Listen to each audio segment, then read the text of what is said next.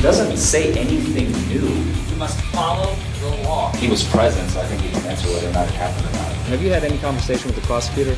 I could say the same thing by taking Amber Heard as a client. Mentative, don't you think? Oh, hardly. Are you able to estimate of those 1,000 different types of cases dealing with accident reconstruction? We're not with the jury present. That was a step. Have you reached a verdict? We, the jury, find the defendant not guilty. Not guilty. Not guilty. Not guilty. Not guilty.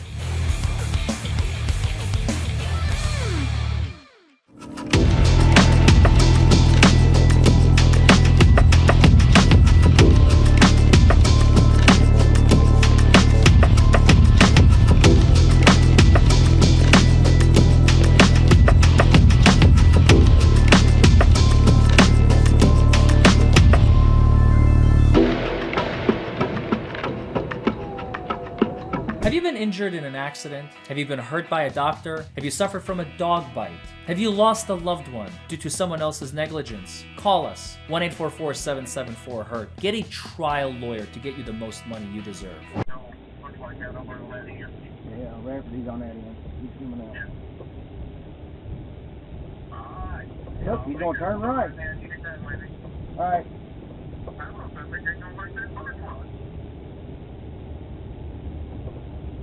Oh well.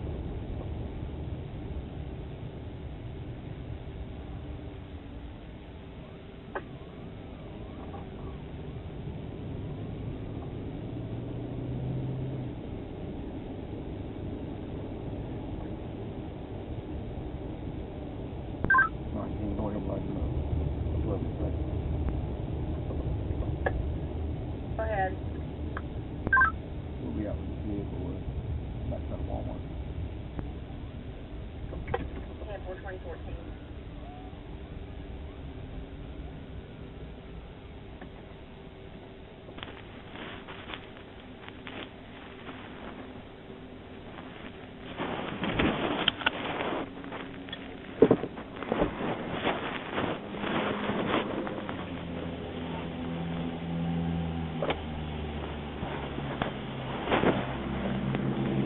Hey.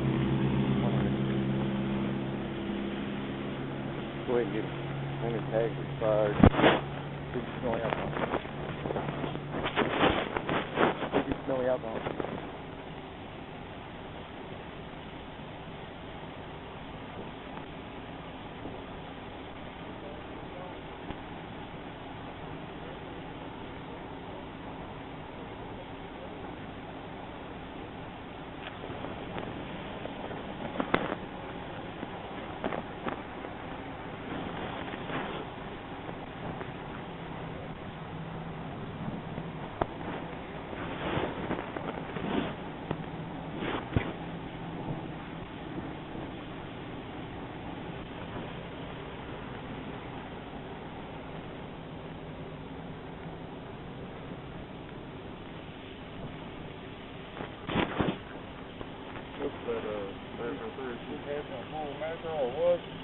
Yes.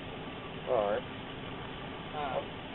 You got your, you have insurance, sir? Oh, yes, sir.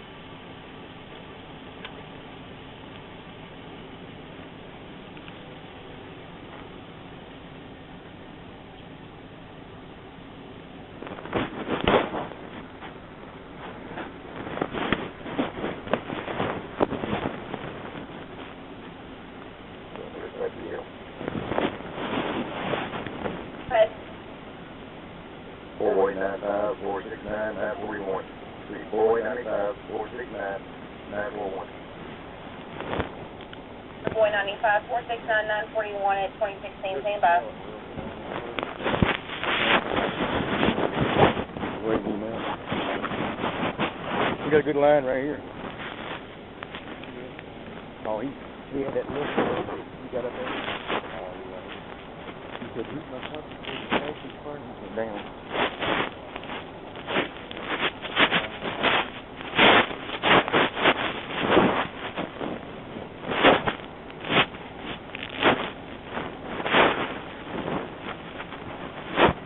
Oh, 105 standing.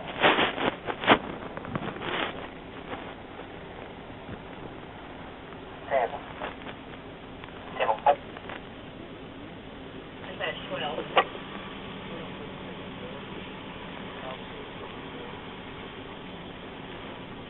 Boyd, is it? Let's do us a favor, go ahead and step out of the vehicle.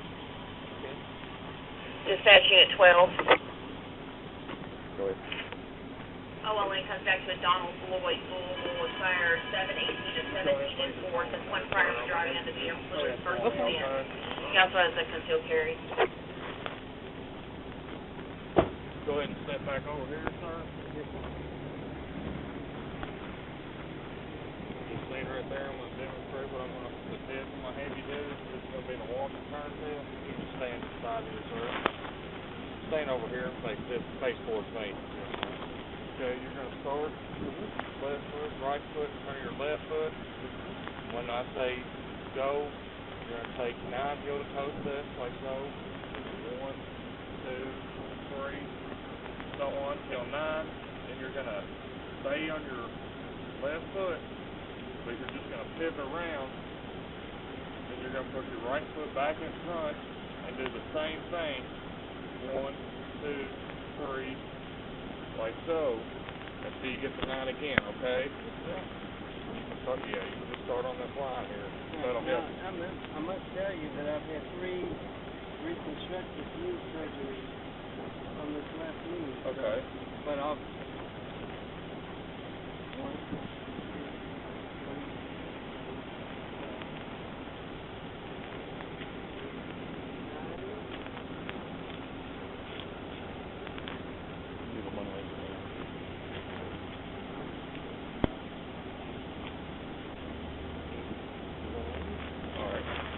If you do the one leg stand, it doesn't matter which leg you use.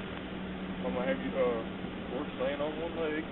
Yes, sir. And you're gonna hold the other one like so, and I'm gonna have you count out loud. 1 1,000, 2 1,000, 3 1,000 until you stop, okay? Yes, sir. Like I said, whichever leg you want to stand on is fine. Hold the other one, try to hold it about 6 inches off the ground. And I'll start, you can start counting whenever you... 1 1,000, 2 1,000, 3 1,000, 4 1,000, 5 1,000, 6 1,000. Keep going. 7 1,000, 8 1,000, 1,000.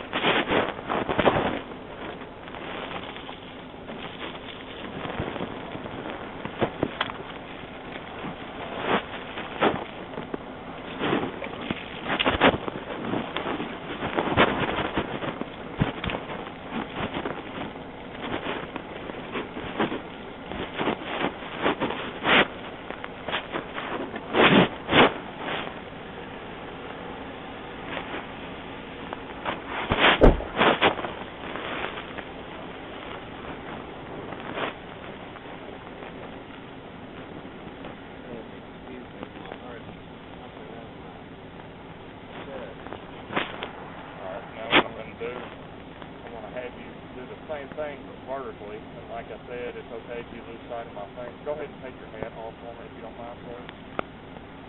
I'm going to have you do the same thing like I said. If you lose sight of my finger, that's fine. Just look where you last seen my finger, okay?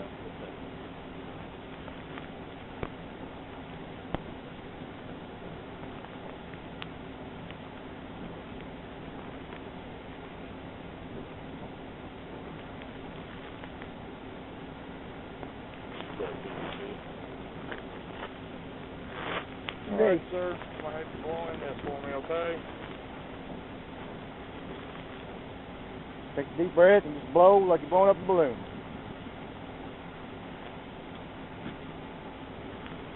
Now, you're not even blowing. Blow for me, sir. You're not even blowing. It's not making a noise. That's okay. I get it. It'll make a noise when it's blowing. So we know the test. I was going to say, I need you to actually just blow just a good constant. Wrap your lips around like blow. a straw and Okay. blow it up like you're blowing a balloon. Yes, sir. You're not blowing. Oh, sorry. Thing went off, didn't it?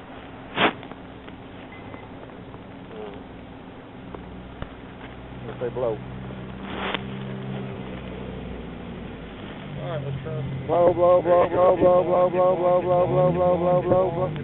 Quit blowing. You quit blowing. You got to do it again. You're going to have to take a deep breath and blow it up like you're blowing a balloon. When it stops and does that tone like that, you're not blowing. You don't have to necessarily blow real hard, but you have to blow a good constant stream, so. Yes, sir, okay.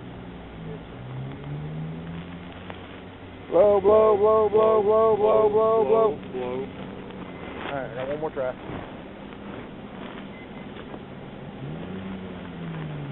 Blow, blow, blow, blow, blow, blow.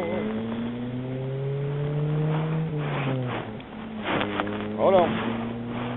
Shut it off. When you don't blow, it goes down. All right.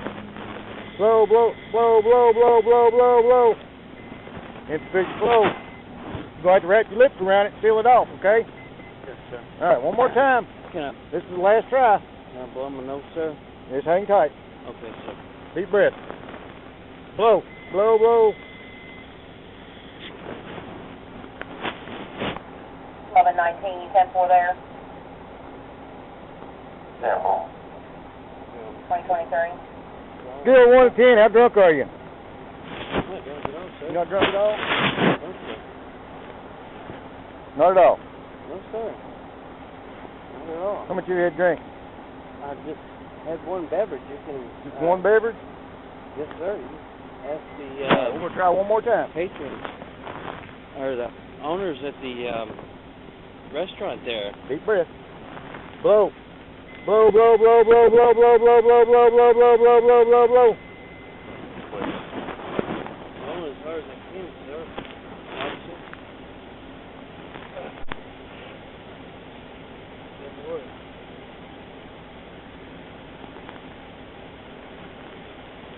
Got the marker.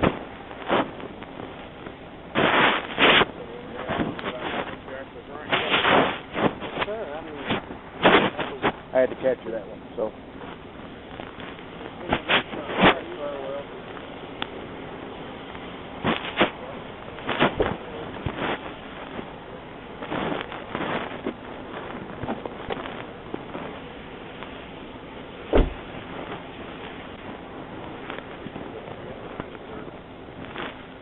Any weapons on you, sir?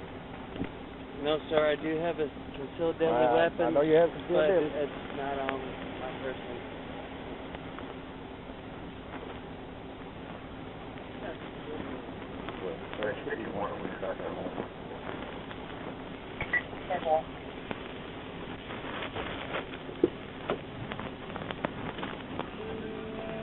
Were you back around by the bays? On the back side, I thought we were close.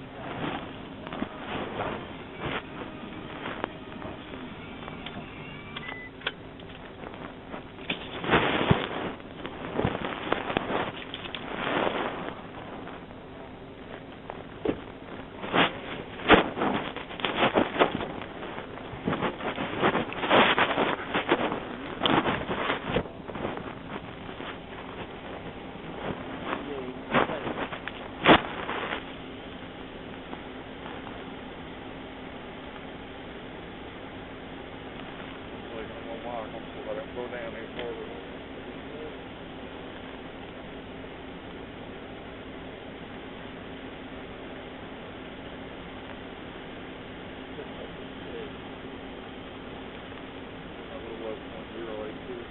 Yep, and that's just partial. I had to catch that one because you wasn't blowing it. No, I took out the truck. Just had 12. Good. Terry Cohen will be around 10-4.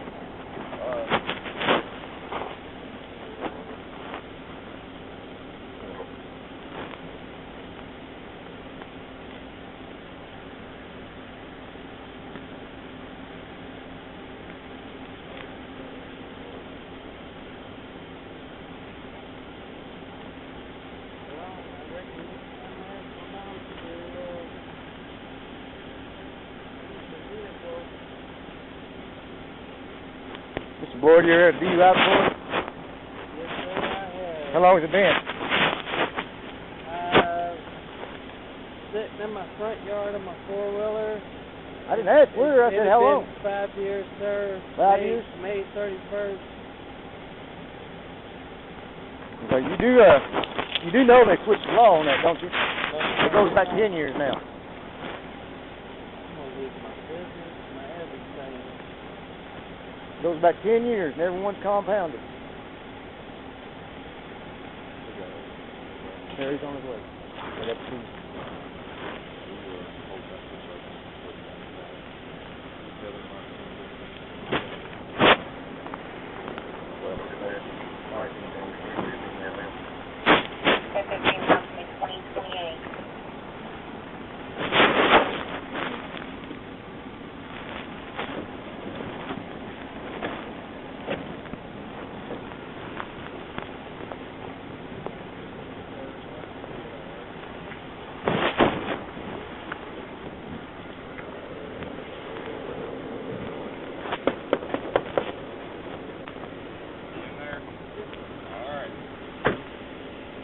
Alright, I got the truck. You gonna go to jail? Authorize it? Yeah, I would. I mean, you got your results. might be out here, so might as well. Don't forget the flag contempt. What's the evidence like? I think so. If not, it's on. If you got an old patrol, Yeah. it's on there on your extras. Okay. I'll stand by. As far as I know, it's patrollers. What's the cars under?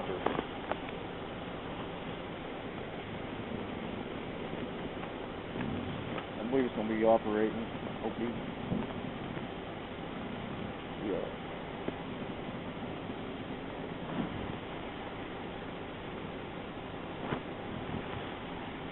I know it's 189. 189A.010 up there. 58. Here, I'll just give you a cheat sheet.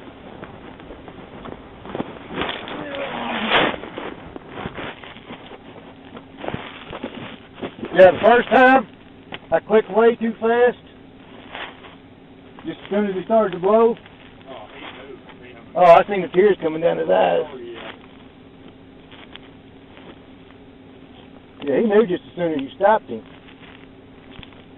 Well, I said I'd give you a cheat sheet.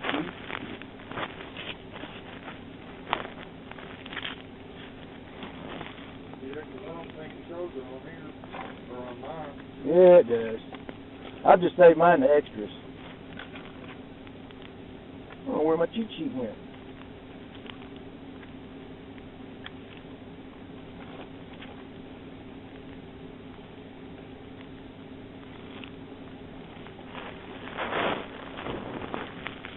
I ain't gonna tell you that.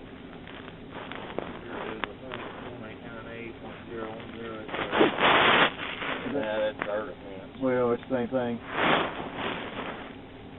It should be down below it.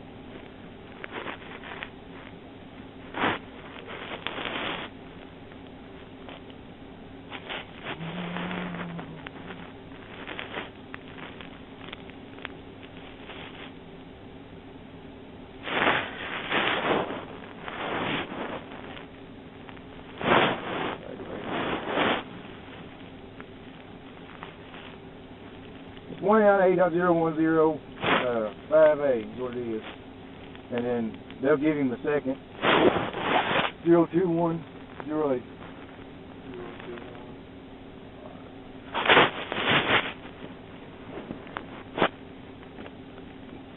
Like I said, I'll stand by for the tow truck. I'll run over there as soon as I'm done. Unless you're done.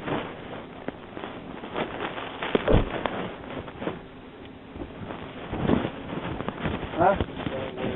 Unless you're done booking him in. Oh, okay.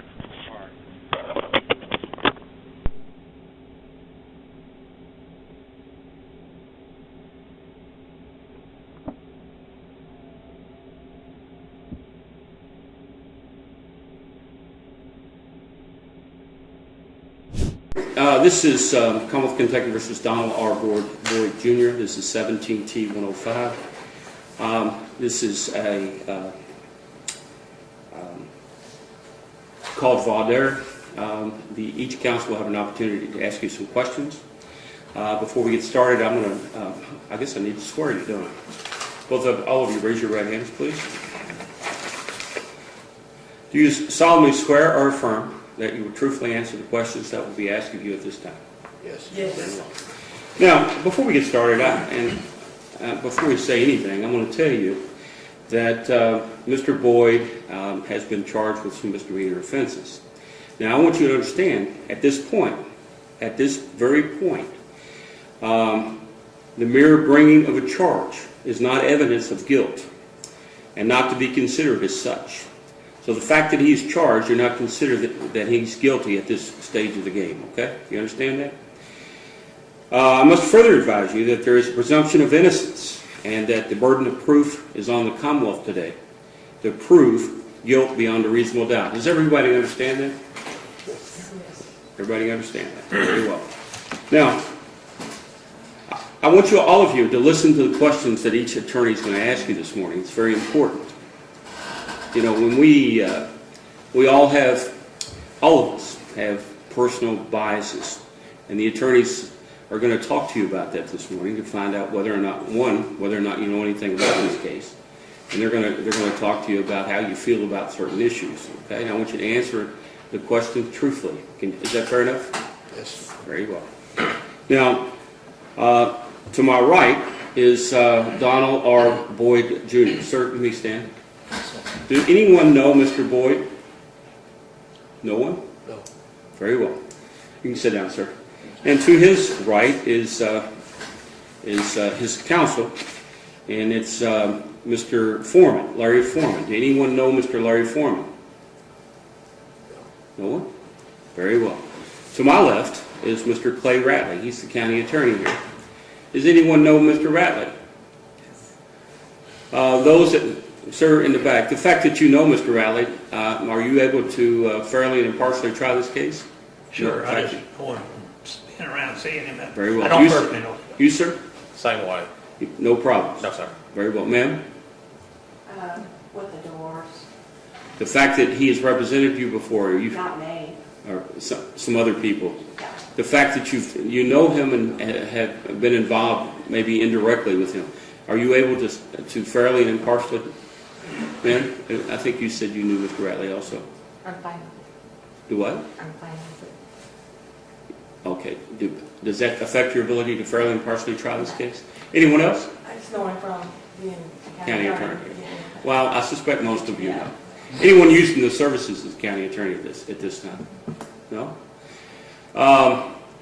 Mr. Ratley is married into a local family. He's been here for 15, 16 years. Anybody related to Mr. Ratley or his family by blood or marriage? Anybody? No? Fair enough.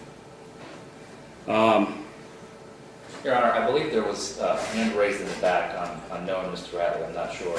Oh, ma'am? No. You know Mr. I just Ratley? know him as a county attorney as well. The fact that you know him as county attorney, does that affect your ability to fairly and impartially try this case? Very well. Very well.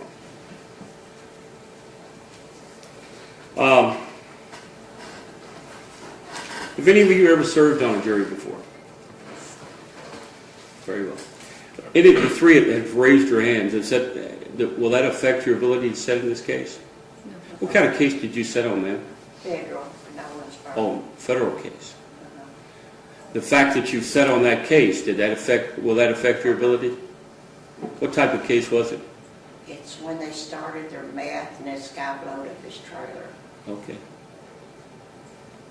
What about you, ma'am? What kind of case did you sit on? I just set one the first time that we came in. And that was here in this Yes. court? Okay. That doesn't have any effect on what you do, may or may not do today's? No. Sir? I just sat on one low and it didn't last. Past first day they settled it that night. They settled it that night? It wasn't nothing. It shouldn't have been in court to start with. Very well. Does anybody know anything about this case? Anyone?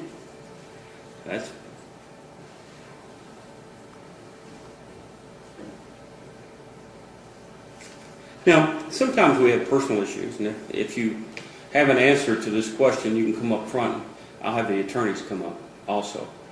Sometimes we have personal issues, And those personal issues are such that it's difficult for us to maintain focus. Sitting on a jury trial is important because you have to listen. And if you have a personal issue, you have health issues, or a family member has health issues, or you're waiting for a call from a doctor. Anybody have any of those issues they would like to talk to the court about? No? Fair enough. Fair enough. Any of you worked third shift last night? Yeah? The fact that you worked third shift, does that affect your ability to stay focused today? No, I only worked half my shift. You only worked half I your got shift? permission to get off for jury duty. Fair enough. Fair enough.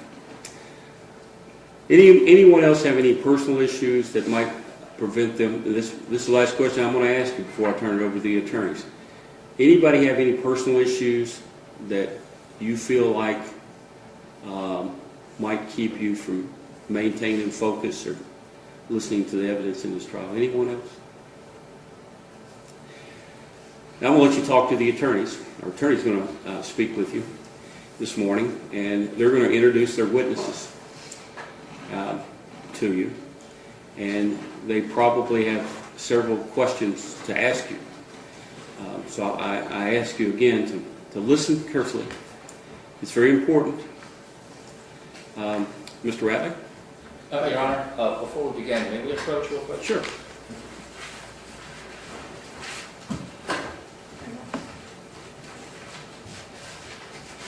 Oh, I'm sorry, sir. Wait, I'm about to get the cart before the game. I apologize, Your Honor.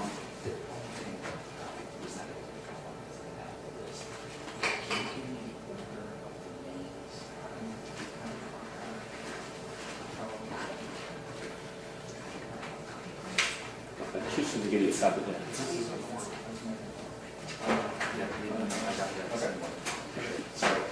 No problem. I should have. It's okay. Got that for you. Very well. Been here before. Mr. Riley, you have any questions for the jury? A few, Your Honor. Thank you. Good Monday morning to everybody. Good morning. As the judge told you, my name is Clay Ratley. I'm the county attorney. And the portion of this trial, and we've started the trial, okay, the portion of this trial is called the boy died. And just a fancy word for kind of weed out people to make sure that, because if you think, you need to think about it this way. We all come in with certain beliefs and ideas, and we need to make sure that everybody's sitting, because we're going to whittle it down to 6 people, okay? And that all 6 people are able to sit, listen to the evidence that's going to come from this chair. You have to hear me speak, and you have to hear Mr. Forman speak, but you have to listen to the evidence and make a decision. And I've got to ask a few questions to make sure that nobody is kind of leaning one way or the other right now. Because as Judge Goff said right now, if he just said, if he took the gavel and said, go back and make a decision right now, you have to decide innocence right now because you haven't heard of that. Do y'all understand that? It's a very important concept in the law. Very important. So, this trial is about the DUI, okay? And on behalf of the Commonwealth, I'm going to be presenting 2 witnesses. And so the first witness is going to be Mr. Donald Eugene Kane. Mr. Kane, stand up. Mr. Kane is a former business owner, and he's been, how long been with policeman? 25 years. Okay. Is anyone here related to Mr. Kane by blood or marriage? All right. You can have a seat. Now, I might ask a few questions that are kind of a little sensitive, a little touchy, and I don't want to pry into your business, but I have to ask some of these questions. So if I ask a question that you don't want to answer in this big courtroom, you just raise your hand, and then myself and Mr. Forman will come up, and we'll put on this noise and go shh like that. You can't hear it, but we can, okay? And that's designed as a protection where we can decide if there's an issue that needs to be addressed. Okay, so don't feel like, because you have to, you've already sworn, you promised. You promised to answer the questions truthfully. So I've introduced Mr. Kane. Now, is anybody, yes, sir? I need to come up there. All right, let's do this. Come on up. Wait a Please, minute. sir. Come on up, sir. From the Yes. Charles Green, his name. Yes. That's my first cousin. I haven't seen his son for a long time. So All right. I wasn't sure. All right. Let me get it up. It's Charles's is that, right? Mhm. All right, yeah. Charles is his dad. But Connie's his I mom. probably won't find out when he knows. He's just telling the court that he is distantly related. So I think it's him to be your second cousin. Yeah, because his dad's my first cousin. But I First don't cousin, know once if removed. him from him. All right, you haven't had any personal. I've moved to strike for cause, Your Honor. If there's any type of blood relation, I really don't want that That's to fine. get involved I in have the no case. problem. Very well. Appreciate it. Mr. Sims? Appreciate it. Yeah, You can step aside. yeah, you're free to go. Okay, thank you. If you'll wait around a minute, sir, I have to talk to you when we get the jury picked. Just sit back in the audience. I have to tell you about another day. You need to call one other person.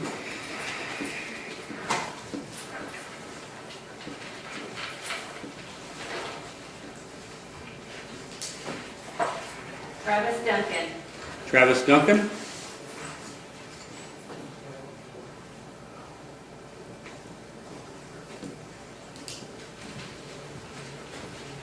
Mr. Duncan, raise your right hand, please. You solemnly swear or affirm that we truthfully answer the questions that will be asked of you at this time? Yes, sir. Very well. Sir, you heard the questions that I asked previously. Do you know the defendant, Mr. Donald Boyd, Jr.?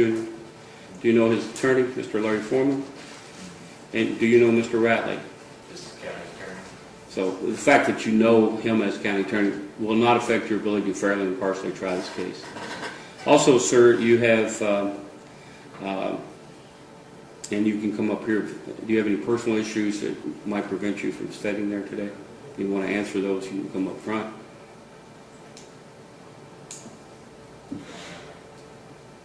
No, sir. Very well. Mr. Ratley? Thank you. Now, you see, that was pretty painless. We didn't flog him over the head or anything. He came up, had an issue, and now we resolved it, okay? That's why we have a pool of people to choose from. So we talked about Mr. Kane. Now, Mr. Rafferty, stand up. I need to see you when you stand. This is Deputy Brandon Rafferty. Now, he's going to also be testifying today. Is everybody turned around up to see him? He kind of heard a miss. Is anybody related by blood or marriage to Mr. Rafferty? Okay. Have a seat, sir. Thank you. Now, a little more close to home question. Has anybody had any issues or personal dealings with the officers in this case that would lead you to have a problem sitting on this jury? Everybody's shaking their head no, so that means no. Okay. Now, Ms. Hedden, you're testing my memory a little bit, but you mentioned something about, and I got to ask because you've asked, or you said something, and I appreciate it. You said something about, was I representing somebody in divorce? Or we don't have to say, I was representing somebody in a divorce? It may have been your wife. Okay, all right. And I think you've already answered the question. The fact that I was involved in that case years ago, that doesn't prevent you from being able to. No. Okay. And I think other people that just kind of know me when they see me, right? The ones that kind of shook their head and said, yeah, I kind of know him, but we're not out hanging out on Sunday afternoons or nothing. All right. Okay. As I mentioned, this case is about a DUI. And the only other question, well, I got two more questions. Now sit down and be quiet.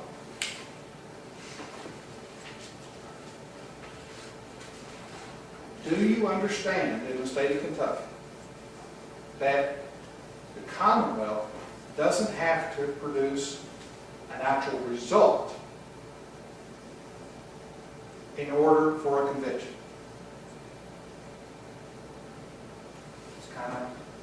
sink in. Let me explain. The evidence you're going to hear today is that the defendant refused the test. Okay? So, if he refuses the test, I can't tear off a piece of paper and show you that evidence because I don't have it. Does that make sense? Now, the fact that I don't have it doesn't mean that there still won't be evidence and testimony. So my question is, and I've had people in the past say, if I don't see it in black and white, if I don't this, if I don't, can you listen to the evidence and still make a decision about whether or not you believe Mr. Boyd was impaired by driving? That's important. In death cases, they have to ask questions to juries. They say, can you actually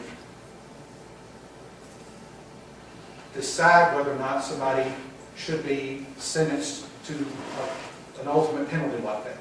Because if you can't sit as a jury to even consider that, then you're not qualified to sit. And that's why I have to ask you that question. I have to have an answer, and y'all have to be able to tell me, can you still listen to the evidence? Because the evidence is going to be observations, hearing, smelling, that kind of evidence. So do y'all understand? And based on that, can you still render a decision without that additional proof? Does that make sense? Is everybody comfortable doing that? I guess another good way to put it, we do guardian. Has anybody served on a guardianship here before? Okay, a guardianship is where we have, just like this, and we have people come in to determine whether or not, say, a young person is not able to care for themselves, or an elderly person is Alzheimer's or dementia. Every trial I have to ask the person, I have to ask the jury pool, can you actually decide whether or not to take somebody's rights away? Because there are some jurors, they've told me in the past, it's too big of a responsibility. I can't do it. I just don't feel comfortable. Well, I need to know that you all are comfortable deciding the evidence. And if you are, and everybody's shaking their head yes, then I feel comfortable. Now, last, I promise, see, that was a real long first question. I said 2 questions, it took 15 minutes. So, last question, it'll be a lot shorter. Catch-all question, I always ask. You've heard, you kind of get the feel of what we're doing right now, and I think you've understood. Now, without getting into any specifics, is there anything, I have another local attorney here, he calls it your last chance to bail out. Is there any reason that anyone cannot sit here and listen to the case today? This is most likely going to be a one-day trial, okay? But we're going to keep your attention here for several hours today. And it's going to be very, it's very involved. It's going to be testimony, and, you're going to hear a bunch of things. Is everybody up to snuff and ready to do this? Is everybody okay? Because if not, we can come up here and do our thing again, okay? Everybody's giving me the kind of the yes. Okay, all right, I'll sit down. Thank you very much. Mr. Forman, do you have any questions, sir? I do, Your Honor. Thank you.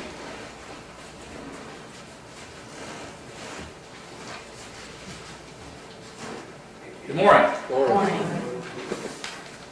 Unlike Mr. Ratley, I presume nobody has ever seen me before.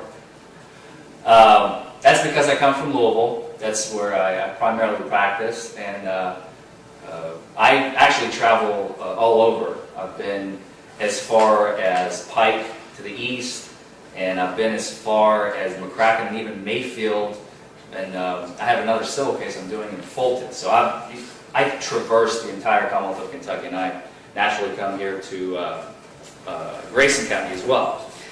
So, having said that, I represent Mr. Donald R. Boyd, Jr., who is seated to my left. And I just have a very simple question for you, although I'm warning you ahead of time. It is a trick question, okay? Can anybody here tell me What is my job here today? To defend him. Anybody else? Make sure he's innocent. To make sure he's innocent. Anybody want to tell these two ladies why they're both wrong? You're here to listen to the evidence and decide upon the evidence. I'm here to listen to the No, evidence. you. Yes, my job. What is my job? You're to defend your client as much as you can. Anybody else? Told you it's a trick question. Yes. Define the truth. I like that answer. It's close, but it's not there yet. Anybody else? My job here today is to do absolutely nothing. I have no burden.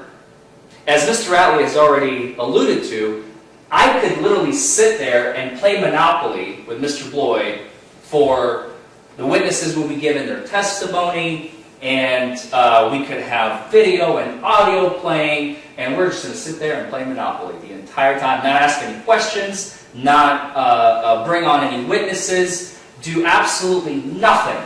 And if by the end of the case, Mr. Ratley has not proven his case beyond a reasonable doubt, what is your verdict?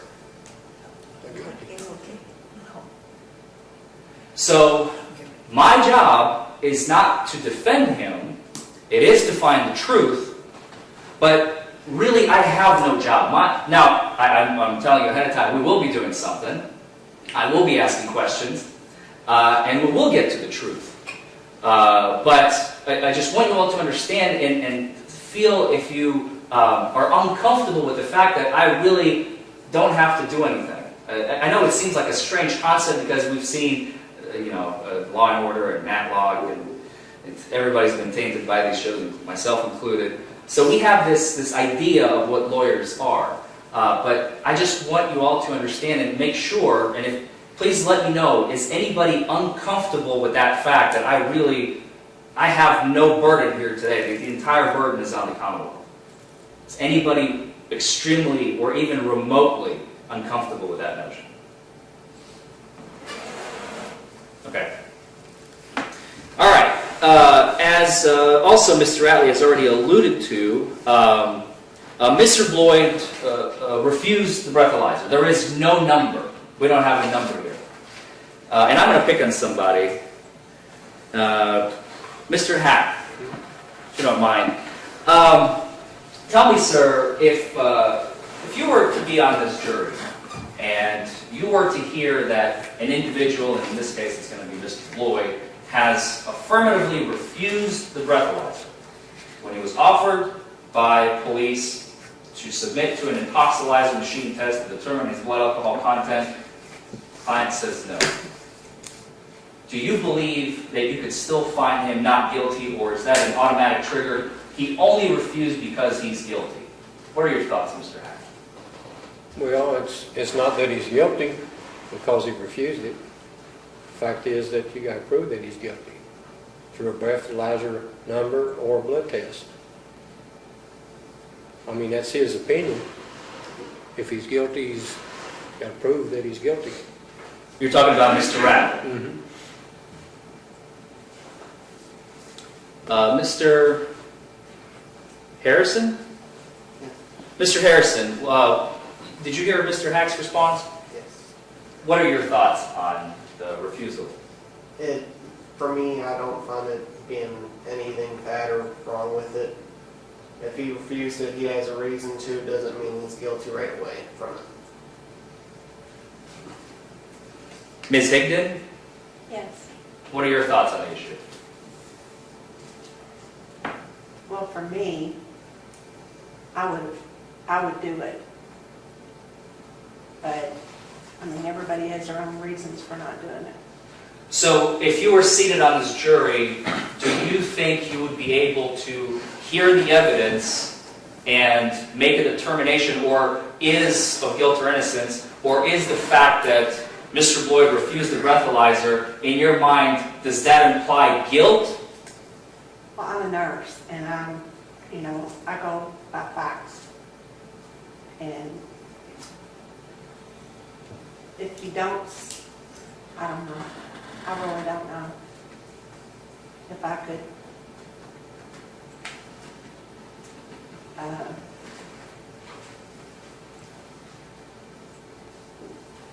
make a decision. Your Honor, will we approach? Me too? No. No. Come on. Sorry, we're gonna put you on the spot. No, you're fine, you're fine. We're gonna put the noise on again. I don't care. You feel like you're uncomfortable with making a decision like this? Yes, I am. That's fine, Judge. I mean, that's why we ask the questions. Very well. I'm sorry. Ma'am, you don't. There's no need to apologize. It's okay. That's why we asked the question. That's the reason we do this part, okay? Okay. I mean, it's not that I don't want to do it. I just don't know It's not a problem. that I could be impartial. What we'll do, we'll let you sit in the audience and we'll call somebody else. Okay. Thank you, ma'am. Thank you, I'm sorry. I apologize. We need to call someone else.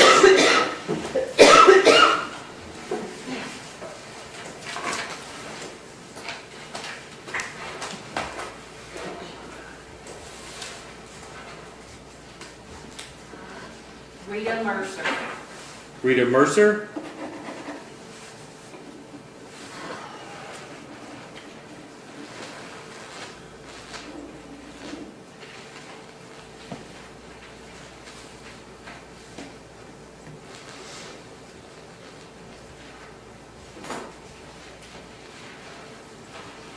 Ms. Mercer, if you'll raise your right hand, please.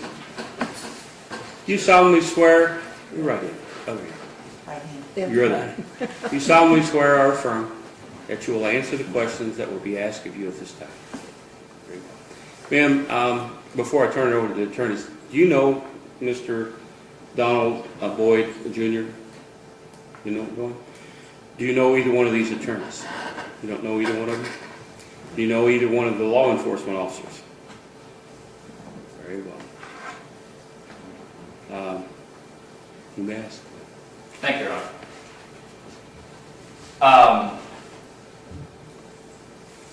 Ms. Clack, is it? Yes. Same question. If a person refused, does that imply that they are automatically guilty, otherwise they would have taken the test? Or does that mean that, or do you feel that you can be fair and impartial, hearing all the evidence and determining, after hearing everything, as to whether or not Mr. Boyd is guilty or not guilty? It doesn't affect my decision. I can listen to the evidence. Does anybody have a different opinion that they cannot, once they hear that a person refused a chemical test that implies automatic guilt, and there is no question about it? I've got a question. Yes, sir. Why no blood test? Why no blood test? That will come in evidence. I cannot provide evidence to you. You will hear, there will be a reason as to why Mr. Boyd refused, but that will come later in the trial. Does that answer your question? That answers mine.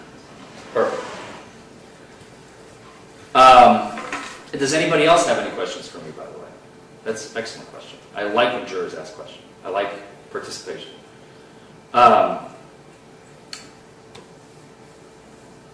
So we've touched upon the refusal. Now I want to talk about drinking and driving generally. So we are all familiar in the Commonwealth of Kentucky, operation of a motor vehicle with .08 or greater is against the law. Everybody knows that, understands that, easy stuff. This is not the case here.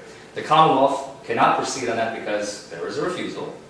But the Commonwealth can proceed on the simple fact, and this is what they're going to be attempting to prove, and we're saying that they don't have that, is they're going to attempt to prove that Mr. Boyd was operating, quote, under the influence.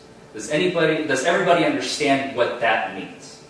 To be under the influence of an intoxicating beverage. So that leads me into the following question, and I'm going to pick on Ms. Carroll. Yes. Ms. Carroll, is it, once again, this is a trick question, I'm warning you, is it legal or illegal in the Commonwealth of Kentucky to drink and then drive? It's legal. Why? Because their blood out, it has to be .08. Or under the Or influence, under the influence. right? Yes. So if they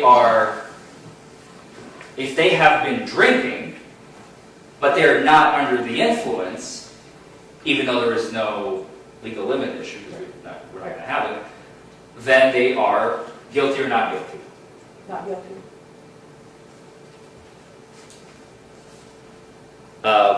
Mr. Hayes? Yes. Same question. If an individual has consumed alcoholic beverage and has gotten behind the wheel of a car and drove, is that legal or illegal? That is legal. You have to provide field sobriety tests to see if he's got any impairment as far as that would affect his driving.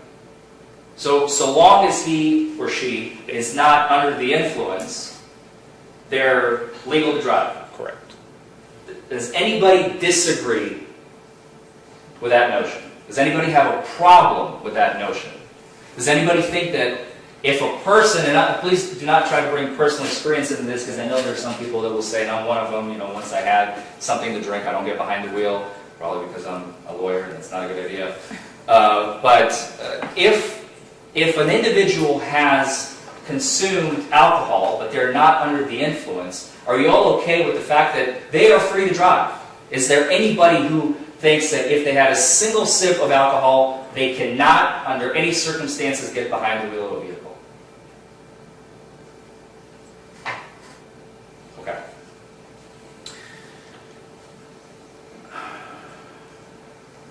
Ms. Jaggers, have I picked on you yet? All right, I'm going to pick on you. Okay. If, I'm going to pose a hypothetical scenario. Let's say that you're driving down the road, okay? And an officer stops you. And they say they have seen no evidence of any bad driving. You weren't weaving, you weren't speeding, you weren't making a wide right turn, you weren't all over the road, you weren't doing this and that. You're driving perfectly. And then, on top of that, they're going to suspect you of DUI. How's that going to make you feel? Well, if I wasn't guilty of it, I wouldn't do it. You wouldn't do what? Drive under that circumstances. If I've been drinking, I wouldn't drive under that. If you were not under my question is, if you were behind the wheel of a car, not under the influence, with good driving, but the officer nonetheless suspects you of a DUI, how does that make you feel? It would make me feel bad. Make you feel bad, right? Yeah. Make you feel uncomfortable? Yeah. Are you going to like that officer after that? I don't know. You are going to like the officer after he's been treating you like this? I don't know. I don't think I would. Okay, that's fair. That's fair. Ms. Darst, Yeah. how would you feel in that scenario? I wouldn't like it. You wouldn't like it. Make you feel uncomfortable, kind of queasy, maybe. Why is he doing this kind of thing, right? Make you feel like you're being targeted, right?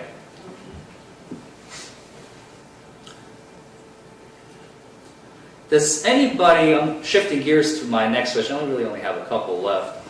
I don't know how long they're going to take, I'm not going to tell you, they're going to be quick, because they may not be. But, well, let me start like this.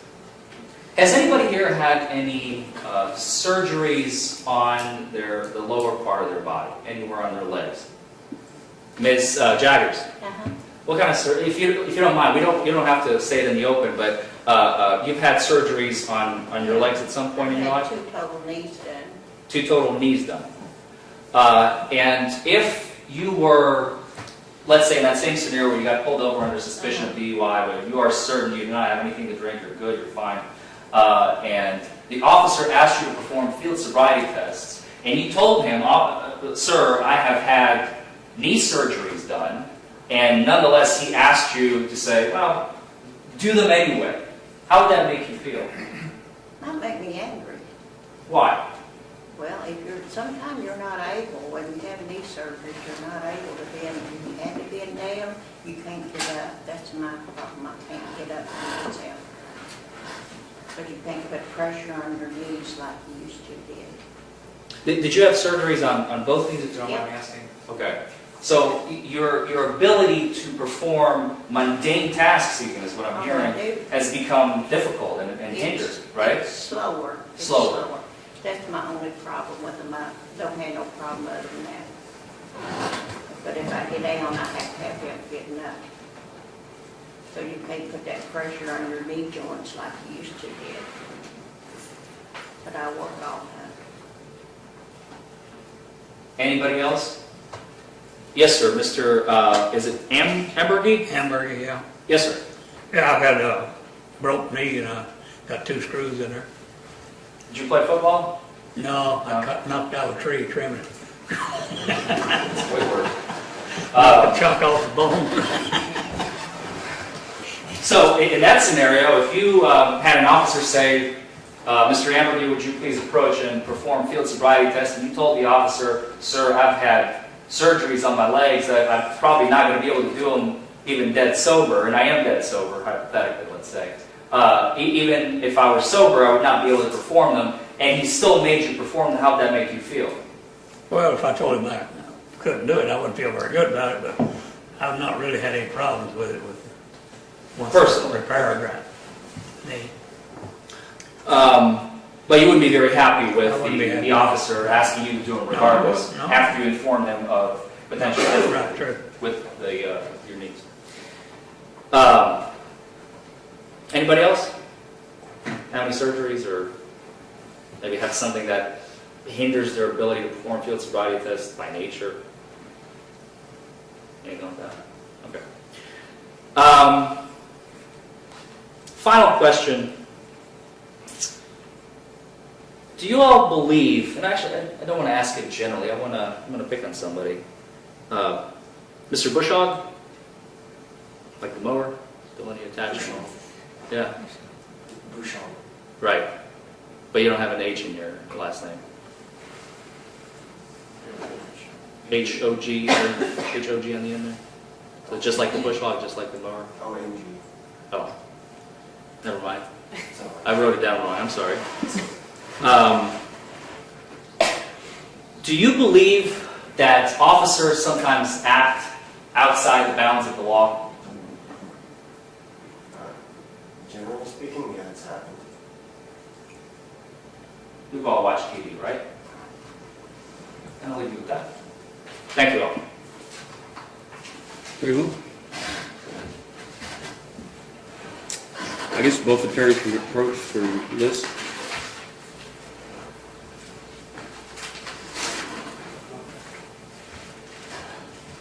We have about 5 minutes, Chairman.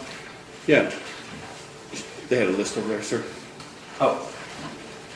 And if you need to take your client out in the small conference room or out in the hall, We'll go back in.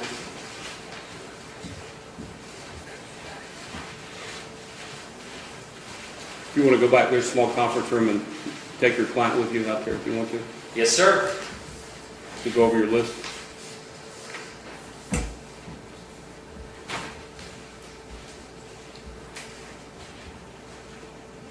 Right behind you.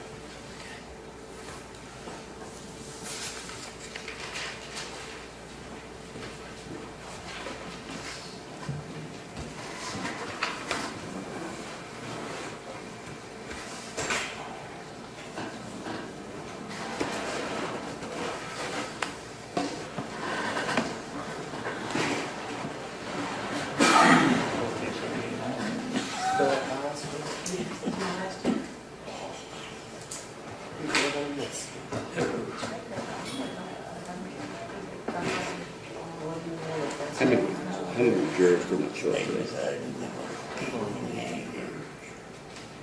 Kids.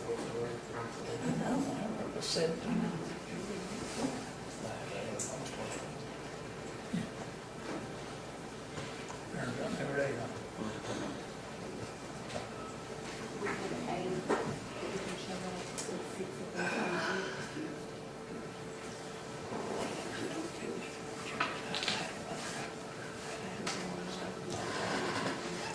Nothing ain't do anything. I probably need to go to the tour.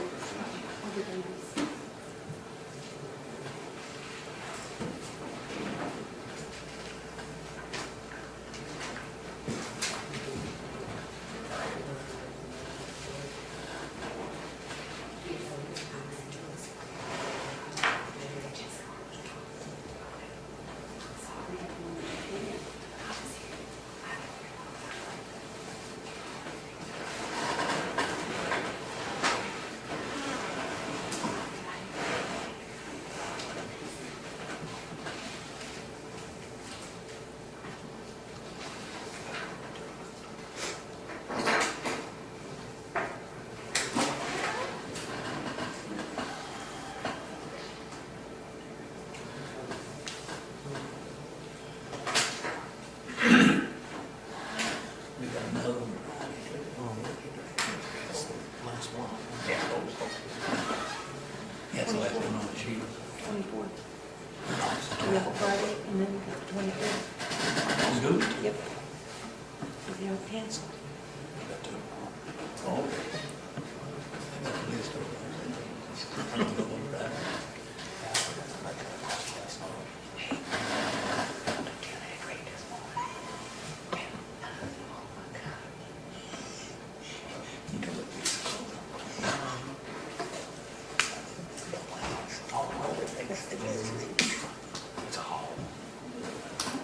You know,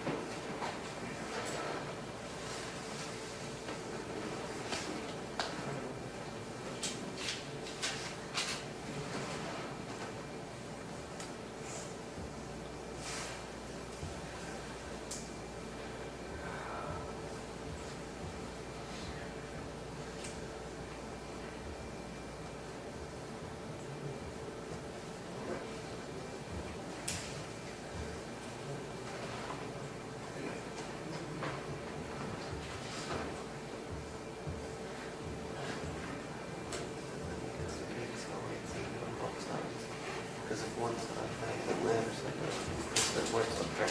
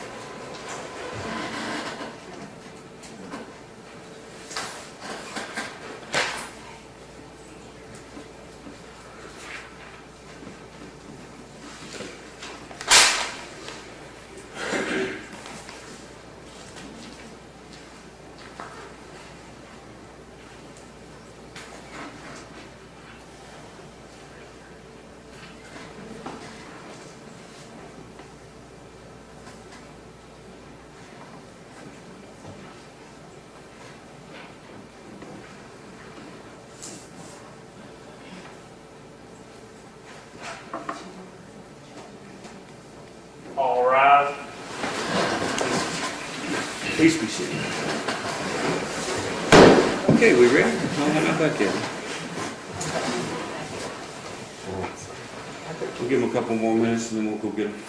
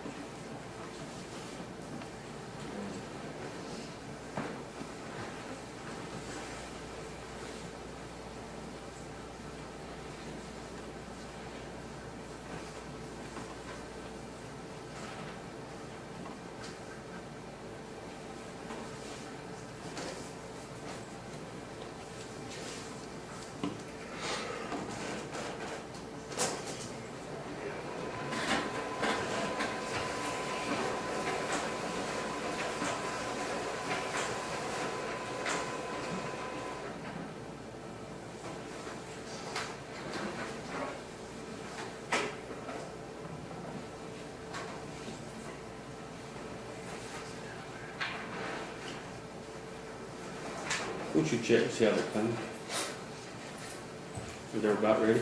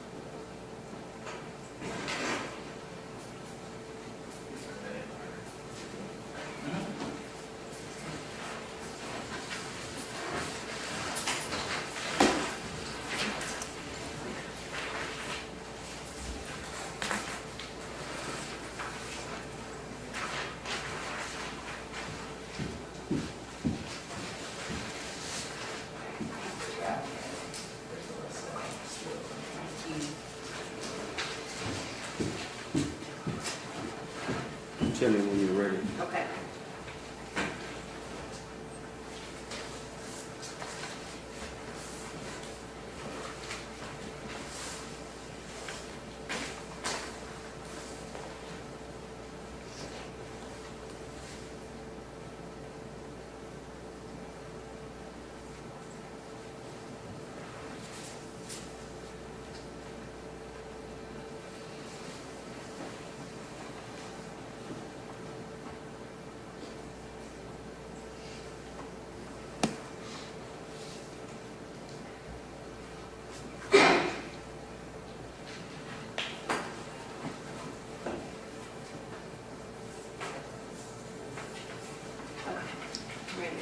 Very well.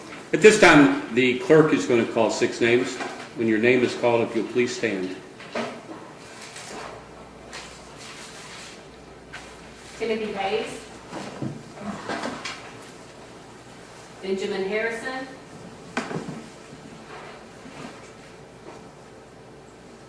Deborah Clack.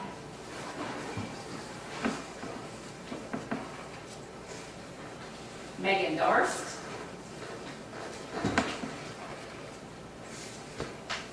Brenda Jaggers. Julie Harrell. 6 of you, please raise your right hand. You swear or affirm that you will impartially try the case between the parties and give a true verdict according to the evidence in the law? Yes. Okay. If you'll be seated just a second. Now, the other 6 in the panel this morning are excused today, and those in the audience. I will remind you that we normally do not have jury trials on Friday, but there is one scheduled this Friday at 9 o'clock. So you need to be present on that day.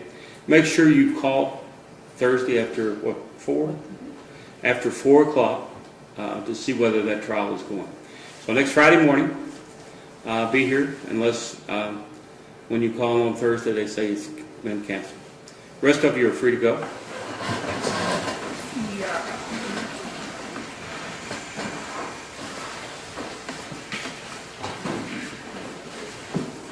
Come around, sir. Yeah, just grab a seat right there. Come on up, sir. So you have a question? Yes. One of the things we had done, if you don't mind, it's got subject on dates on it. Well, we should have been at this. We need to get that straightened out. Can you? Can you go to the window? What I'm going to do, we've been going a little over an hour. Sir, if you grab a seat, I'm going to let the clerk take you back there, and we're going to get straightened out this morning, okay? Just grab a seat, just for a minute. Now listen, we've been going a little bit more than an hour. I'm going to give you a little break before we get started. There's a lot of commotion in this building today. We have a trial upstairs, so I want you to be careful when you take your breaks. Now, understand that you're not to discuss this case with anyone or forming an opinion until you adjourn for your deliberations. You understand that? If anybody, and you're not to discuss this with one another, If anybody talks to you about this, you need to report it to the court immediately, okay? Now, like I said, there's a lot of confusion going on today. There's a lot of people in the building. So if anybody approaches you, let me know. Now, what I'm going to do is give you about, what do you say, 5 or 10 minutes? I'll give you 10 minutes. And go back and relax and get you a drink of water or something and come back and we're going to get started, okay? Very good.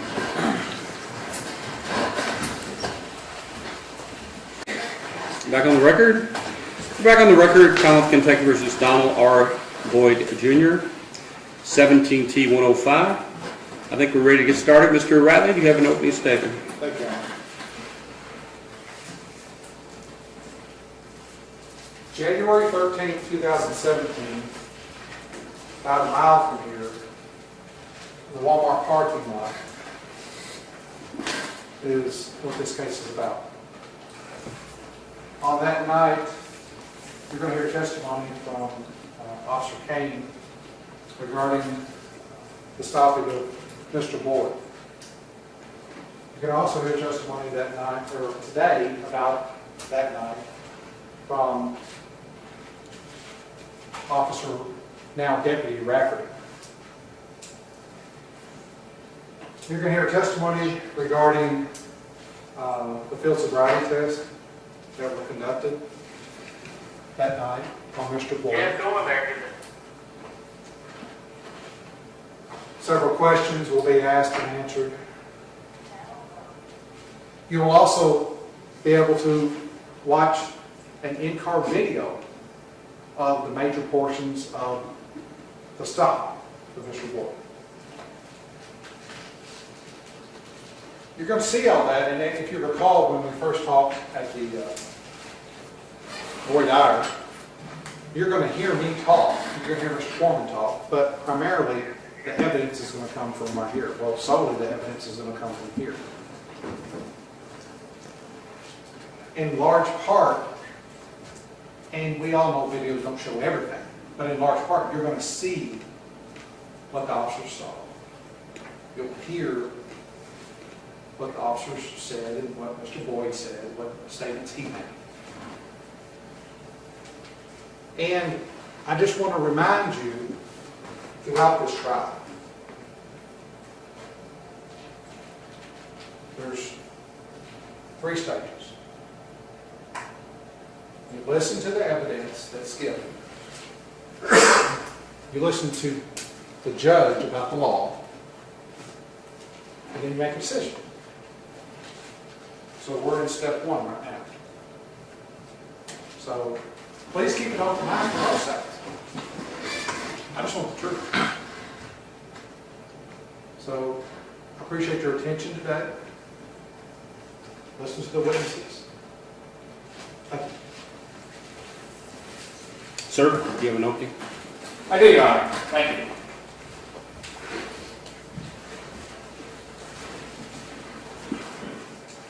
Once again, good morning. As I already stated, my name is Larry Forman, and I represent Mr. Boyd.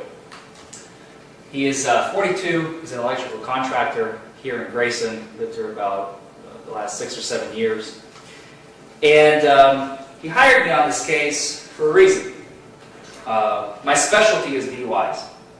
I actually branded myself as the DUI guy because this is basically what I do. It's my bread and butter.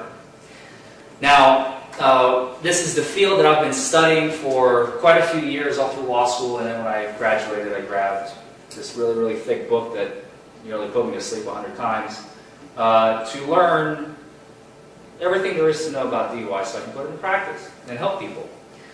Now, you may believe, as I just admitted to you, being a DUI specialist, that I probably have some tricks up my sleeve, where I'm going to be putting on a show, and I'm going to have some magic. Sure. Anyway. Judge, a Kentucky bar does not allow someone to identify themselves as a specialist in an area of law. I think that's In advertisements. I think that's a misrepresentation to the jury. I think the bar would be would say that that is not permissible. That's not a permissible statement.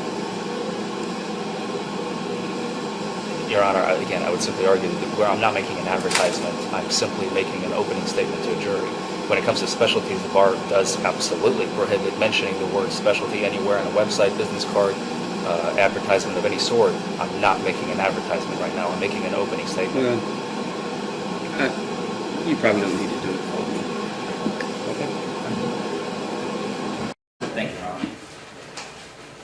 Ron. So you might think, I might have some magic tricks up my sleeve and get ready to put on a show for you. And I'm here to tell you that none of that is going to happen.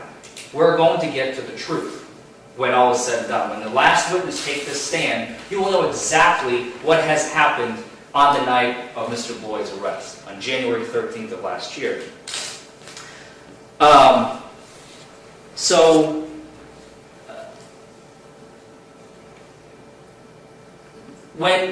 When a client calls me and gives me the facts, what is the first thing that I do? I decide, what can we do? What's the avenue in this particular set of facts that I've been given? And if I believe that, and this happens more often than you think, when the facts are not good and the truth is bad for my client, I would not be standing in front of 6 men and women trying to convince them otherwise.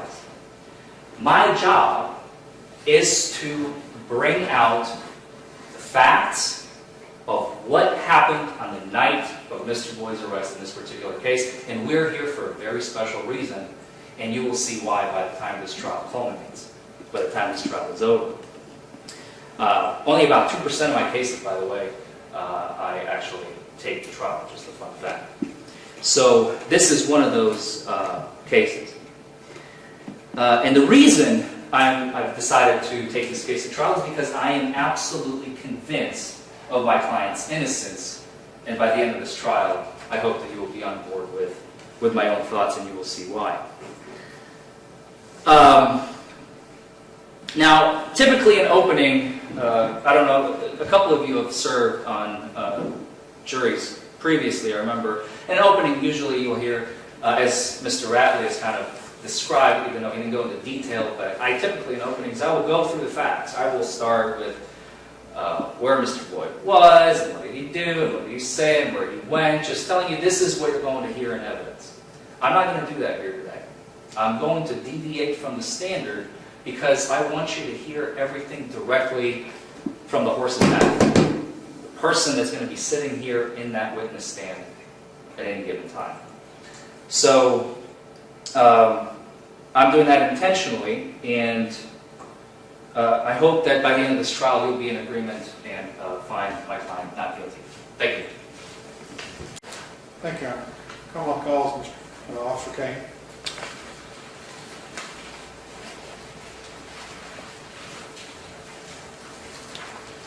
Sir, do you swear or affirm to tell the truth, the whole truth, and nothing but the truth, so help you God? I do. Please be seated, sir. Once you're seated, I want you to state your name for the record and where you're employed. Donald Eugene Kane, Litchfield Police Officer. Mr. Rabbit? Thank you. Officer Kane, how long have you been employed with the Litchfield Police Department? It's almost 5 years now. All right. And were you working on January 13th of 2017? Yes. Okay. And did you have an occasion to assist in a stop with the defendant? Yes, I did. Can you tell us what happened that night? We received word that a gentleman had been in a Mexican restaurant, causing a little bit of a disturbance. He'd been drinking. We advised what kind of vehicle he was driving. When you say we, who are you talking about? The police department. Okay. Go ahead. When we were advised what type of vehicle he was in, he left the Mexican restaurant. He was observed driving to Murphy's gas station. His license plate was ran. It came back that it was expired, so that gave us probable cause to stop the vehicle. Okay. He was at Murphy's for approximately 5 minutes before he moved on. When he left Murphy's, he drove across the parking lot toward the backside of Walmart. At that time, Deputy Officer then, Rafferty, conducted a stop on Mr. Boyd. So, how many officers were involved that night? To my recollection, 2, You and, Officer Rafferty. okay. And just so there's no confusion, where does he work now? Sheriff's Department, Grayson County Sheriff, Where did he work that night? Litchfield Police Department. Okay. And did you have any audio or video equipment? Yes, I did. What did you have that night? In-car video with an audio recorder on my person. Okay. So you have an actual speaker device that's on your body? Correct. Okay. And you said in-car video? Correct. Do you have one of those that people walk around and they can see? Did you have one of those on or anything? No. Okay. Did you have those 2 things on that night? Yes. Okay.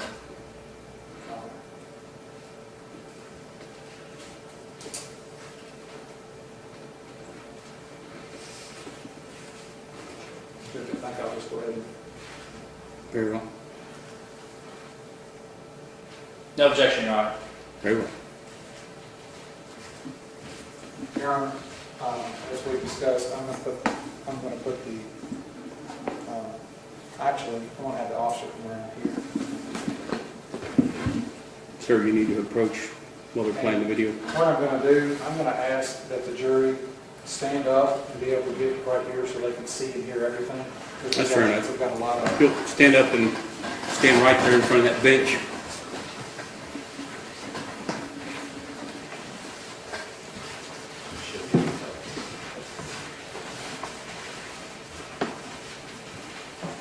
Okay, Mr. Radley.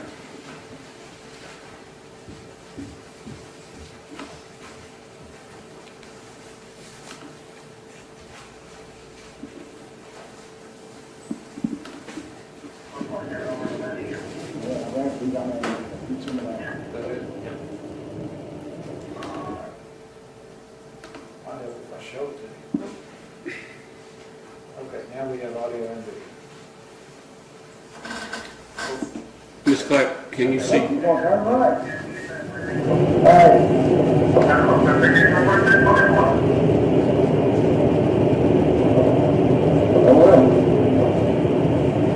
Just stop the video right there. Now, Your Honor, will we approach? Sure.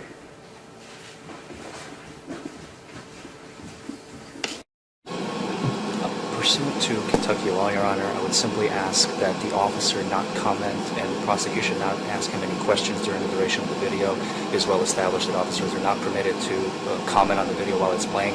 He's more than free to testify once we have played the video in its entirety. Identify where he was. But just making sure, I wanted to. That's fine, I'll play it. Okay. Well, after it's over. That's fine. Thank you. Yeah, just don't comment on that. I'll play it through.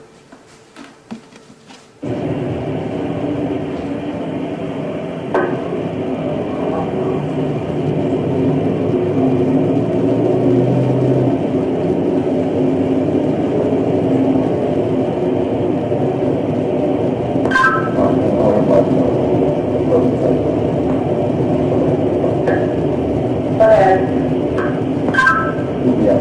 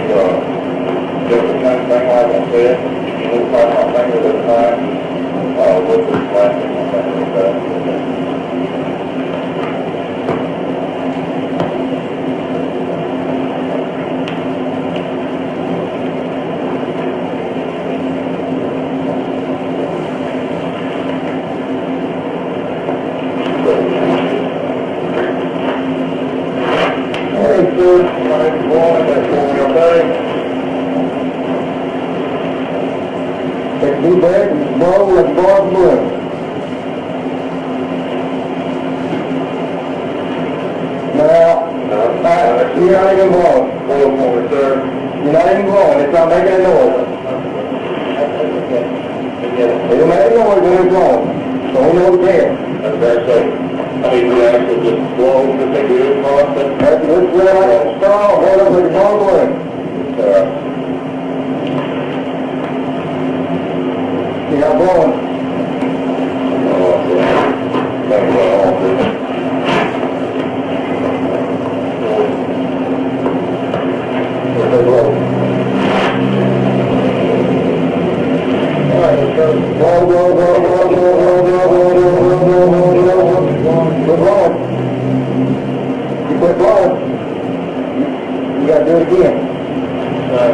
Take a deep breath and blow it up like you're blowing a balloon. When it stops, there's that tone like that, you're not blowing. You don't have to necessarily blow real hard, but you have to blow it good confidence. So it's blow, blow, blow, blow, blow, blow, blow, blow. Alright, now one more time.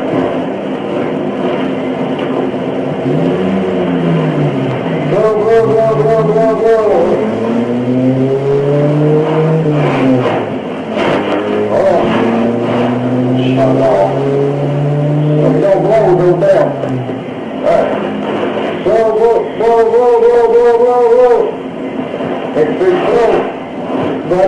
Right, seal it off, okay? Alright, one more time. This is the last try. I'm going to make sure everything's right. Okay. Deep breath. Blow, blow, blow.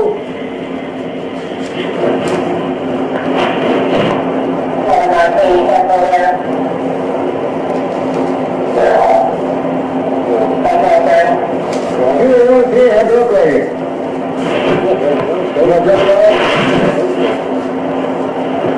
No. What's that? Well, I'm going to be a drink. I'm one beverage. One beverage? What's that? We'll try one more time. Thank you. Owners at the restaurant there. Deep breath. Blow. Blow, blow, blow, blow, blow, blow, blow, blow, blow, blow, blow, blow, blow, blow, blow.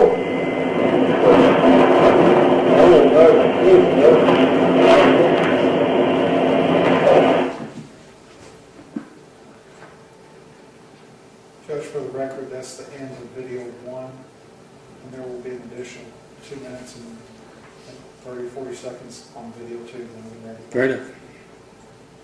No, Judge. Very well. Let the record reflect no objection.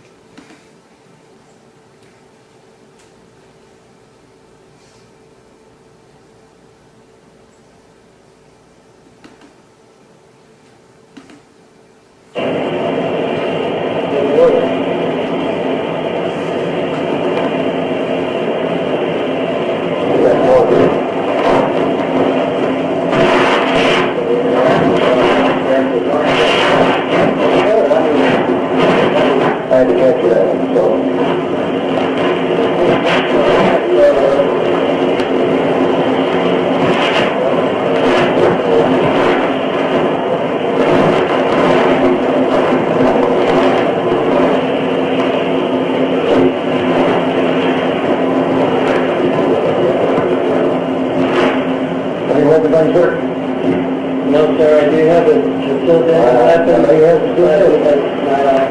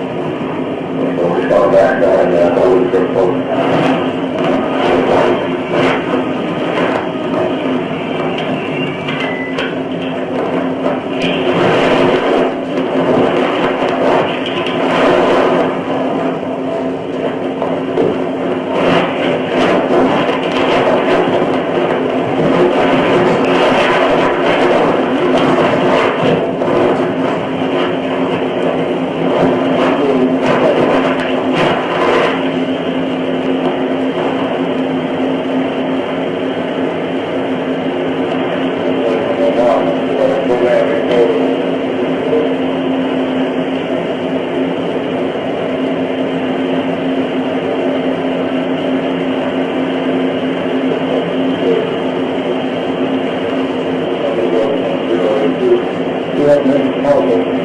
I check out the one block. No, I could go check.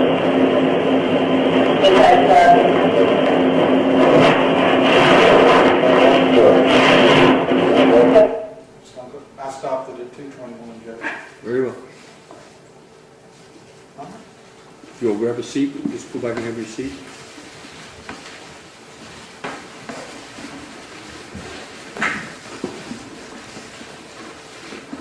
Officer.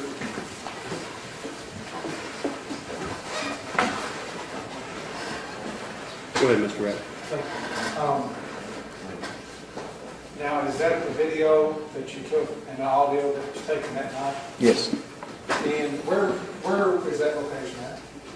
It's on the east side of Walmart, back by the Loop, What city is that? Litchfield, What county? Grayson. Your Honor, at this time, I would move to introduce those portions that were submitted for the jury's review as Commonwealth's Exhibit 1 to the trial. No objection, Judge. Very well. The video, as played, is entered as Commonwealth's Exhibit 1. Thank you. Officer, you were standing there and able to watch the video while the jury worked. Is that correct? That's correct. Okay. Was that the same vehicle that you received a call, initial call about? Yes. Okay. And when did you first see that vehicle that night? When did you first see it? When he was pulling out, or backing out from the Mexican restaurant. All right. And what's the name of that restaurant? El Patron, I believe. All right. And to your knowledge, do they or do they not serve alcohol? They do serve alcohol. Okay. And the vehicle left there and traveled approximately how far? Approximately 100 yards to the gas station, What's the name of that gas station? Murphy, USA. Okay. Did he stop and get gas, or did you observe anything? I didn't observe him get any gas. He just pulled in and sat in his vehicle for approximately 5 minutes. Okay. And where were you at the time? Across the parking lot. In Were front you of Walmart. actually in Walmart's parking lot? Correct. Were you ever in any other parking lot? I may have drove through the parking lot there at the El Patron, but most of the time I sit right there in the Walmart parking lot. Okay. And after you said 5 minutes, what happened? He pulled out of Murphy's, and when he pulled out of Murphy's, he went to the stop sign, took a right, and headed toward the backside of Walmart through the parking lot. When you say backside, are you referencing where the semi-trucks park along the edge? Correct, on the east side of the Louvre Center. Is there another exit out of Walmart on that side? Yes, there's an exit that goes to the bypass. Okay. And where were you parked when he pulled into the parking lot? Or you were in the parking lot too? When he initially started traversing, when he started driving across the Walmart parking lot? I was about midways on the front side of the parking lot. On the front side? Correct. Okay. Were there any other officers present? Officer Rafferty. Was he in your car or another vehicle? He was in another vehicle. So I saw two police cars. Was his the one in front? His was the one in front. Okay. And did Mr. Boyd, did he exit the parking lot, or did the stop occur in the parking lot? In the parking lot. And who initiated their lights? Officer Rafferty. Okay. Were you, as the video indicated, were you present for the stop? Yes. Okay. And you said you have been an officer for 5 years? Correct. Have you received training regarding determining whether or not is someone under the influence of alcohol or other intoxicants? Yes. What type of training do you receive? Standardized field sobriety test. All right. And do you go to class for that? It was actually done at the police academy. All right. And so you attended a class at the police academy? Correct. And they, what do they teach you there? What to observe for a DUI, which would be alcohol or any other narcotic or anything that would alter your ability to perform the abilities. Nystagmus in the eyes, balance test, which would be the walk and turn, fine motor skills. I want to go back a little bit. I skipped over something kind of important. At what point do you know that Mr. Boyd's tags were ran? Or do you know? I believe I actually ran the tag with dispatch and it came back that it was expired. When did that occur? I believe it was when he was in the Murphys. I drove by Before you stopped? before the stop. Now, do you often run tags of vehicles? Yes. Okay. And when you run a tag that is expired, what do you do? Usually do a traffic stop and either give them a verbal warning to get their tag fixed or write them for expired registration. Okay. In this case, was a citation written to Mr. Boyd regarding the tags? To my recollection, yes. Okay. So he was charged with expired, what was he charged with? I believe Officer Rafferty charged him with Only discussing the plates. But what was expired registration plate and registration receipt. Okay. So in the law in Kentucky is you have to have those two things in your vehicle valid, correct? Correct. Okay. And where did you determine that, or how did you determine that those things were expired? Dispatch gave the return that it was expired. Okay. So you call, you give them the information, and they relay that back to you until you valid or expired or that kind of stuff? Correct. Okay. Did that information also get relayed to, well, did you tell Trooper Rafferty that? Officer Rafferty, yes, I did. Yeah, okay. All right. And he initiated the stop? That's correct. All right. So, what did you observe and see as you stopped Mr. Boyd initially? Officer Rafferty advised me that he did smell the presence of alcohol coming from the vehicle whenever he made contact. Then he did the field sobriety test, the walk and turn. I observed Mr. Boyd failing to do the heel to toe step as he was instructed. He turned the wrong direction, returned without doing the heel to toe. Let's go through that slowly. So, you personally observed him do that first test, and it's called what? It's called the walk and turn. All right. And briefly describe to the jury what that is. We heard Officer Rafferty, but just tell the jury what that is. Without using your arms or hands to balance, you take 9 heel to toe steps. That's the heel of the foot in front, touching the toe of the foot to the rear. When you get to the 9th step, you leave your left foot, which would be on step 9, planted. You rotate on the ball of your foot and continue. Which foot? Your left foot. You return back 9 heel to toe steps as you took the first 9. Again, without using your arms or hands to balance. Do you typically have an imaginary line to use, or what do you do? Yes, typically we have it's come to just imagine a straight line. What did you do in this case? He actually had a straight white line. Where was it? It was a line that was marked off in the parking lot. Was the parking lot steep, level, what? Level. Was it raining or icy or anything or that night? I don't believe it was raining or ice or anything. I believe it was just dark and clear. Based on your observations, was there any elements, nature, that would have affected his ability to do the walk and turn? No. Okay. And would that be considered his performance? Is that considered passing or failing? That would be considered a fail. Because of what you described earlier? Correct. Okay. And again, the reasons why he failed are what? He did not follow instructions as he was explained. Okay. Specifically, what did he do wrong on that test? Not one step that I saw that he did heel to toe.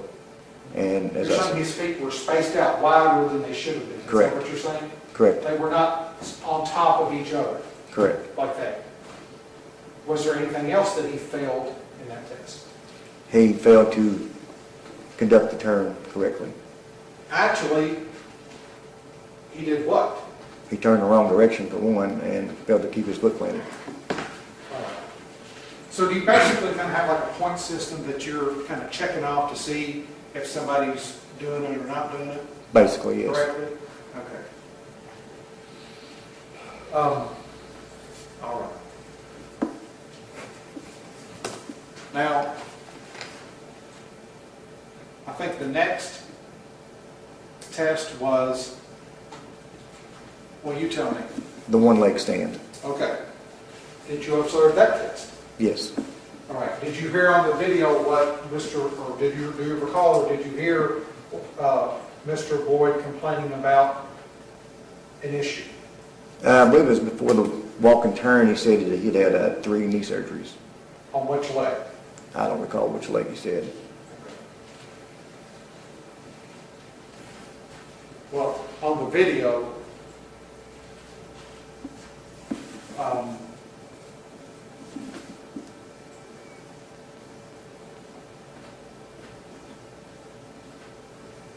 think I probably need to play that again, Judge. Sure. Refreshes your... To refresh his recollection? No objection, Your Honor. Very well. I think it was before the walking time. Does that sound right? What's your comment?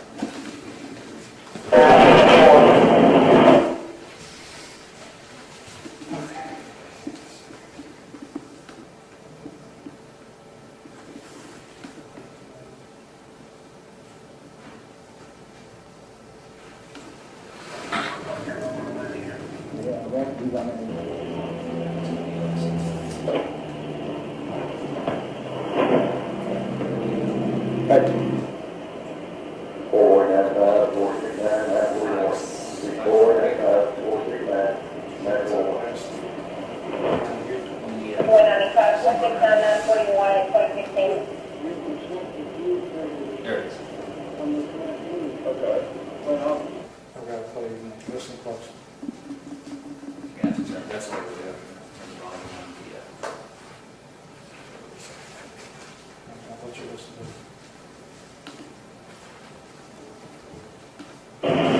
Let's go. Let's see this around again, okay? Okay, let's go on the fly here. I must tell you that I had 3 reconstructive knee surgeries on this last knee. Okay. Well, All right. That's it. Now, audio kind of speaks for itself. Were you able to hear what he described regarding? yes. Okay. What did he say to you and Officer Ray? He had 3 reconstructive surgeries on his left knee. Okay. Now, moving on to the one leg stand.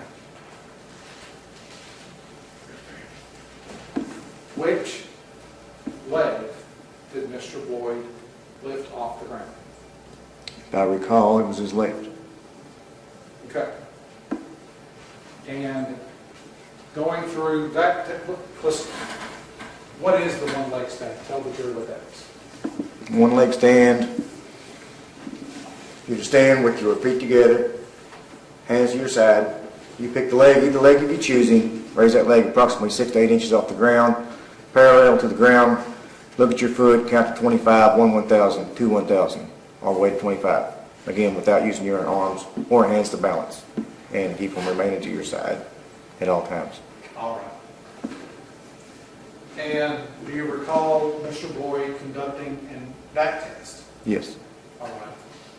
And you testified that the leg, he got to choose which leg to lift. Correct. And he chose to lift the leg that he told you he had previously had surgery with. That's correct. So he was standing on his right leg. Yes. And did he, based on your observations, pass or fail that test? He did not pass that test. All right. Why is that? He used his arms and to try to remain balanced, dropped his legs several times, and my recollection did not even finish the test. What is that what is that indicative of, based upon your observations? Well, it's a result of all tests, your observation of all tests combined, not just one test in its entirety. All right, well, based on that one, did that lead you to believe he was or was not? I know you look at them all in a group, but based on that one, since he failed that one, was that indicative of some impairment? Yes. Now, going back to the heel to toe, you stated that he failed that test. Correct. Now, was that, not in and of just itself, but that, along with other ones, was that indicative of impairment? That could be impaired, that could be something else, but like I said, that all tests combined is what you take into account. Okay, so we've got through 2 tests. So, now, I believe Officer Rafferty conducted what's called HGM. Yes. Is that correct? I'm going to let you tell the jury what that is, and I'll have him testify about it. That's the horizontal gas and nystagmus.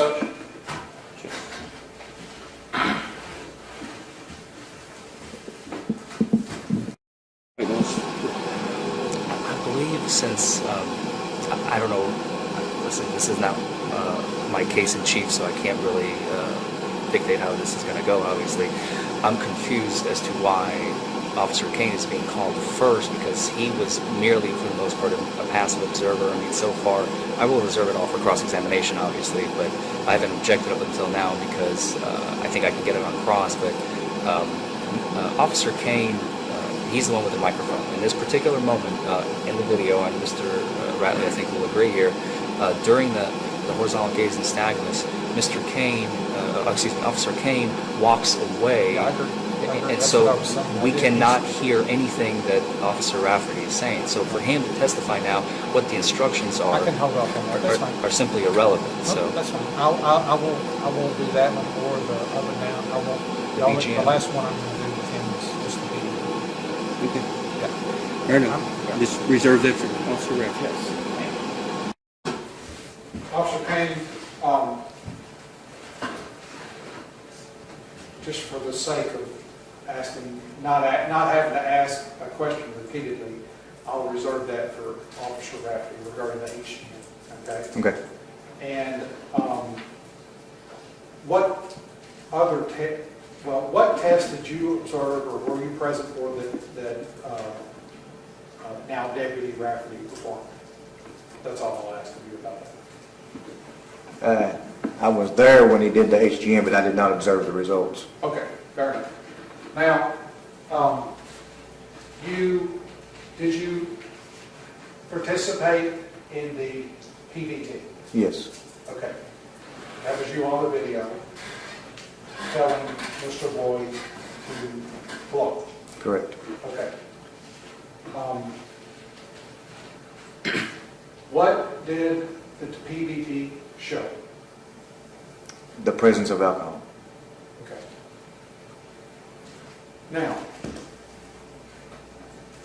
again, that by itself, as you've already said, is not conclusive impairment, correct? Correct. But is additional information that you use to determine whether or not to arrest someone. Is that a fair statement? Yes. All right. Now, going to Mr. Boyd himself,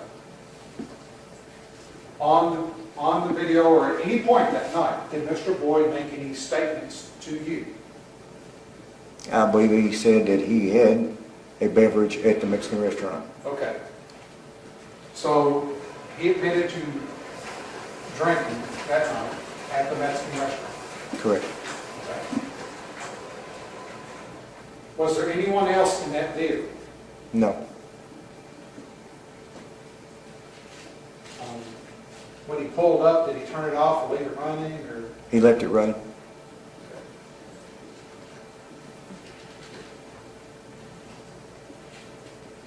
And was he subsequently arrested that night? Yes. Okay. Judge, if I could just have. Sure.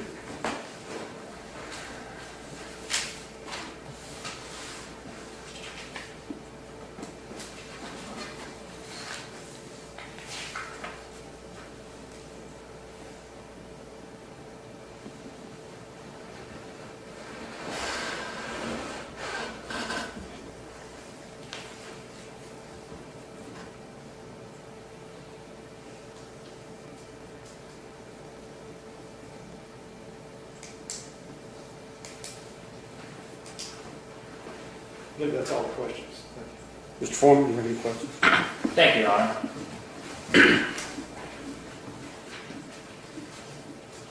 Officer Kane, good morning. Good morning. So, based on testimony we've heard thus far, I think I heard a few times peppered in there, to my recollection. Do you remember that during your direct examination just a few minutes ago? Yes.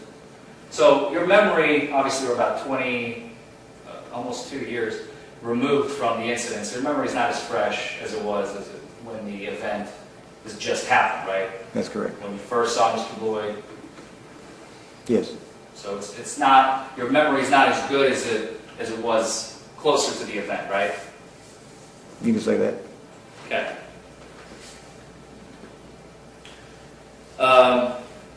You've stated that you were 5 years with Grayson Police Department. November will be 5 years with Litchfield Police Department. At the time of Mr. Lloyd's stop, how many years were you with Grayson Police Department? I've never been with Grayson. Oh, I'm sorry. Litchfield. Litchfield, my apologies, I keep saying Grayson. Litchfield Police Department. At the time of January 13th, 2017, how long have you been with Litchfield? I've been going on 4 years, a little over 3, I believe. Okay. And where were you before that? I own my own business. Did you serve on the force anywhere else before that? No, sir. You weren't a sheriff or a deputy or nowhere else? Nope. Okay.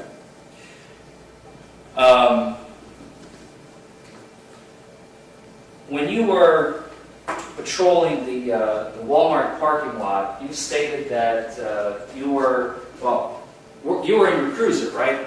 That's correct. You never exited your cruiser. Let me narrow it down. About 20 minutes before you pulled Mr. Lloyd over, did you ever exit your vehicle? Not that I recall. What about an hour before? Possibly. You don't remember? I don't sit in it all night. Did you talk to anybody when you exited your cruiser, if you did? I don't recall, sir. Okay.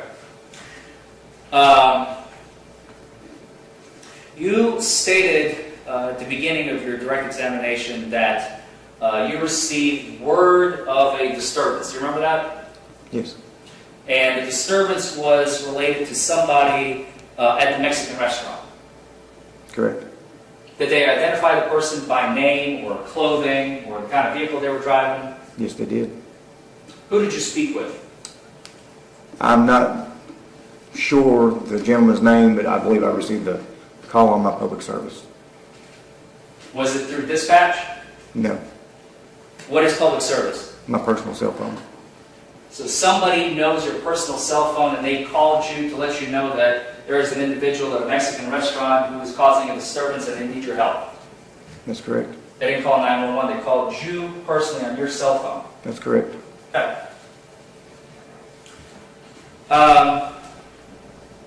Do you recall from the video, as soon as you stopped Mr. Lloyd, your vehicle was the one with the body camera, right? In-car camera. Or I'm sorry, in-car camera, right? Correct. And Officer Rafferty is not deputy, but we're going to refer to him as officer at the time. Officer Rafferty's vehicle is slightly ajar to the right, and we can't see it. It's not within the purview of your in-car camera, right? Correct. I positioned my vehicle where the camera would be on Mr. Boyd's car. Did Mr. Rafferty have a camera? No, that car does not have one installed. Did he have a microphone on him, Officer Rafferty, that is? No, The microphone's only on you. correct. It's tagged and linked to my video. And so if you, and we've already kind of seen this in the video, but just for clarification purposes for the jury, if Officer Rafferty is here and he is speaking to Mr. Floyd, let's say, and you are 5, 10, 15, 20 feet away, we're not going to capture any audio, are we? Probably not. Okay.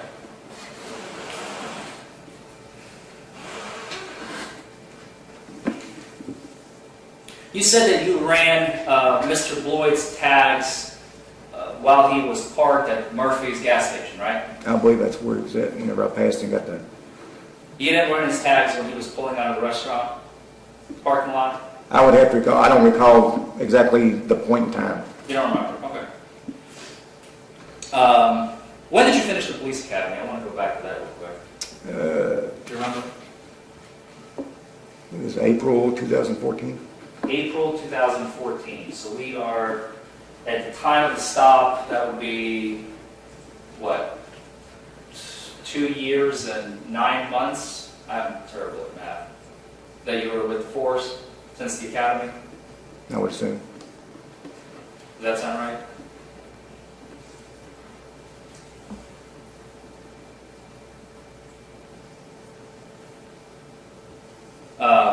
And you learned how to conduct field sobriety tests at the academy? Yes. They do a 40-hour course, don't they? I believe that's what it is, yes. Have you had any refreshers since then, like ARI, DRE, maybe an SFST, which is the 40 hours again? No. Refreshers between the time you finished the academy and Mr. Boyd stop? No. Okay, so that was your only training for field sobriety testing at the academy? Yes. 2 years and 9 months prior to the stop? Yes. However, as we saw in the video, you never gave Mr. Boyd any instructions on any of the tests, correct? I was not the initial officer. You were I'm sorry, what? Rafferty was the initial officer. What do you mean by initial? He was the officer that was in control of the situation. Like the first on scene kind of Yes. thing? That was his stop. He made all the calls. And you were kind of a Backup. backup. So I ask you again, you did not verbally give Mr. Boyd any instructions on the walk and turn? No. You did not give him any instructions on the one-leg stand? No. You did not give him any instructions on the HGN, the horizontal gaze and stagnus? No. You did not give him any instructions on the vertical gaze and stagnus? No. You were simply observing from the side? Correct. Did you generate the citation that was generated in this case? I don't believe I did. I believe it was Officer Rafferty. Did you type up any narrative? Did you record any audio, video of yourself describing this case? No. Do you have anything in writing that you have recorded with regard to the stop of Mr. Floyd? I do not.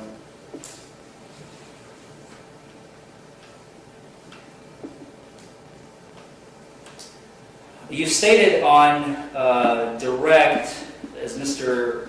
Ratley asked you, I don't remember what the question was exactly, but impairment, you said, could be from something other than alcohol. Do you remember that? You said that? Yes.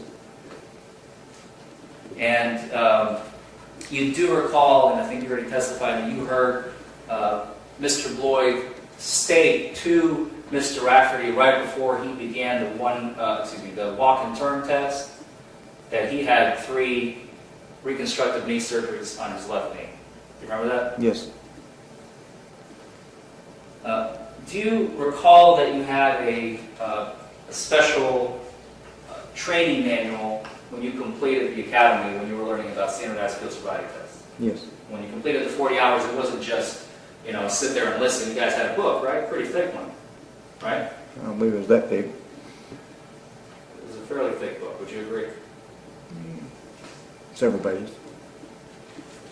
How many pages was your book, sir? Do you recall? I do not. Was it more than 100?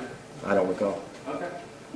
Do you remember before administering any field sobriety test, there is an instruction that states an individual must be asked if they have any medical condition that could prohibit them from completing the test? I do. was such an instruction given by either you or Mr. Rafferty in this case? Officer Rafferty in this case, excuse me. I did not ask him. I don't know for sure if Officer Rafferty did or not. Did you watch the video with the rest of us? Yes, I did. Would you like a refresher to see if the medical question about medical disabilities was asked of Mr. Floyd to refresh your memory? And my microphone, I could have been standing away when he asked him. I can't attest to that. Okay.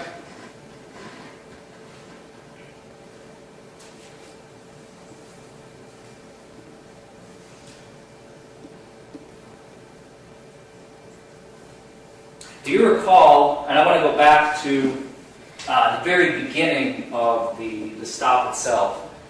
This is when you and Officer Rafferty have just stopped your vehicles, okay, as we saw in the video. You both exited. You exited from the driver's side of your vehicle, as you can see, kind of crossing through, and kind of you both kind of make an X, is what it looks like. You cross paths, and then you approach the passenger side as Officer Rafferty approaches the driver's side of the truck. Do you remember that? Yes. Is that a fair statement of what happened? Yes, it is. And as you were crossing paths, you made some statements to Officer Rafferty. Do you remember those?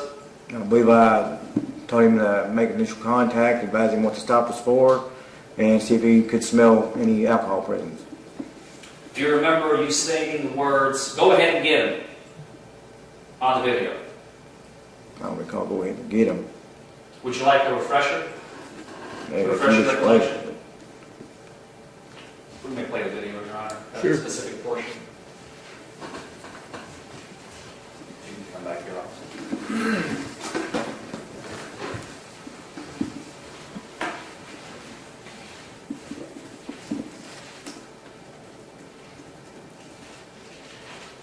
I think the last one I had up was this second. No, we pulled up the first one. No, that's the first one. Okay.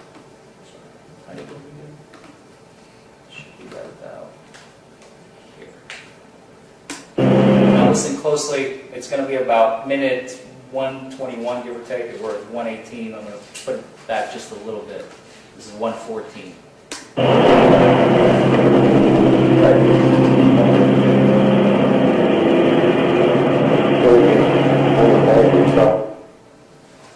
Did you hear that?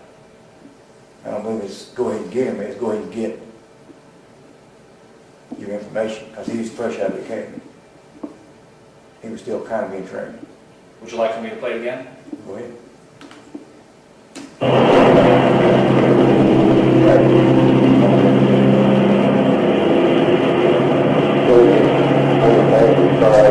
Would you like to change your testimony? I don't hear go ahead and get it. Have a seat, please.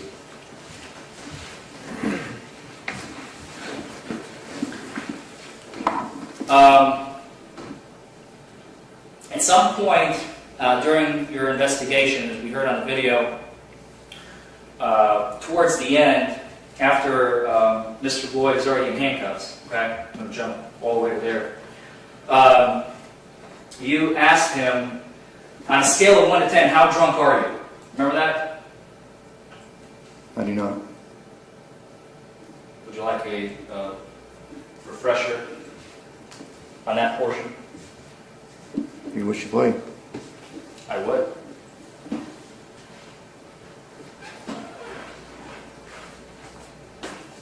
Is that in the second one? I think it's in the second one.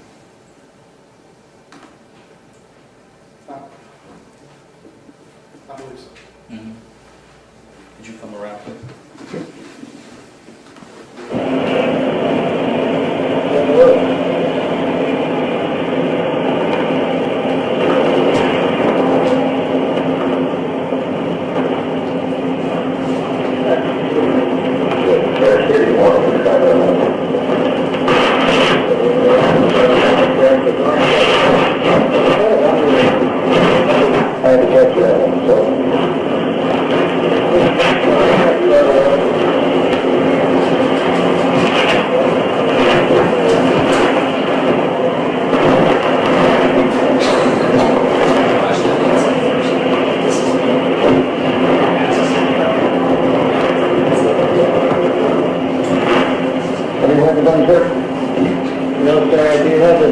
It's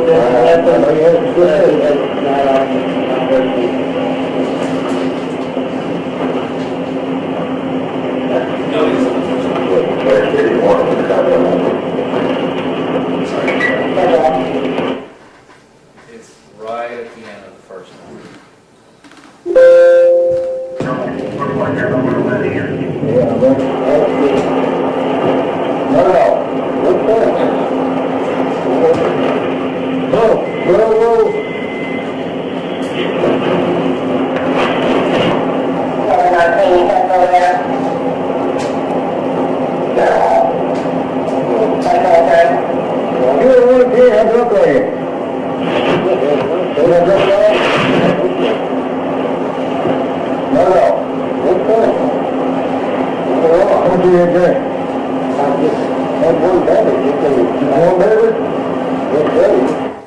Did you hear your question?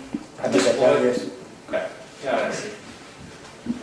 So, as we just heard, you asked him, on a scale of 1 to 10, how drunk are you?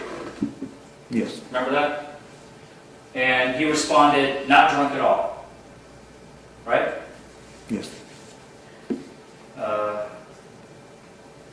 Then you repeated the question, I believe, you're not drunk at all? You remember that? And then he said, no, sir. Right? Correct. And you asked a third time, not at all. Right? I would assume yes.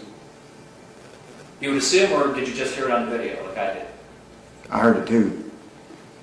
And his response was, no, sir, not at all. You remember that? Yes. Okay.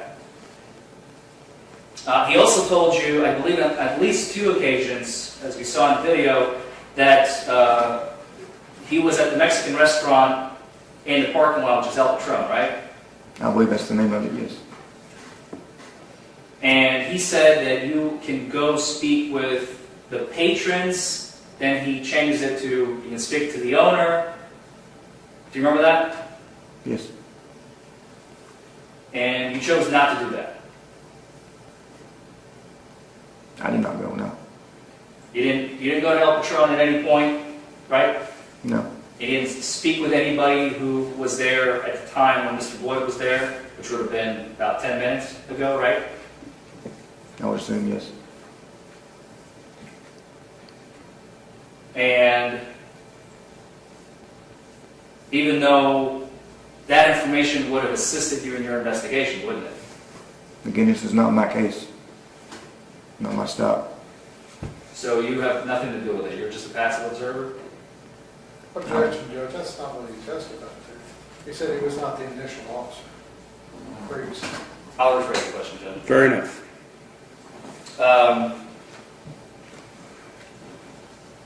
In your opinion, do you believe going to the restaurant would have help investigate and prove either Mr. Lloyd's guilt or innocence? I believe statements would have helped, yes.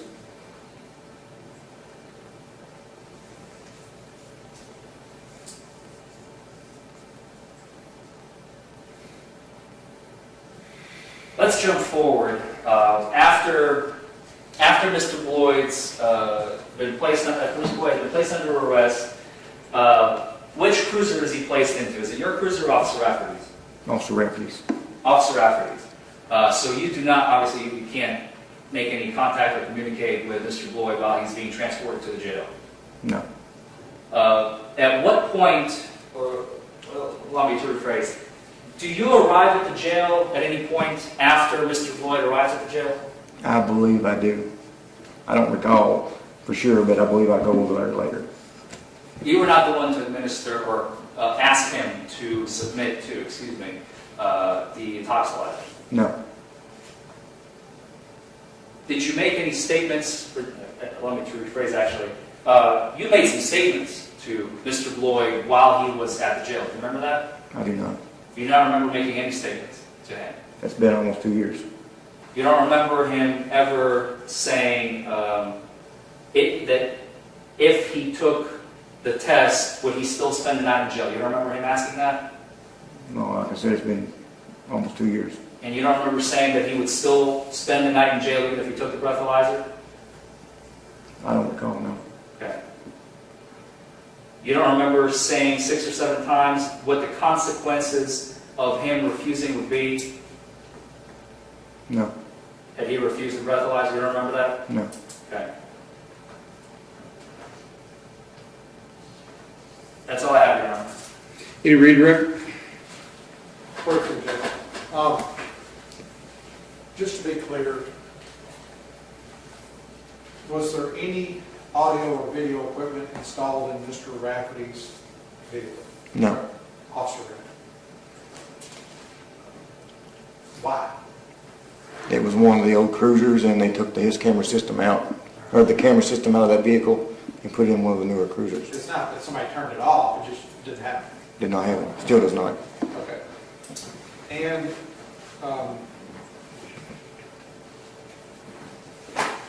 when you stop somebody for drinking and driving, do they lie about their impairment? Always. That's all. Very good. No recross. Oh, you missed upside, sir. Mr. Riley, I think you have a witness. Yes, Your Honor. Come up, call Deputy Brandon Rafferty. Come on up, sir.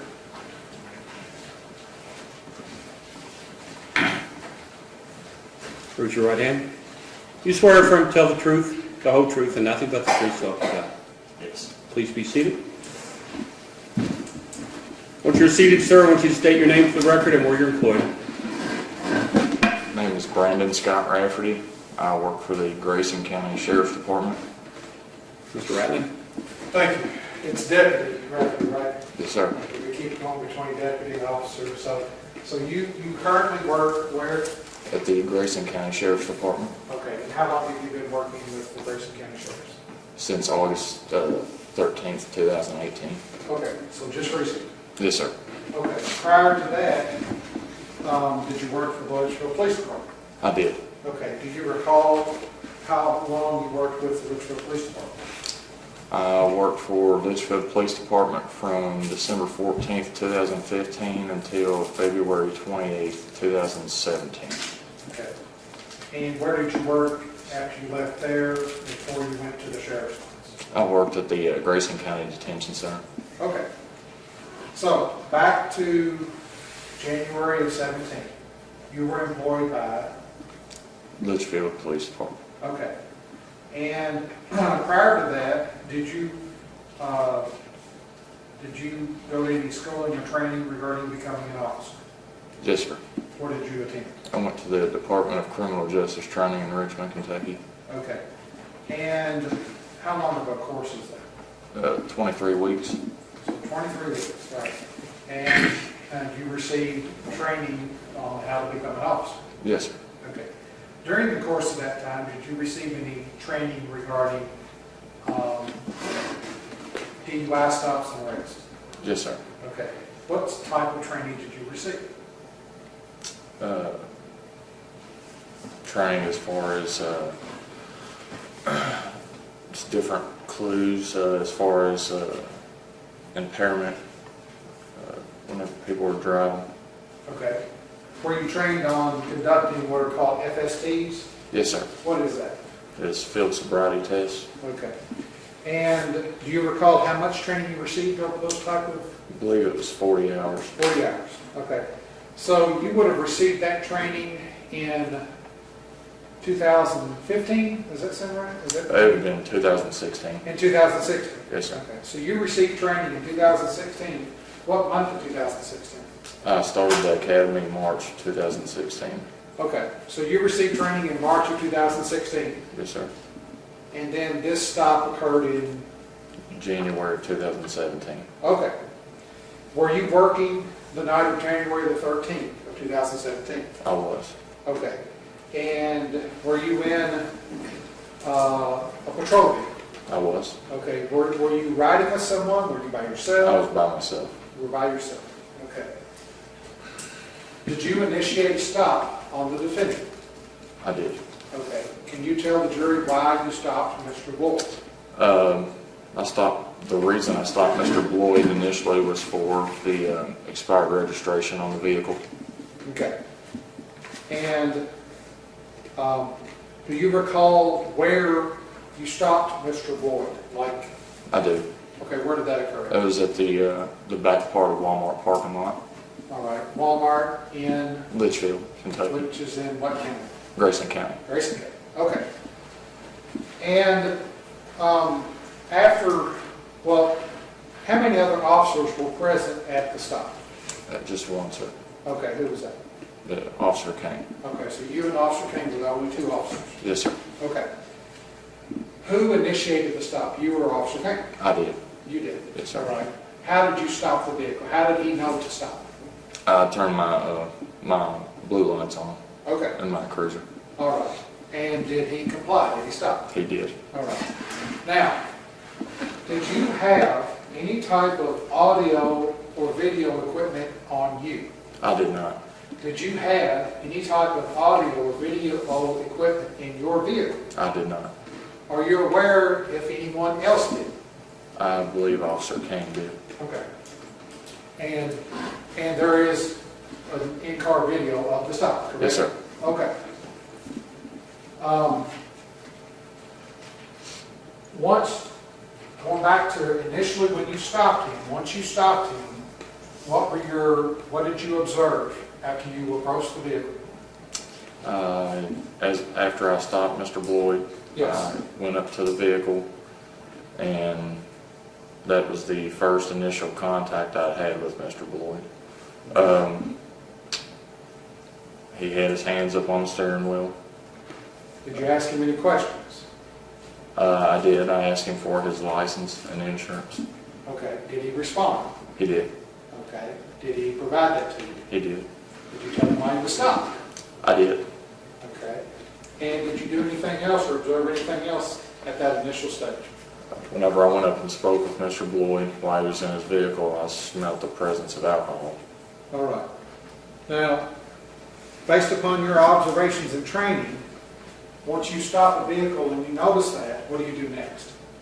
Then I asked for the driver to step out and to perform field sobriety test. Okay. Did he do so? He did. All right. And can you describe the location where that occurred at?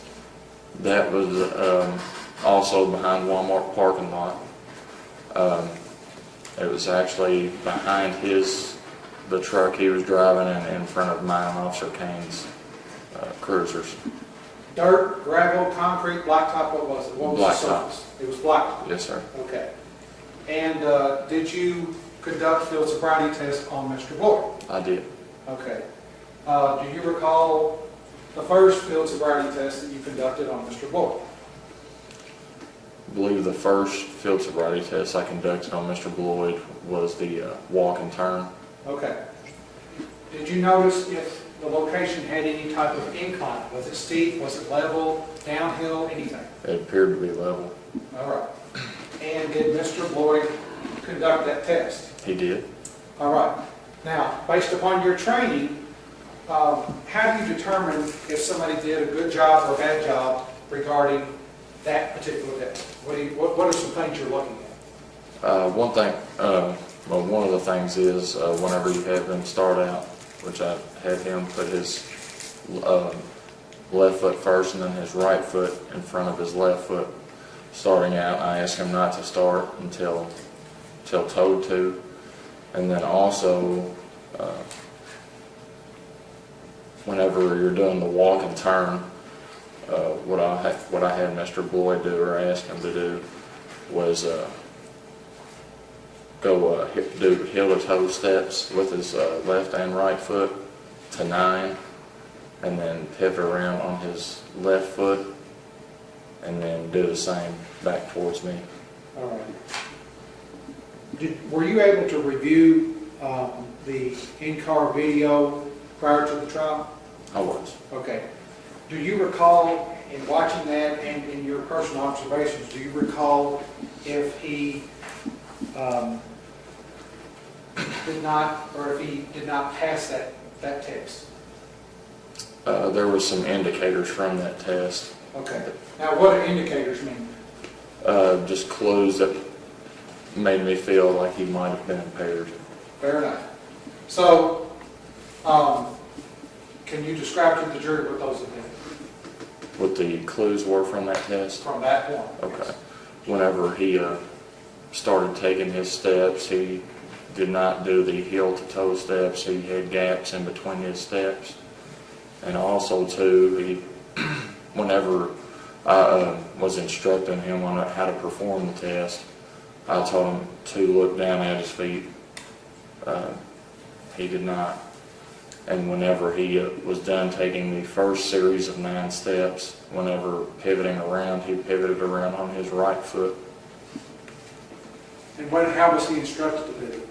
He was instructed to stay on his left foot and pivot towards his right. And you call those indicators of potential impairment, is what you... Yes, sir. Okay. All right, now move, and you conducted that test, correct? Yes, sir. All right. Now, the next test that was conducted was, will you tell me? The next test that I conducted on Mr. Bloyd, I believe, was the one-leg stand. All right. Now, did Mr. Bloyd, did you give him the option regarding which foot to stand on? I did.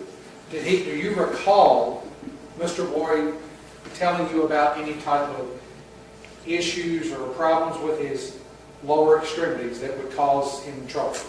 I believe it was before the walk and turn test. He had told me that he had had surgeries on one of his knees. Okay, all right.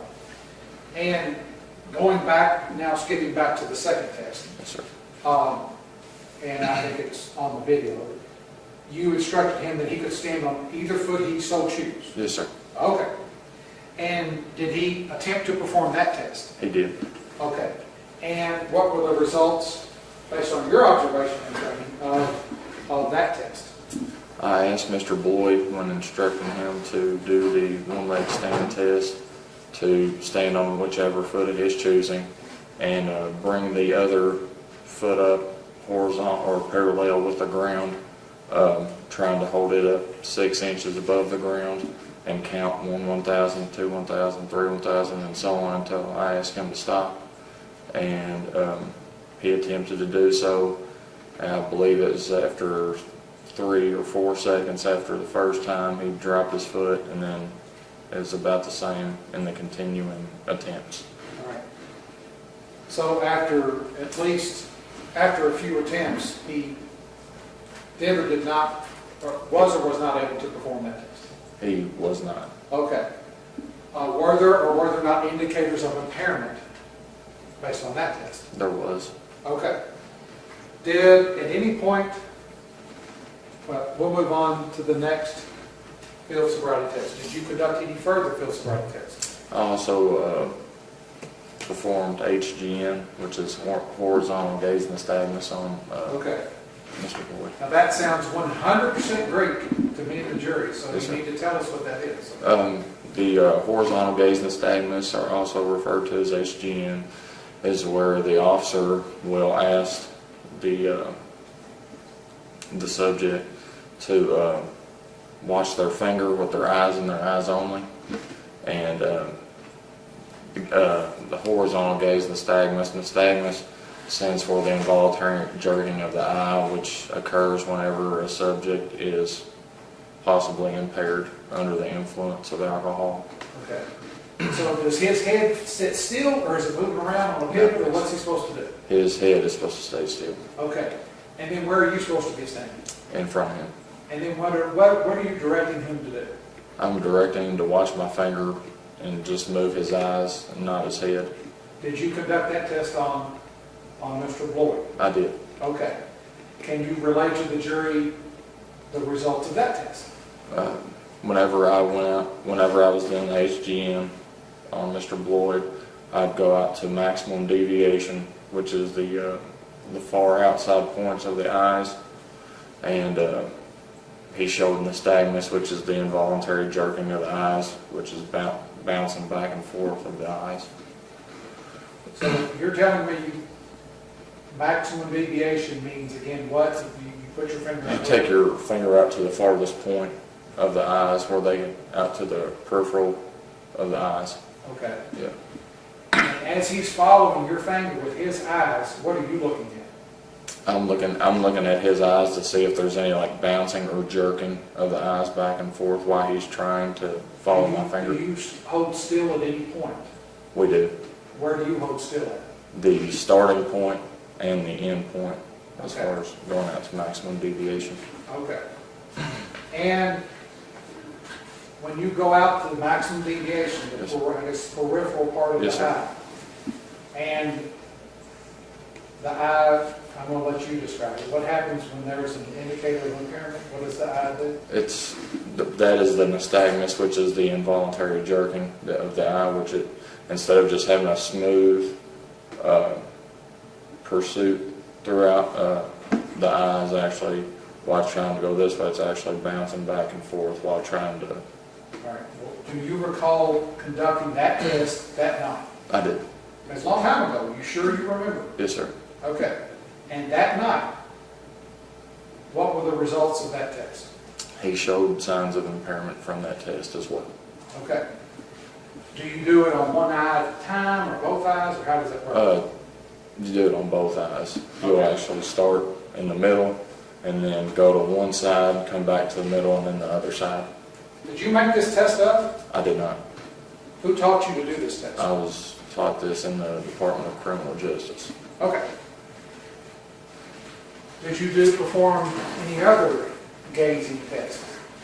I did the vertical gaze nystagmus on Mr. Boyd, which I'm going to guess, I know from horizontal this way, vertical's up and down. Yes, sir. Is that, I'll let you describe to me what this is.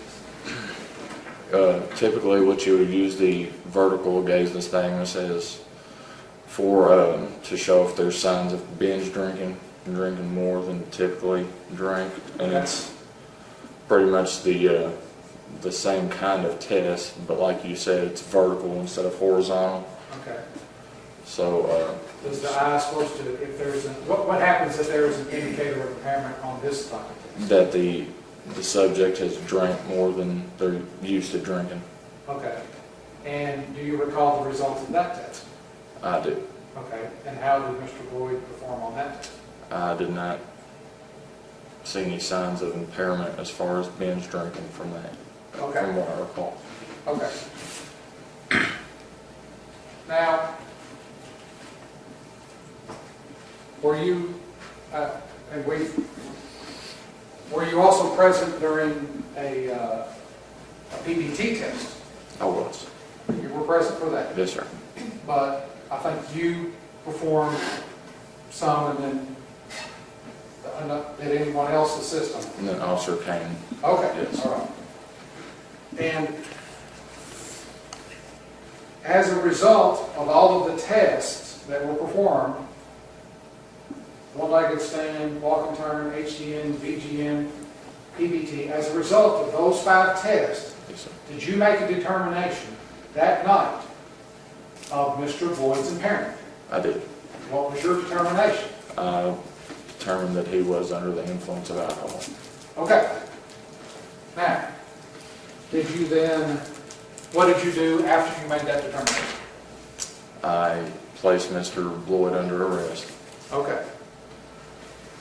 At any time, do you recall Mr. Boyd making any statements at the scene, anywhere else, about drinking? He did tell me that he had drank prior to being pulled over. Okay. So, that's a 6th.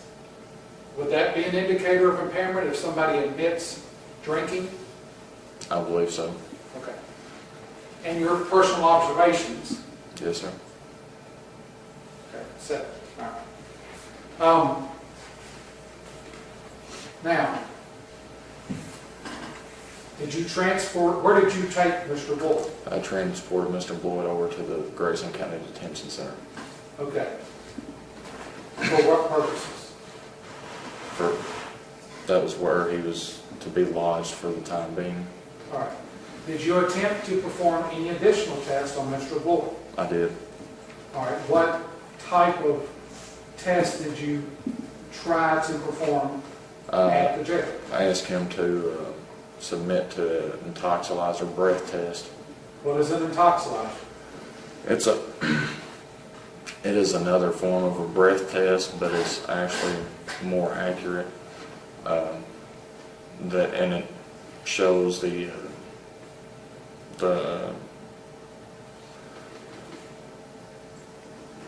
presence of alcohol in the breath. Okay. And prior to that, well, walk me through, once you get to the jail, do you do anything? Do you tell Mr. Board anything? Does he tell you anything? How does all that work?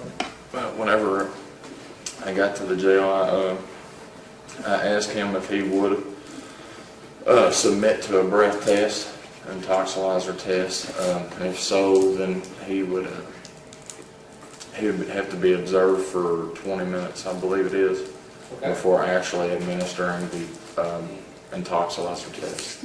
Okay. Now, did you just, how do you tell him that? Do you tell him that in a formalized way, or do you just say, hey, you Yeah, want we read the implied consent to him. All right.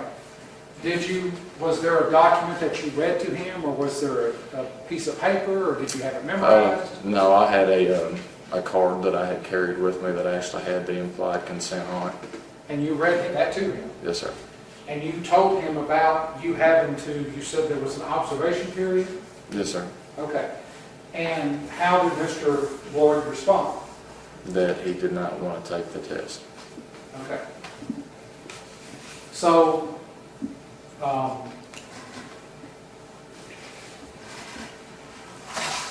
do you have to queue the machine up even though they don't take the test? Yes, sir.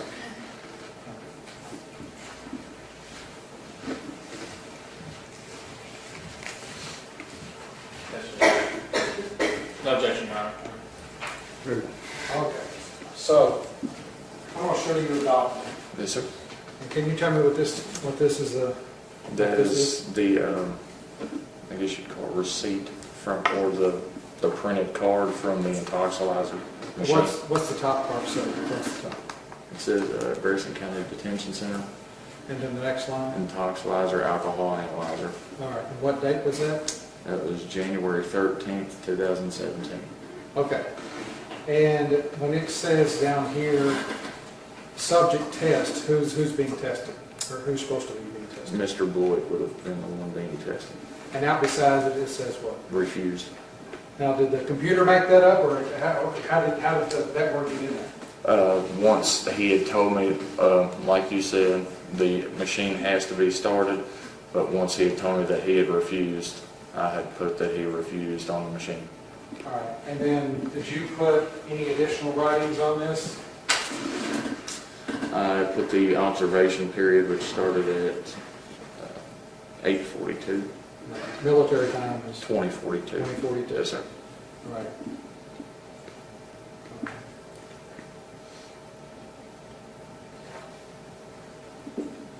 Commonwealth would move to introduce as Exhibit 2 to the trial. Any objection? No, Your Honor. Here, this is Commonwealth Exhibit 2.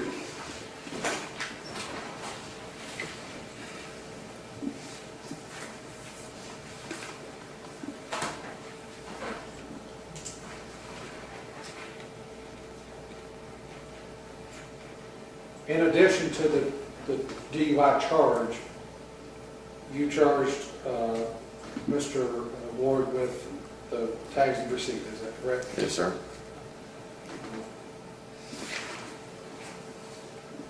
I believe that's all, Judge. Sir, do you have any questions? I do, Your Honor. Thank you.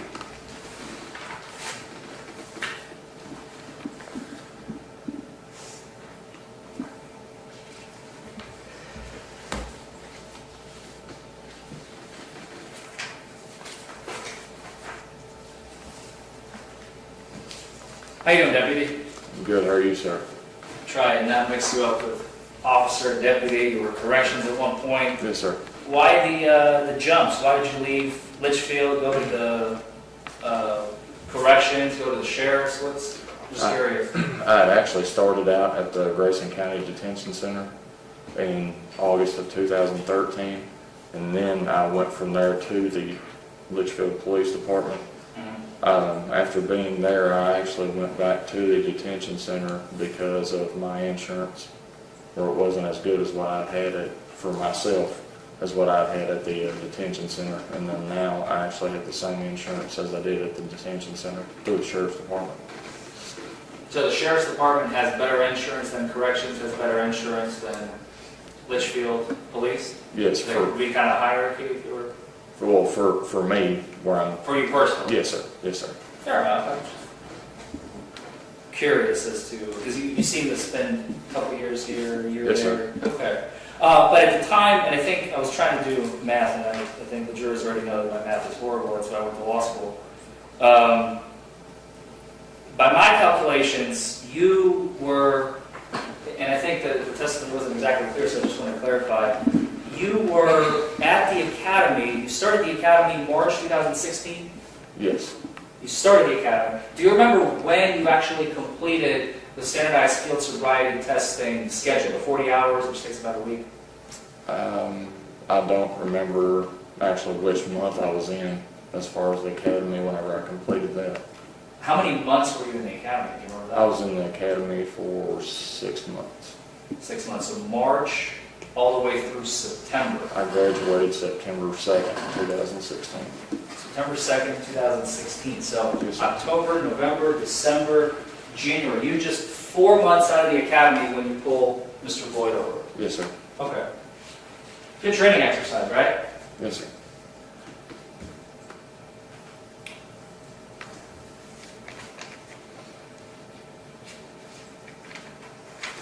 So this information would be, with regard to the field sobriety testing procedure, should be pretty fresh in your mind, would it not? Yes, sir.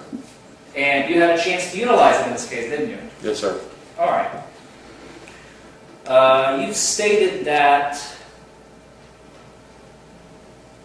well, let me start here. Okay. So you've stated that you pulled Mr. Boyd over because of an expired license plate, right? Yes, sir. Was it you who ran the license plate with dispatch? I do not recall. But at some point, information was relayed to you that a white truck with license plate blah, blah, blah was expired. Yes, sir. And that was before you stopped Mr. Boyd's vehicle. Yes, sir. Okay. In your citation, you wrote that his plates and registration receipt, as you will later learn, were both expired, right? Yes, sir. You didn't pull him for any other reason? No, the initial stop was not for any other reason. Was there another stop? No. So, can you please clarify, what do you mean by the initial stop? When I first stopped Mr. Boyd, it was for the expired registration alone. Okay. And you pulled him over? Yes, sir. And you began your investigation of, you began your interaction, let's call it that. It's not really an investigation at that point. It later turned into an investigation, right? Yes, But sir. before that, it was a routine traffic stop. Yes, sir. You said you had a chance to review the video prior to coming here. I did. Could you please tell us, when was the last time you've seen the video? How fresh is it in your mind? The last time I reviewed the video was this last Thursday morning. Last Thursday morning, okay. By the way, if at any point I ask you a question that you're not sure about, because I'm going to be talking about the video here a little bit, Okay. if there's a point you say, hey, I don't remember that, we can always go back to it, rewatch it, so don't panic. I got you, okay? Okay. All right. So in the video, because we had a chance to watch it together today when Officer Kane was testifying. Yes, sir. So it's fresh in our minds, much fresher than yours. At one point in the video, we could hear, right as Officer Kane is exiting his vehicle where the in-car video is, and he's the one with the microphone, right? Yes, sir. You do not have a microphone? No, sir. So we already discussed and directed. There's no camera. No, sir. In your vehicle, you don't have any recording equipment, no body cam, no nothing. No, sir. At some point, right when Officer Kane exits his vehicle and you exit your vehicle, you kind of cross paths. And because Officer Kane is coming from the left side going towards the passenger side of Mr. Wood's vehicle. Do you remember that? I believe so. I don't quite recall, but I'm not for sure. Your vehicle was to the right, kind of like to the right rear of Mr. Wood's vehicle, Yes, sir. right? Yes, sir. And you came up to Mr. Lloyd's driver's side Yes, sir. area of the vehicle, right? Yes, sir. And at some point, right before you approached Mr. Lloyd's vehicle, you and Officer Kane had an exchange. Do you remember that? Very brief, just a few words exchange. Do you remember that? I believe so. And do you remember Officer Kane telling you to go ahead and get him? I don't recall. Would you like a refresher, sir? That's fine. You could come around here. Yes, sir.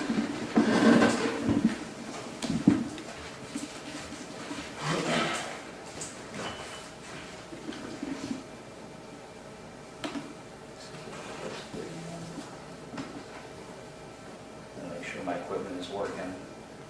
There we go. Shuts off after inactivity for a long time.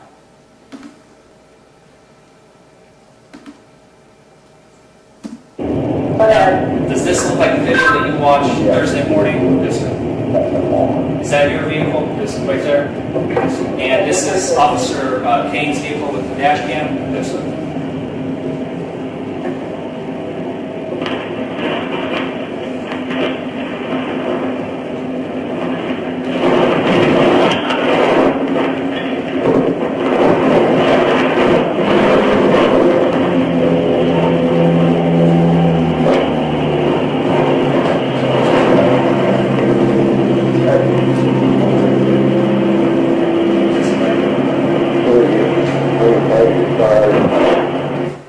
Did you hear that? Yes, sir. Have a seat, please. So Officer Kane tells you to go ahead and get him. Is that what we heard? Yes, sir. And then a few seconds after that, to this day, I've listened to this video probably about 100 times, and I still can't make out there's too much ambient noise. But we can clearly make out exactly 2 times the words smell and alcohol. Do you remember that watching the video? Yes, sir. Okay. So you have not made contact with Mr. Lloyd at any way, shape, or form at this point, right? Up to the point. At that point in the Yes, video, yes, sir. where I have not yet. where we discussed the smell of alcohol, and right, Yes, sir. and at the point where you discussed go ahead and get him, Yes, sir. that Officer Kane relays to you as you approach Mr. Lloyd's vehicle. Yes, sir. So, when you went to the academy, you were taught to make your reports complete, right? Yes, sir. When you write citations, right? Yes, sir. If you run out of room on that little sheet, you can always add another sheet.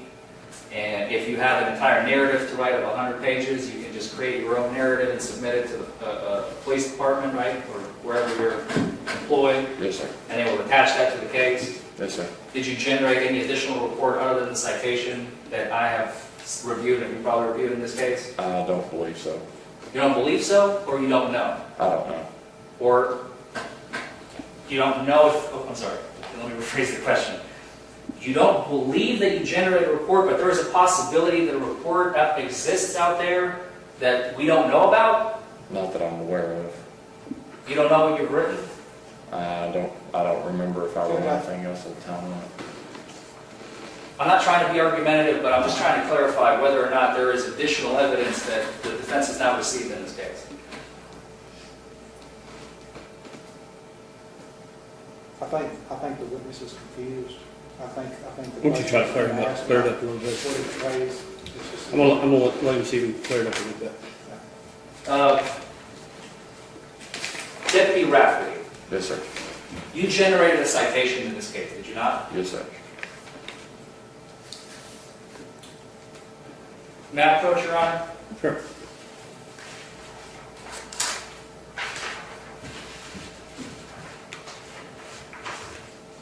Does this look like the citation that you generated in this case? Yes, sir. Okay. Other than this particular citation, may I have this? Yes. Other than this particular citation, did you generate any other written, verbal, well, I shouldn't say verbal, written, recorded by video, audio, any other shape or form, evidence narrating the events that have occurred in this case? No. Okay. So this is the only piece of narration that you have written down about Mr. Bloyd and the events that transpired January 13, 2017? Yes, sir. All right. Judge, just to clarify, I mean, the document that I tendered into evidence of the intoxilizer is additional evidence that he's already testified to. I'm just saying, and it's... I believe I specified a narrative, if I'm not mistaken. If I did, then I'm just going to re-clarify. It's just we're talking about narrative description of the case. Okay. Go ahead. Thank you, Judge. And you, when you went to the academy, you were taught to make your reports as complete, accurate, truthful as possible, right? Yes, sir. So anything that you saw during your investigation that you thought was important, you would write down, right? Yes, sir. Did you do it in this case? Yes. And anything that is irrelevant, unimportant to the investigation, you see a bird fly by or something, you're not going to write it down, right? No. Or if you see a certain piece of evidence that you don't think is going to assist you in the charges, you're not going to include that in your citation, right? I would. Can you please explain? Typically, whatever you're charging the subject for, you would include that in your narrative. So if something is unimportant, you would still write it down? If I was charging the subject with that, I would, but I would hope that I'd write it down in my post-arrest complaint. Do we have a post-arrest complaint in this case? Which on the citation. Okay.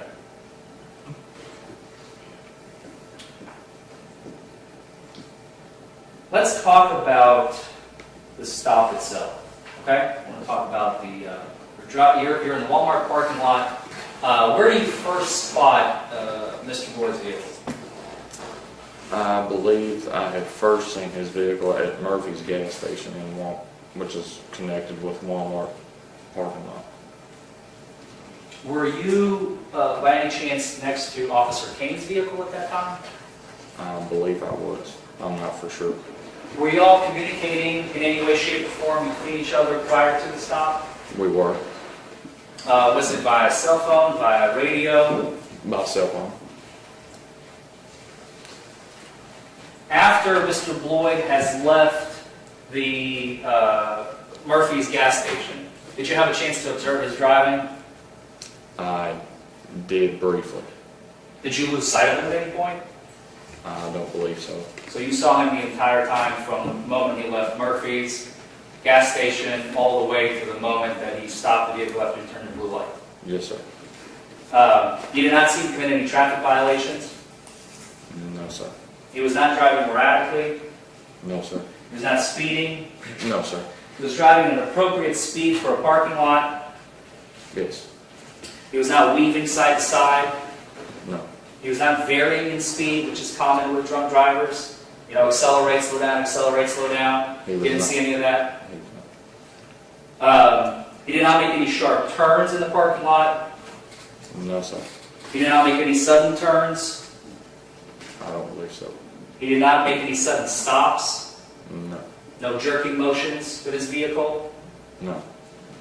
He did not nearly hit another vehicle, a parked car or a moving car, or your vehicle? No, sir. So as soon as he saw the blue lights come on, he stopped almost immediately, as we saw in the video. He did. Okay.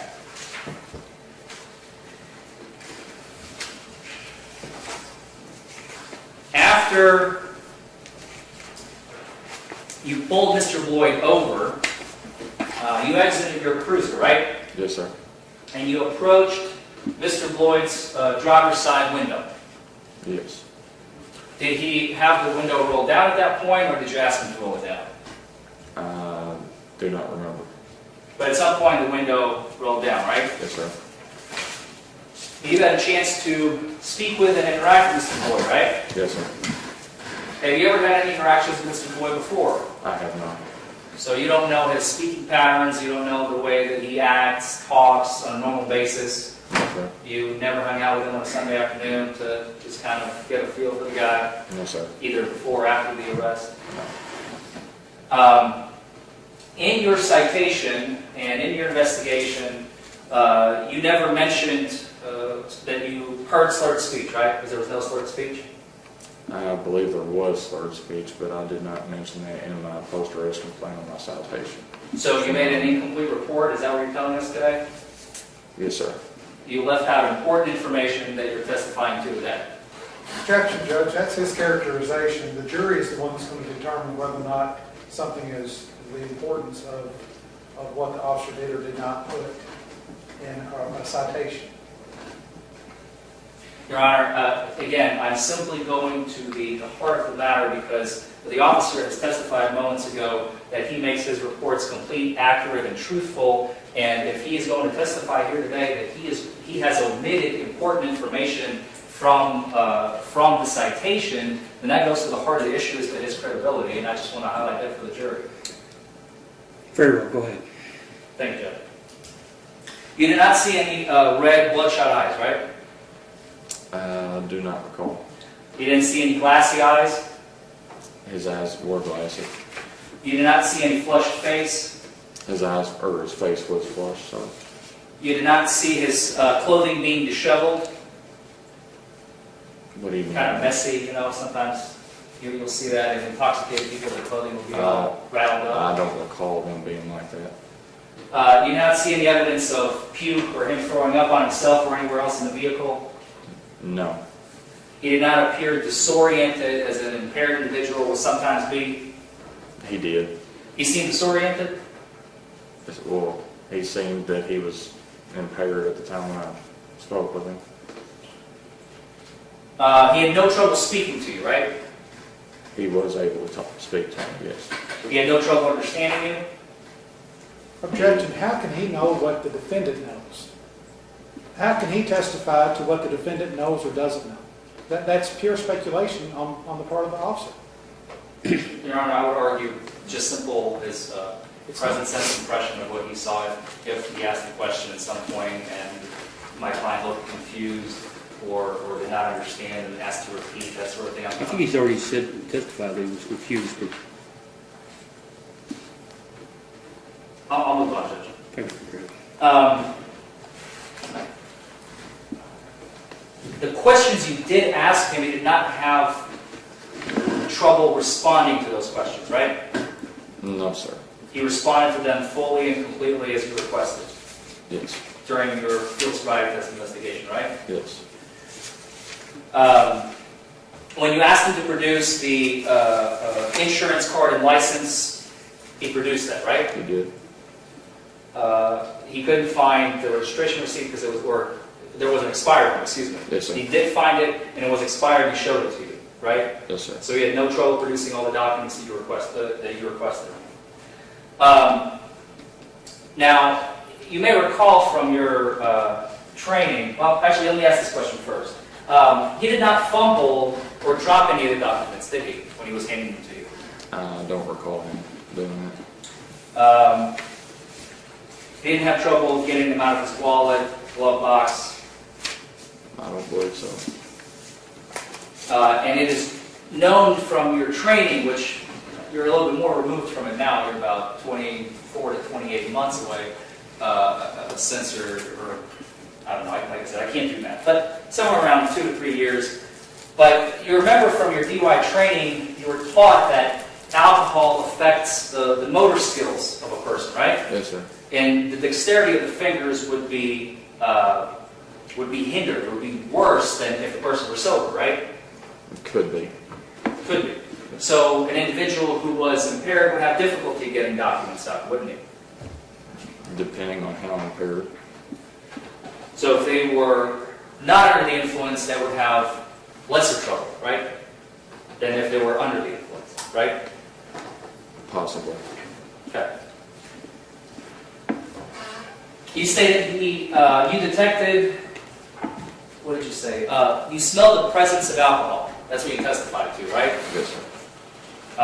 And in your citation, I think you wrote there was an odor of alcoholic beverage, right? Yes, sir.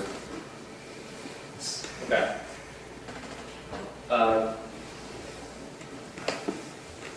At some point, he admitted, I'm jumping around here, so I apologize, follow along. At some point, Mr. Floyd admitted to you that he had a beverage at, and I think he's actually pointing in the video, right? Yes, He's sir. pointing, as we can see. And what is he pointing to? I believe he's pointing to the El Patron Mexican restaurant. El Patron Mexican restaurant. Yes, sir. And he told you that he had a beverage there, right? Yes. He did not tell you what type of beverage it was, though, did he? He did not. You didn't ask him. He actually told me he did have a beer. A beer. Yes, sir. Did he tell you, was it a 12 ounce? I don't recall how big of Okay. a beer he said it was. Do you recall what type of beer it was? Or is that what you just said? I didn't ask what type of beer. And he didn't tell you? I don't believe so. Okay. You are aware that it is, we covered this with the jury, but I want to kind of ask this question of you. You are aware that it is legal to drink and then operate a motor vehicle, right? Yes, sir. So long as you're not under the influence. Yes, sir. During the interaction with Mr. Floyd during his arrest, he did indicate, as he was pointing to the restaurant, that you are free to go and speak with either the owners or the patrons where he was, just 10, 15, 20 minutes ago, right? Yes, sir. And you chose not to do that, Yes, sir. even though it would help your investigation. At the time, I didn't feel it was necessary. So you did not feel it was necessary to confirm a statement of a subject that you're suspecting of operating a motor vehicle under the influence? I thought at the time that my observation was enough to make the arrest off of. So you chose to do an incomplete investigation? Objection, Your Honor. This is pure characterization by defense counsel. That's not what he testified to. I'm going to ask that that be stricken from the record. I'll sustain the objection. Sir. Strike that portion from the record. Let's talk about after Mr. Bloy has exited, after you asked him to exit the vehicle, right? Yes, sir. At some point you asked him to exit, right? Yes. And he had to open his car door, which he had no trouble doing. Yes. He did not use the door to balance himself, as we can see on the video, right? Yes? Yes. Yes. I need a verbal response for Sorry. I'm sorry, it's just procedure. Yes.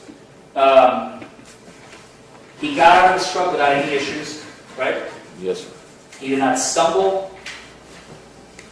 Not that I recall. He did not fall. No. And he closed the truck door without any problems. Yes, sir. And then he followed you to the back of the truck, right? He walked behind you as you told him, come on back here. Yes, Remember sir. that? Yes, sir. And again, he did not stumble as he was walking. Not that I seen. He didn't fall. No. He didn't use the truck for balance as he was walking. No. Did he?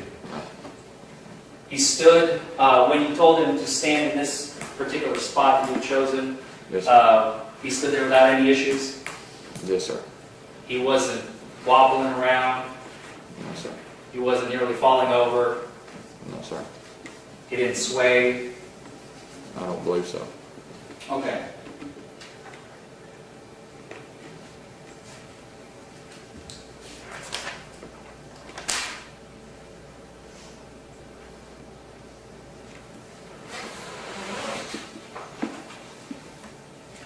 Do you remember at the academy,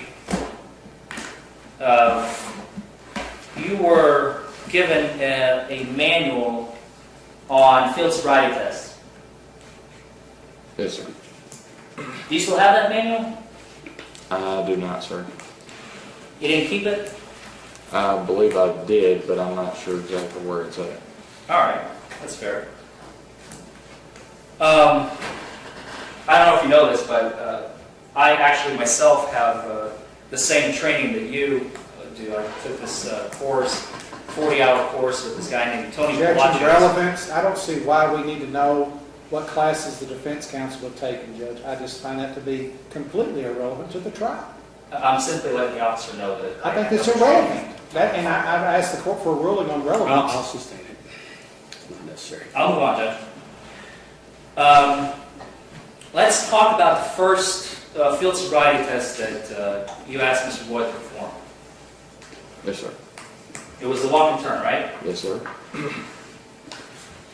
And do you remember there's a warning somewhere in the manual that you go over during the 40 hours that you learn about standardized field sobriety tests, that if you perform the field sobriety tests not exactly as they are taught to you at the academy, quote, the results may be compromised. Do you remember that language? Yes, sir. What does compromise mean to you?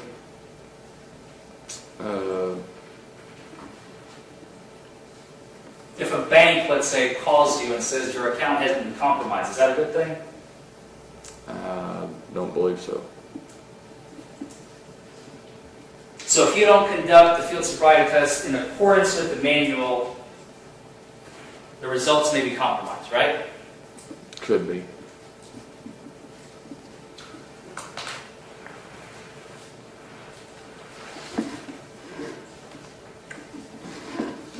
Before you are to administer any of the, well, there are two portions really to the field sobriety tests themselves. I'm talking about the 3 battery tests, the walk and turn, one leg stand, HGN.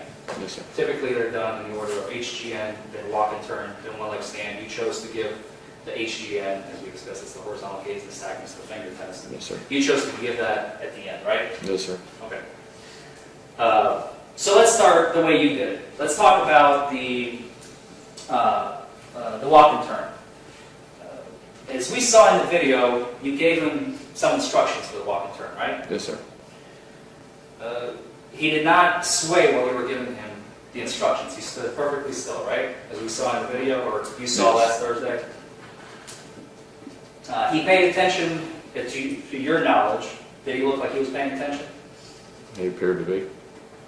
He did not stumble or fall during the instructional phase? No, not while I was instructing him, no. Do you recall that it is mandatory for you to ask any subject you're about to administer a field sobriety test to, the physical portion, whether or not they've had any medical issues? Yes, And you didn't do it in this case? I did, which is when he told me he had had the surgeries on his knee. So your testimony in this courtroom today is that you have told Mr. Boyd, do you have any medical issues that could hinder your ability to perform these tests? I believe I did, but I'm not 100% sure. So now you believe. Would you like to refresh your memory using the video? Yes, sir. Let's go to the video.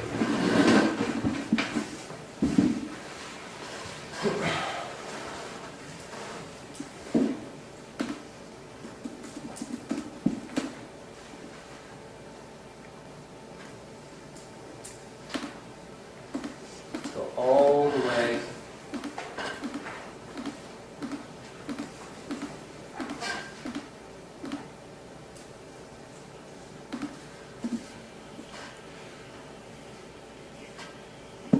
Hold on one second.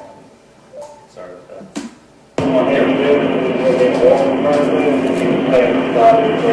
Can you please point out to the jury when you make that statement?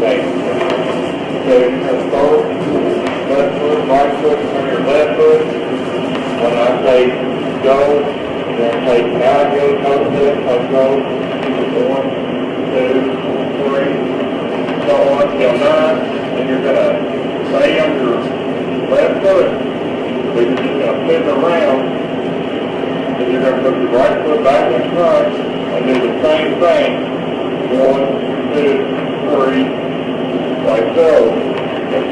down again, okay? But yeah, just go on the fly here. Well, I must tell you that I've had three reconstructive knee surgeries.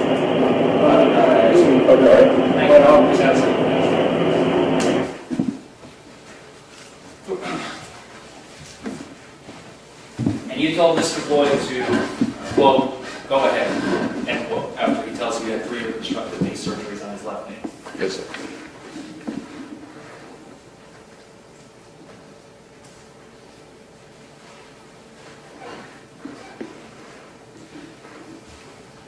Let's dive into the eye test. The horizontal gaze and status, as we like to call it. In the video, and this is a very confusing test for most people that are unfamiliar with it, and I just want to simplify it for the jury. The test has 3, in theory 4 parts. I don't really count the VGN as a 4th part, but you're looking for 6 clues, right? Yes. You're looking for 2 clues on each portion of the HGN test. Yes, sir. Right? Do you remember what they are? Lack of smooth pursuit. I can't remember the rest of them off the top of my head, no, sir. Distinct and sustained nystagmus and maximum deviation. Yes, sir. Would that be the second one? I believe so, sir. And the third one being the onset of the nystagmus prior to 45 degrees, right? Yes, sir.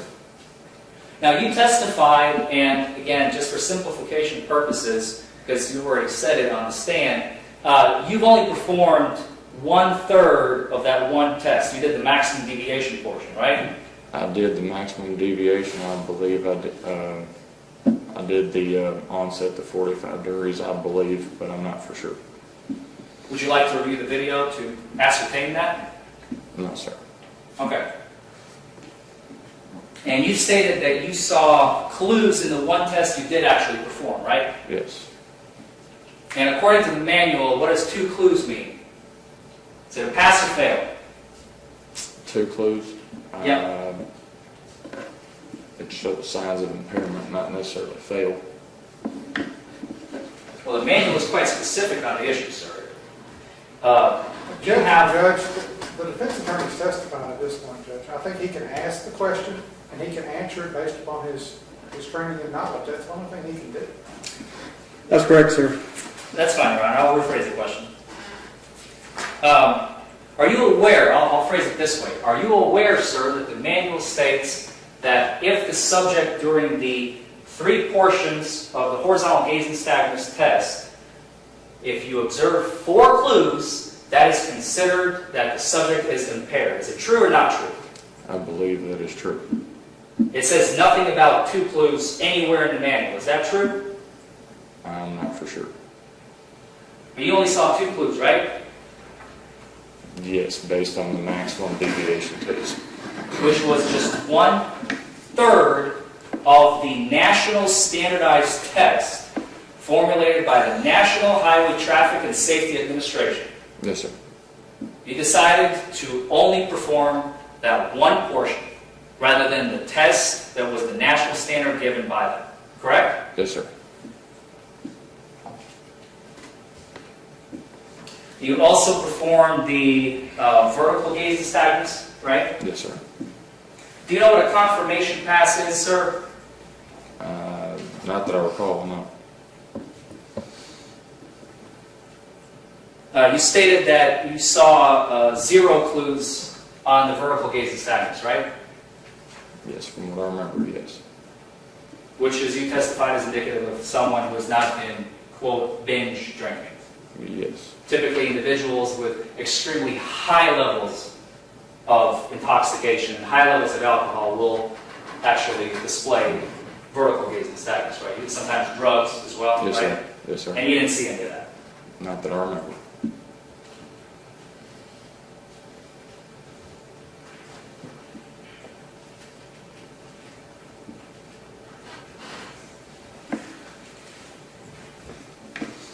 After you performed the battery of tests or portions of the battery of field sobriety test. You administered a preliminary breath test, also known as a PDT, to Mr. Boyd, right? Yes, sir. Do you remember what type of instrument was used? What is the name of it, the PDT? They're all come from different companies. You got the alpha sensor, you got some other ones. I do not remember which this one was. Did you read the instructional manual, or the user manual, I should say, not really instructional, you're not a technician, the user manual on how to administer the breath test that was given to Mr. Boyd? To that preliminary breath test? Yeah. I don't believe I did to that one, sir, no. So you have no idea how it works? Object. I'm asking the question, Your Honor. I object. May I approach? Sure. Wait a minute. Judge, that's the third time. That's the third time he's put words into the officer's mouth. Now, that is not the case. That last outburst, that statement, was not a question. That was not a question. That was a statement made by counsel. You have no idea what you're doing. And I object to that, and I'm going to ask for sanctions if it happens again. Sir, you don't need to detail that. We'll make those comments.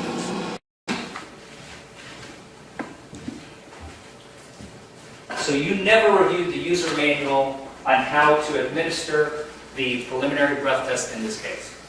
I don't remember.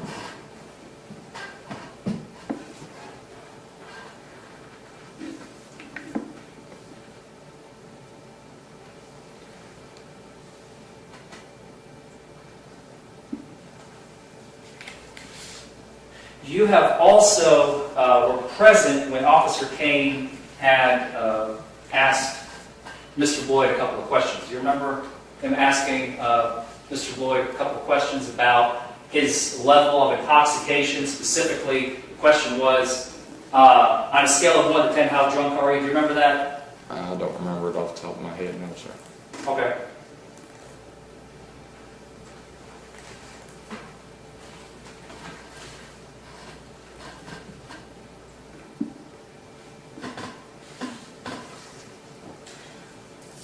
At some point, you placed Mr. Boyd in handcuffs and placed him under arrest, correct? Yes, sir. He was placed in your cruiser on the way to, was it Grayson County Jail? Yes, sir. Grayson County Detention Center. Grayson County Detention Center. Yes, sir. He was in your cruiser on the drive there. Yes. The drive is about, what, 5-10 minutes? Maybe 5 minutes. Maybe 5 minutes. Did you have any conversations with Mr. Boyd while he was in the backseat of your cruiser? I don't remember. And you already stated you have no video or audio recording equipment in your vehicle, right? I did not. Or on your person? I did not. You do not have any personal equipment that you maybe turned on to No, sir. record anything? No, sir. Okay. Eventually, you both got to the jail, right? Yes, sir. Officer Kane, at the time that you arrived to the jail, was not there yet, correct? I don't believe so. But at some point later, he did arrive at the jail. Yes. Do you remember at which point exactly? I do not. Were you still doing the observation period, or were you completed the observation period? Any estimate, or I you can believe. get this fine? I think I was still doing the observation period, but I'm not for sure. Okay. At some point, you asked Mr. Boyd to submit to the intoxilizer, the breath test. Yes, sir. Do you remember Officer Kane having a conversation with Mr. Boyd? Were you present when that conversation took place? I don't remember. Do you remember Mr. Boyd asking if he submits to the intoxilizer machine, would he still have to spend the night in jail? You remember him asking that? I believe I do. And do you remember the answer being, yes, he would? I don't remember what the answer was. I do remember the question that Mr. Boyd asked, though.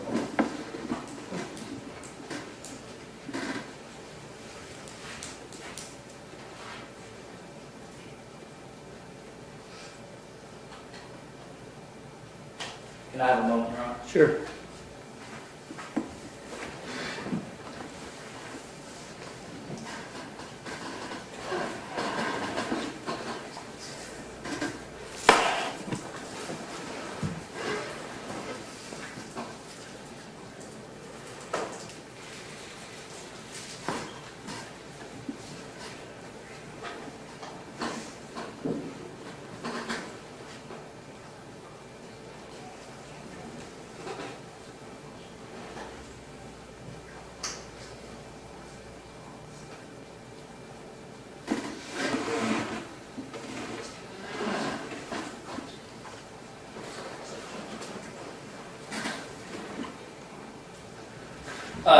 Do you recall from the video or from the memory, and some portions of the PBT were administered by you, right?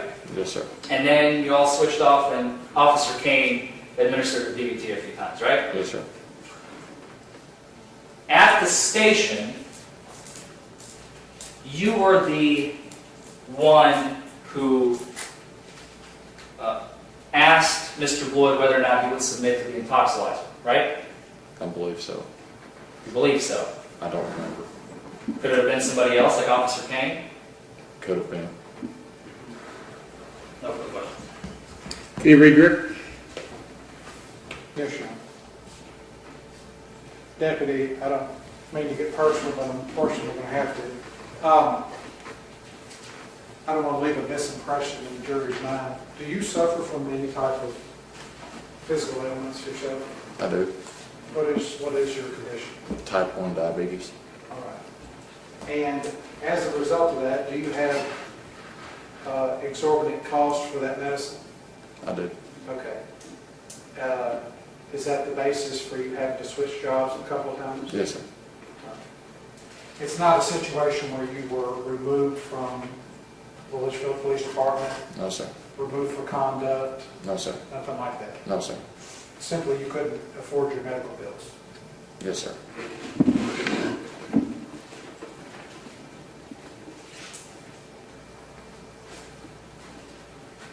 When you're sworn in as an officer, do you take an oath? Yes, sir.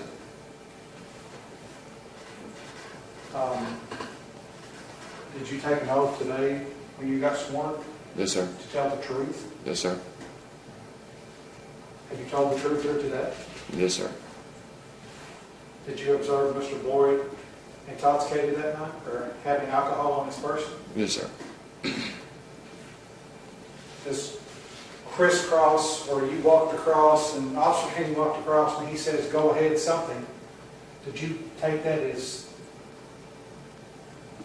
what? I believe I just took it as go ahead and go up and speak with him. You didn't take it as let's arrest this guy regardless of what? As far as Well, would you do that as an officer? Would you arrest somebody for no reason? No, sir. Did you have a reason that night? Yes, sir.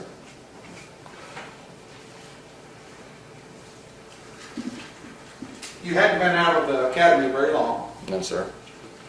Officer Kane has several years of experience, correct? Yes, sir. He was assisting you on this. Yes, sir. Now, Mr. Boyd wasn't compliant the whole time at the stop, was he? Because we can watch the video again of the PBT. Do you recall trying to administer the PBT? Yes, sir. And what was Mr. Boyd doing? Was he really doing it? Was he performing the PBT? He did not appear to be blowing in the PBT. What was he doing? What was he doing? Was he performing it, or was he just what? I think he just Objection, trying to act like he was performing it.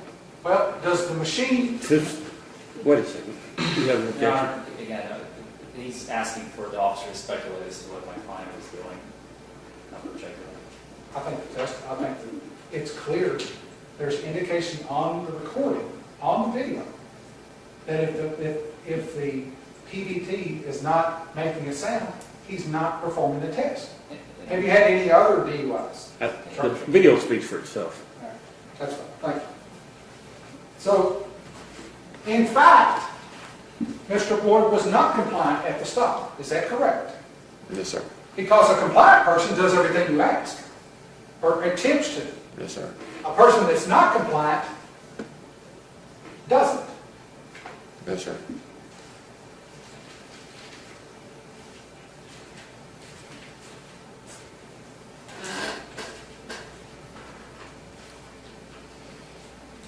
You were the officer at, well, regardless, you, Officer Kane, did you do the 20-minute observation with Mr. Boyd?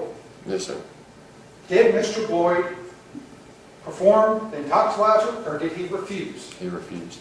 And did you note that on the intoxilizer sheet? Yes, sir. You testified earlier, you read Mr. Boyd the implied consent.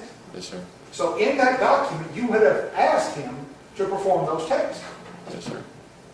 And you're telling us under oath, he opted to refuse. Yes, sir.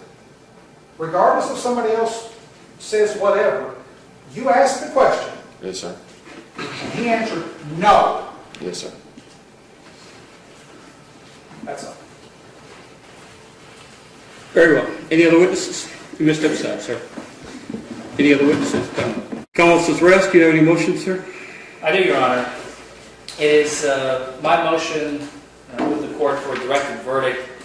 Your Honor, we have had quite a lot of testimony coming from two trained officers, one with 4 months training, the other with 2.5 years training.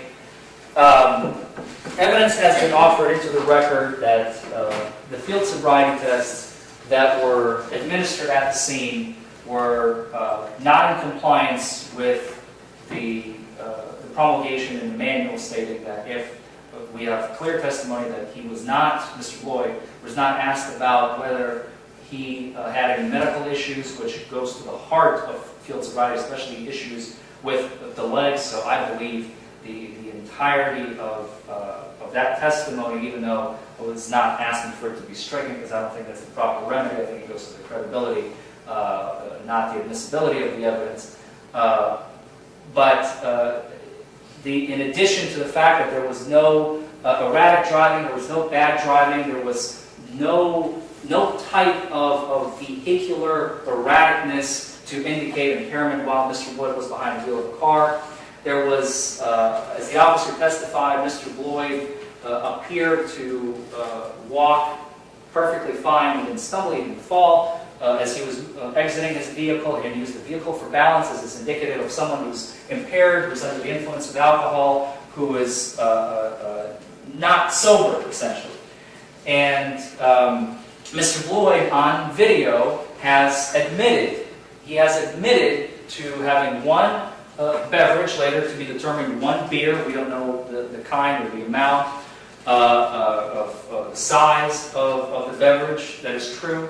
But given the totality of the of the evidence that we have in the entirety of this case, Judge,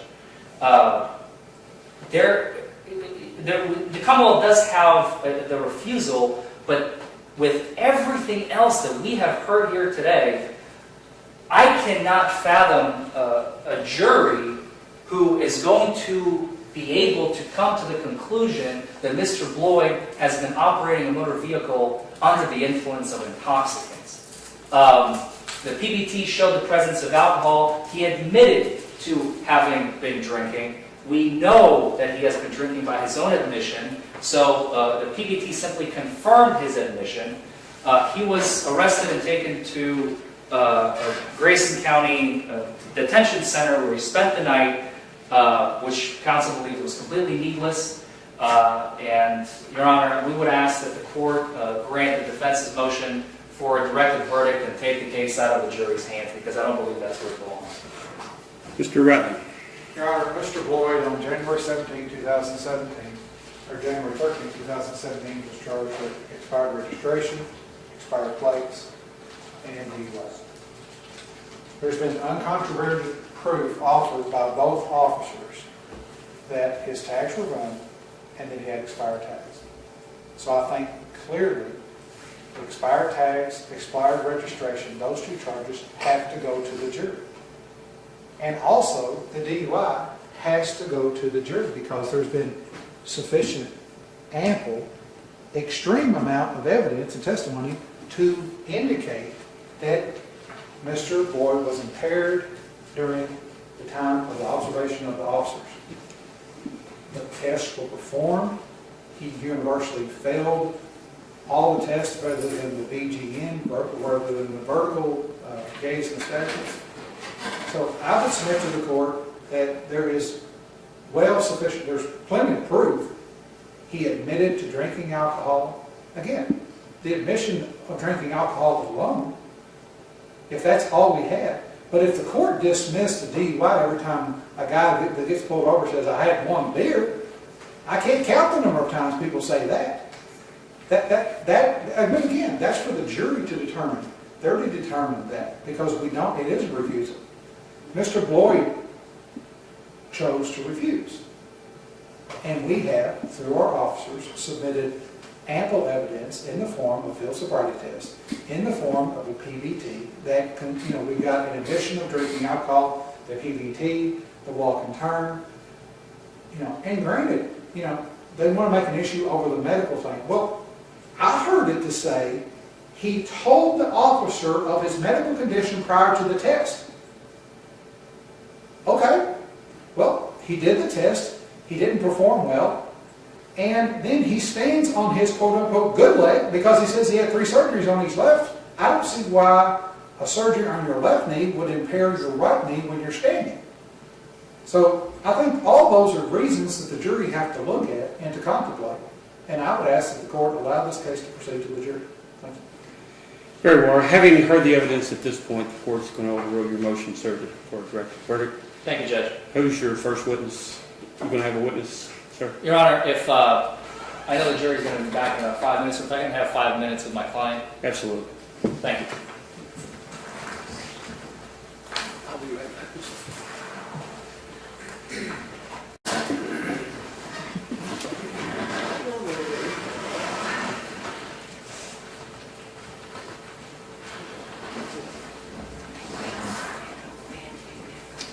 Very well. The Commonwealth is closed.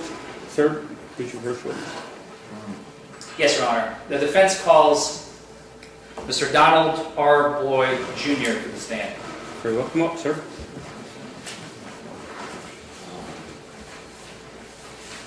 Raise your right hand. Do you swear or affirm to tell the truth, the whole truth, and nothing but the truth, so help you God? Yes, I do. Please be seated. Thank you, sir.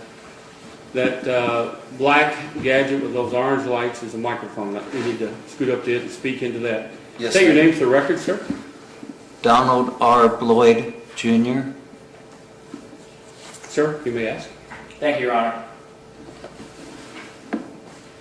How are you doing today, sir? Okay. I want to take you back to the events that transpired, the unfortunate events that transpired on January 13, 2017. Okay? Yes, sir. Do you remember where you were around 6:30, 6 o'clock, 6:30 in the evening? Yes, sir, I do. I was at my Nana's. Your Nana's? Yeah, my Nana and Papa's. And where do they live? They live on Duff Road, Duff and Shores and Falls of Breath, Kentucky. Okay. How far is that from El Patron? Approximately 25 minutes. Approximately, I would say. And while you were at your Nana's, were you asked by somebody to do something? Yes, I was. What were you asked and by whom? I was asked by my mother to go get Mexican food from El Patron. And what did you do? I drove her vehicle to El Patron and ordered food. Do you remember approximately what time did you arrive at the restaurant? Well, it's 25 minutes, probably right at 7. Do you have any receipts to that effect? No, sir, I don't. It's been so long, and no. When you got to El Patron, and I presume a waiter approached you, or is it self-service? No, a waiter did approach me. And what did you tell the waiter? What did he ask you? What was the conversation about? I believe he asked me if I wanted something to drink, and then I asked him for a menu also with some chips and salsa. So you asked for a menu, chips and salsa, and were there And a beer, sir. And a beer? Yes, while I was waiting. What kind of beer did you order? Dos Equis. Okay. Was it a draft? Was it a bottle? It was a draft, And how big was it? 12 ounce. It's the smallest one they had because I knew I wasn't going to be there long. Okay. Did you order, you said you were there to order food, right? That is correct. So at some point I presume you ordered food? Absolutely. After you ordered, what did you do? I sit back and watched the game, drank my beverage, and ate my chips while I was waiting for my to-go order. Now, I just want to point out for clarification, I think, for the jury, and I've had extensive experience with you. We've dealt for the last 20 months as this case has been trudging along. Could you please explain, you see, they've already seen, I'm a fast talker. I can probably move my words a lot faster than I should. You are very slow and deliberate in your words and your language. Can you explain a little bit? I mean, is this normally how you speak, or? I'm just from the country, and this is how I talk. So I really can't give you any explanation why. I'm not asking for an explanation. Just wanted to point that out. Okay, so you're at El Patron. You said you're watching the game. You are munching your chips, drinking your beverage, right? Correct, sir. And what are you waiting on your food to arrive? Yes, I am. Okay. Now, at some point, does your food arrive? Yes, it does. And what do you do after it arrives? I finish my beverage. I'm going back 20 minutes. Then I finish my chips, and I received a phone call from my mother because she knew where I was. And she asked me, once I was done getting the food, if I could go get gas at Murphy's, which is obviously the gas station in front of Walmart. So your intention was to get to El Patron, order food, go back home with the food to your mother, who was hungry. Yes, sir. By the way, she ended up never getting the food that night, did she? Neither of us did, sir. And you you said you finished your chips and your drink. Do you remember approximately what time you left the establishment? 8, maybe just a little after 8. Couldn't have been any longer because, no, it was 8-ish. After you left, you said you went to Murphy's, right? That is correct. And what did you do at Murphy's? I proceeded to pump gas. I actually seen a squad car drive by, and I waved at the police officer. And at that point, I went and paid for my fuel and picked up a couple other things from my mom. Do you remember which officer it was that you waved to? Did you get a chance to look at him, to see him? No, I did not. Okay. Could it have been one of the two officers seated to your left? I would imagine that it was. Did you recognize any, strike that. Okay. So you fill up your gas, you buy your items, what do you do next? I proceed out of Murphy's and go the back route to Walmart. Was almost there, and I guess Officer Rafferty turned on his blue light, so I pulled over and stopped. Did you stop immediately upon seeing the blue lights? Yes, I did. And after you stopped, what do you remember happening next? Actually, Officer Rafferty, asked me for my license and registration and proof of insurance. I instructed him that I had I was driving my mother's vehicle. Was it all right if I opened up the glove box? He gave me the permission. I did. I looked, gave him the information. He told me that the tags were expired, and after that point, he gave them back to me, and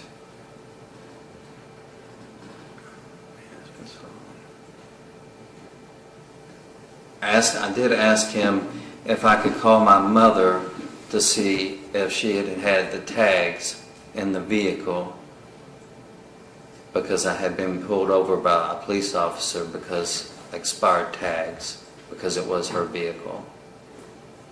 And Officer Rafferty even spoke to my mother. Was she on speakerphone, or? No, I actually handed The receiver? I handed my iPhone to Officer Rafferty.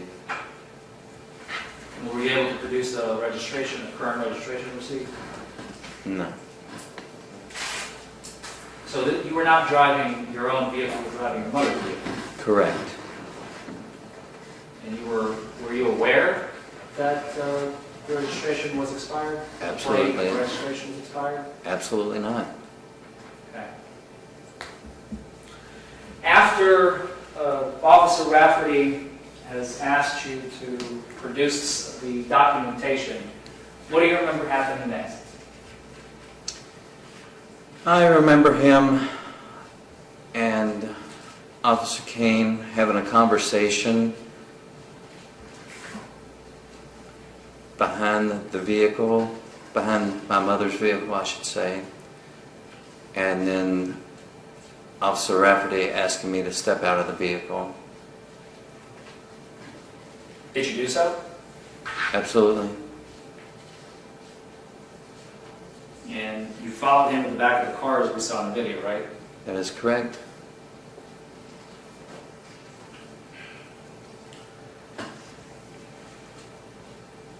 Afterwards, do you remember Mr. Rafferty giving you some instructions about a field sobriety test that he's about to perform? I do. Did you listen to those instructions? Yes. And what did you tell him after he finished giving the instructions on the first test, which was the walk and turn? Before or after? Before the walk and turn. Before the walk and turn. Okay. I let Officer Rafferty know that I had had 3 reconstructive knee surgeries, and he said, go ahead and proceed. So I obeyed his command. Did at any point Officer Rafferty ask you if you suffer from any medical condition that could hinder your ability to perform the field sobriety test? No, he did not. Let's talk very briefly about your knee reconstructive surgeries. What were the result of? Why did you have to have your knee reconstructed? I used to race motocross, I tore every ligament and patella tendon in my knee. I have 12 cadavers in my left knee. When was the first surgery that you had to go through? The first reconstructive surgery on your left knee? When was that? Do you remember? 07. And that procedure go according to plan to culminate in the result that was expected by the medical professionals? Actually, it did not. Objection, Your Honor. May we approach? Yes.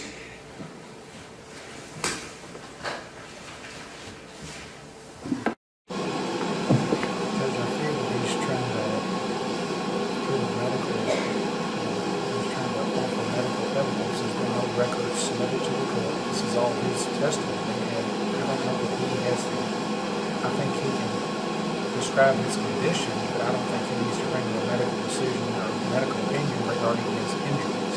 I think he can broadly describe them, but I think he was getting ready to say the doctor was going to such and such and so and so. I don't know that he has the authority to do it, much less there's no records to support his claims that I've been given. And none were provided, Judge. I will stipulate to that. We're not trying to. This is not a medical malpractice case.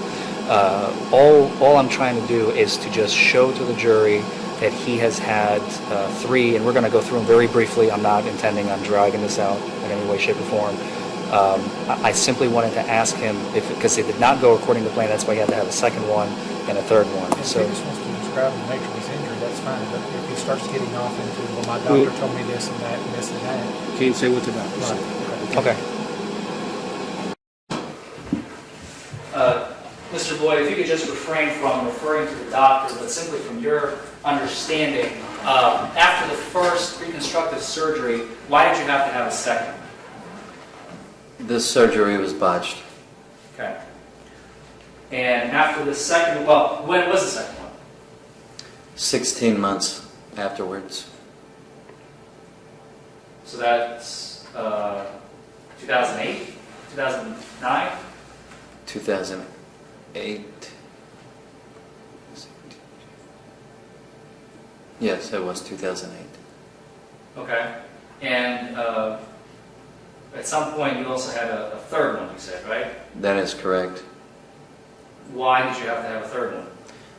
Because I had a staph infection from the second surgery.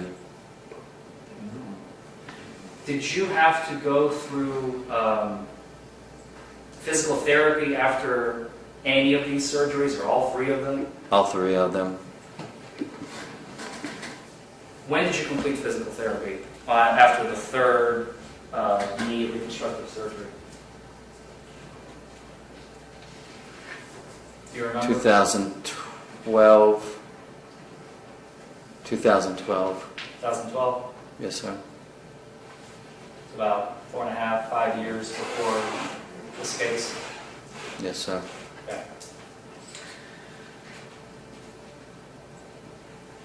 You stated before we started our discussion about the knee reconstructive surgery, you've stated that the officer asked you to perform the walk and turn, and you said that you complied with his command, right? Yes, sir. Because he's an officer of the law, right? Correct. And you want to obey the law. Absolutely. You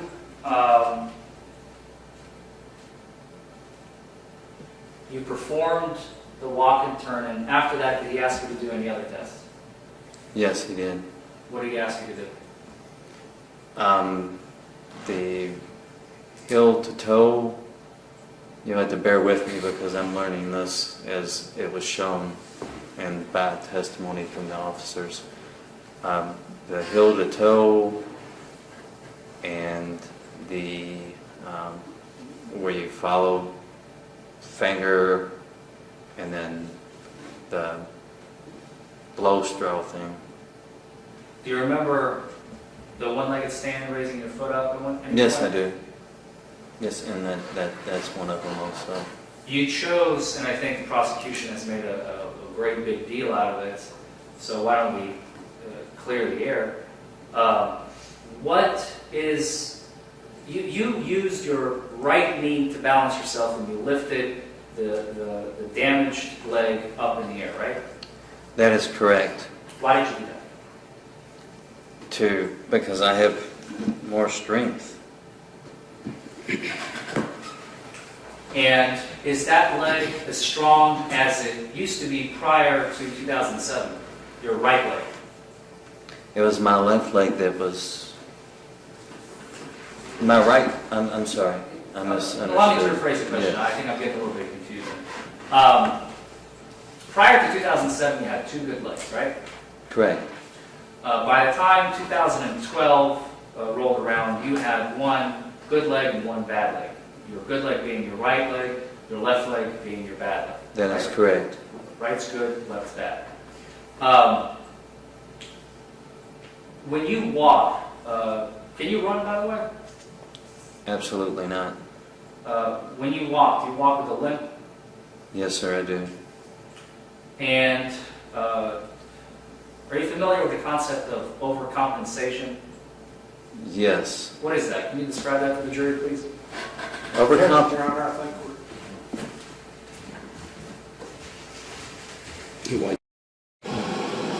back into medical expert testimony, I mean, if he's going to talk about the medical definition of compensation. I can ask him as what he understands overcompensation to be and what does it mean to him, if you want. I just think it's I'm trying to explain why his right leg is not as strong as his left, no matter how you look at it. Over time, the damage is going to spread throughout both legs. His right leg's stronger than his left leg. It is. Yeah, that's part of it. But the second part is it's still not as strong as it was before the injury. So I can simply I'll dive right into that question. There's no way to prove that other than him just saying I got a stronger or weaker leg. I think he could say that, but I don't think he can get into all these. I mean, we're going to have a medical professional that's going to, or any records to support that. Has he going to prove his right leg's stronger than his left? He's under oath, Your Honor, so he's simply going to testify to his own personal experiences with his legs. I think he's qualified to at least do that. Can you not get into that without talking about overcompensation? I will do that, Judge. So, prior to, well, let me rephrase. So after you had the reconstructive surgeries, was your right leg, after all these years, is it still as strong as it was prior to 2007? No, it's not. Why not? Because I have to compensate for the left.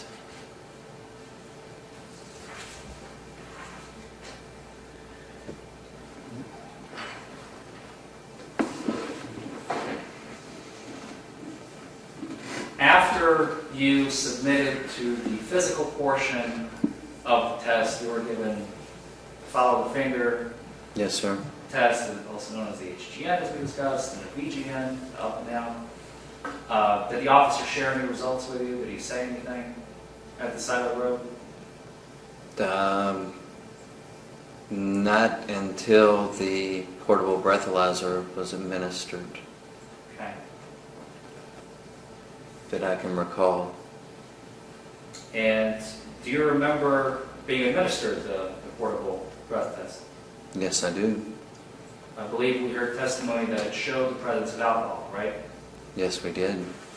And during the administration of that PBT, you were asked by Officer Kane, you may recall, on a scale of 1 to 10, how drunk are you? Do you remember that? Yes, I do. And what was your answer? I am not drunk. And he asked you that about 3 times, I think. He said not at all a couple times, right? Yes, that's correct. And what was your response? Didn't really have one. You remember saying not at all? I think we have it on video. I mean, he asked me if I had, on a scale of 1 to 10, and I told him that I was not drunk. Okay. Did you at some point tell him that you were, and I think you on video you even pointed to the I want to say El Nepal, El Patron? El Patron. El Yes, Patron sir. restaurant, was it visible from where you were at the traffic stop? No more than 100 yards. And how long ago, at that moment that you were, you told the officers that they're free to go and speak with the patrons over there, right? Correct. And the manager, since I just paid the tab and they could look at the receipt and see. Did they do that? The No, they officers? did not. No, they did Either not. one? No. I mean, I had the food right there. I told them where I was. And if they didn't believe me, then they could go over there. They had the tab. But no, they didn't.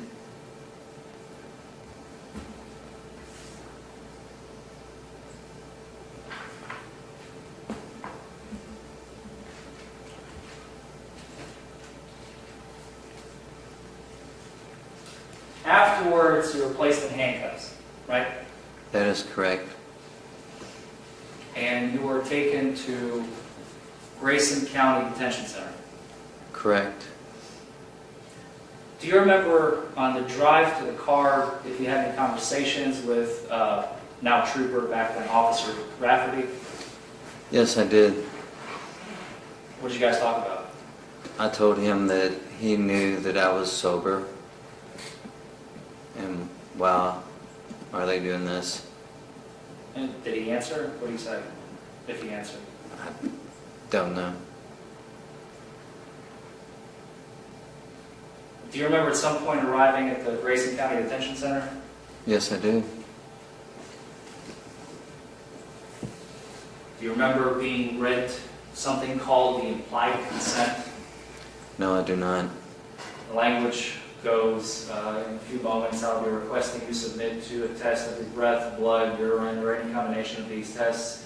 If you refuse to submit to any test that I request, you may be subject to a mandatory minimum jail sentence twice as long than if you were to submit to these tests. Does any of that language ring a bell? No, it does not. Afterwards, were you at any point asked if you would like to contact an attorney? No, I was not. You were not given 10, 15 minutes to contact an attorney? No. Did you have your phone with you? Officer Kane had my personal belongings. So he showed up shortly after we arrived at the detention center. Who's we? Me and Officer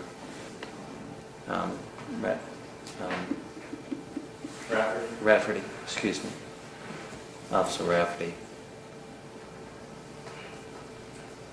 Do you remember any conversations between you and either Officer Rafferty or Officer Kane while you were at the station near the intoxilizer machine? Yes, I do. What did you guys talk about? What was the exchange? Officer Rafferty explained to me that they had to wait a certain amount of time, which now I found out had been 20 minutes before the intoxilizer could be blown in.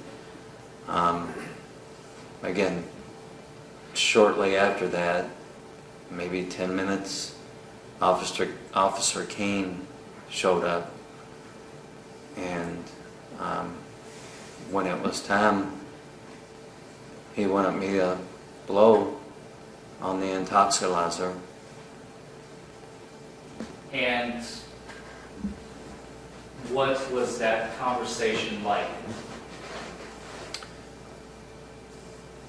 At the time, I was pretty upset because they had just given me 8 breathalyzers.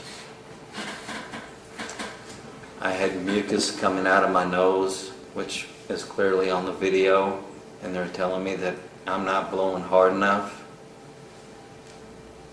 And he told me that if I didn't blow Who's in, he? Officer Kane told me that if I did not blow in this device, that I would be in serious trouble. And he continued with this for 5 to 6 minutes.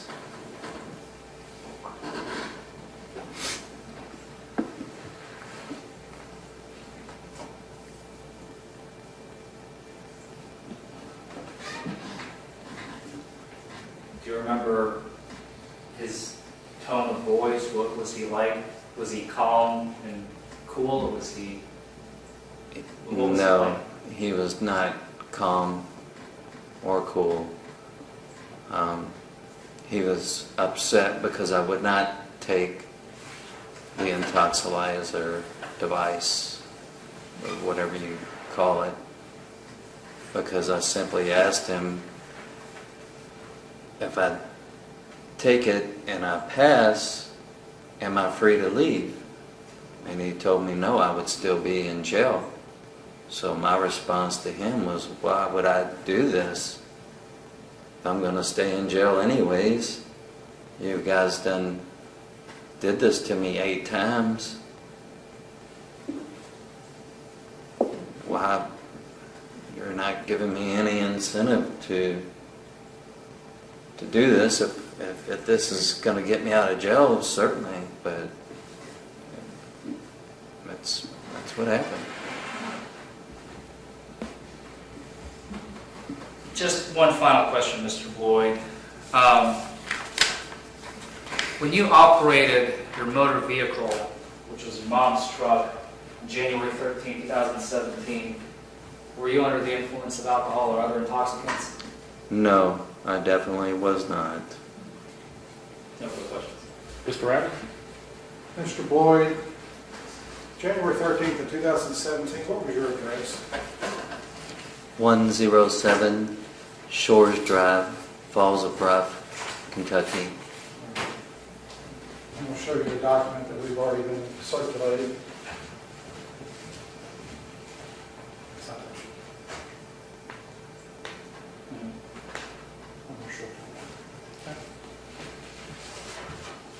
Can you tell me what address is on that document, please? Oh, 4420 Malcolm Road, Louisville, Kentucky, 40216. Okay, so was this the address that was on your license? Yes, sir, it was. So you weren't living there? No, sir. How long have you been living in Dove? 7 years. You haven't changed your license in 7 years? Not at that particular time. As a matter of fact, during the time that my license were taken from me, they expired. Shortly thereafter. But this was not your address at the night of the arrest? No, sir. Now, you testified earlier that you arrived at El Patron at 7 p.m.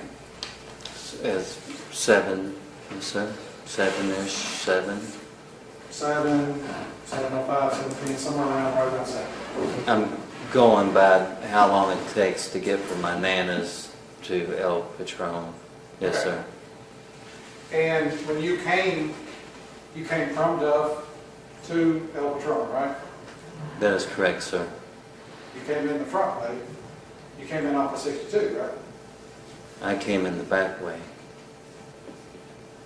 I came through the bypass, sir. From Duff? You came in the back way? I came in from Litchfield. I came in the back way of the Walmart parking lot. Just the same way that I was exiting. So you got on the bypass and you went past and got on. Where did you get on the bypass at? At the intersection of Walmart or No, Rite Aid? at the intersection of Rite Aid. and took the left. From Duff? Duff Road. From Duff Road? Yes, sir. You realize that's out of your way? It's just the way that I've always went. Okay. Now, I'll show you this citation one more time, sir. Yes, sir. And you see this where it says time of arrest? Yes, sir. What does it tell us there? 2028. 2028. So that would be 8:28 p.m. Does that sound right? Yes. Okay. And you heard that the officers testify that you were at Murphy's. You say you were getting gas. Among other things. Such as what? A pack of cigarettes and a A&W cream soda to go with my supper. Okay. And how long were you at Murphy's if you had to guess? However long it takes to fill a truck up, and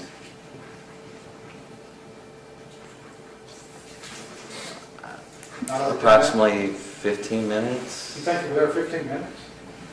Probably. I don't know. Okay. So if you got to El Patron at 7 and you were stopped by the police at 8:28, you would have been at the Mexican restaurant for well over an hour. Would you agree with that? You got there right at 7 and you were I at said Murphy's. 7-ish. But Yeah. of course, we're going back 20 months. I'm just going by what you told the jury. You Yeah. said it was around 7.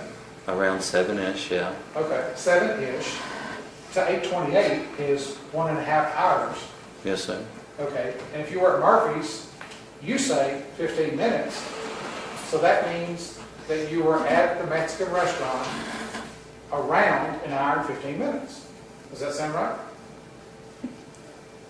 I would say, I know I was there over an hour. Okay, so you were there over an hour, and it's your testimony to the jury under oath. Yes, You had sir. one victim. Yes, sir. And this case has been going on, I think you all said 20 months. Yes, sir.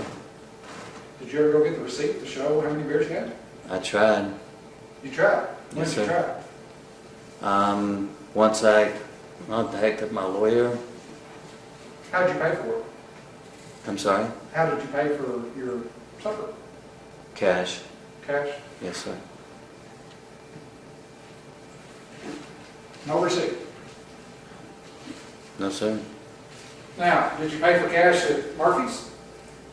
Yeah, no, I actually used my mother's credit card because it was her fuel that I was putting in her vehicle. Okay. Did you bring the receipt for that? No. And despite the fact that, would you agree with me, it's a shorter distance to leave out of the front of Walmart to go to Duff Road rather than the back? Would you agree with that statement? To get back to your nannies? I would never agree to something that I haven't actually timed. Sir, that's just the way I've been going since the Super Walmart, or before the Super You Walmart. never drove into Walmart off of 62 is what you're telling this jury. That's You've never entered the correct. front. Never. You've always run around the back. Correct. Okay. It's just...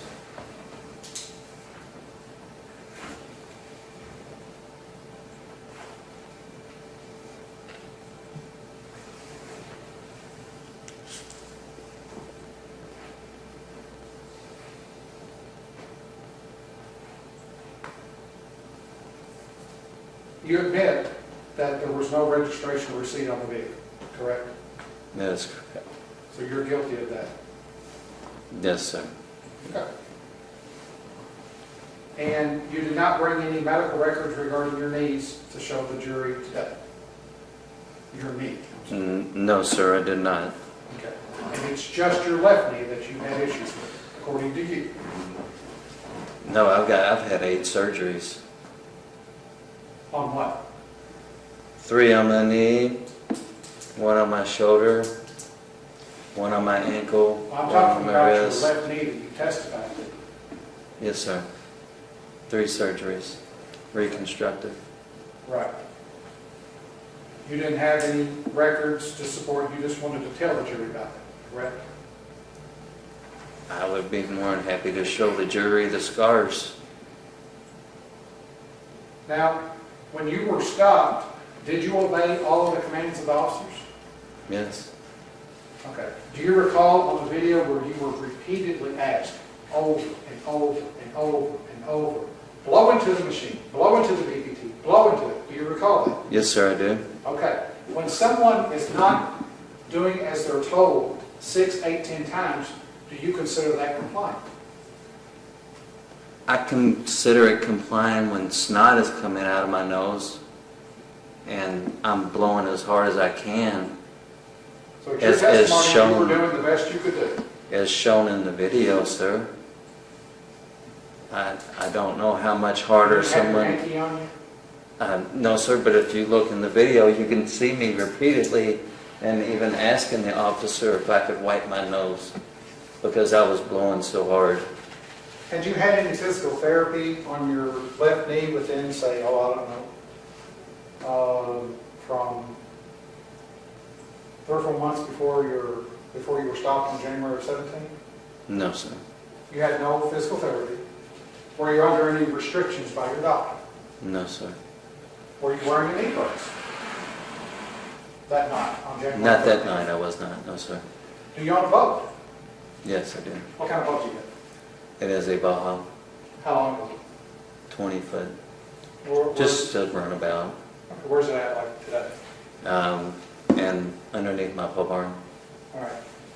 Back in 2016, up through January 13th of 2017, did you have the boat back then?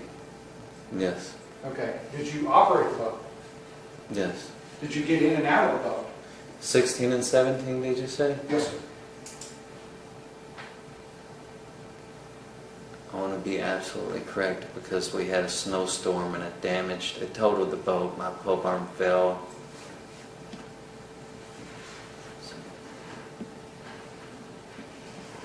Yes, I did have it, sir. All right.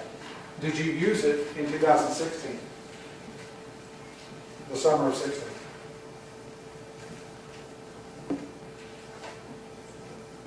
Yes. Which body of water did you put it in?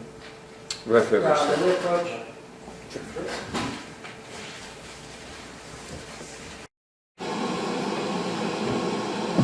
Obviously, I think the obvious question is where is the prosecution going with this?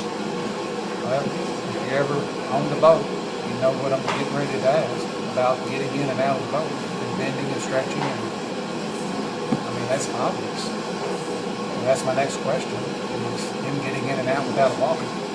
Very well. Go ahead. So, thank you. Thank you, Judge. Mr. Boyd, Yes, sir. a boat of that nature,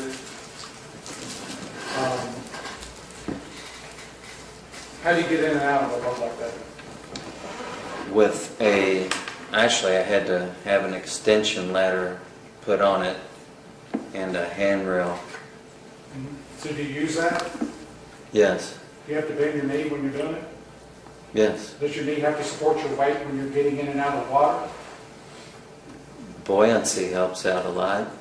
Prior to the buoyancy, when it's parked and having to get into the boat, do you have to bend your knee then? I never get in like that. I always have someone drop me in the lake. How do you get in it when it's on dry water? There is a wheel well.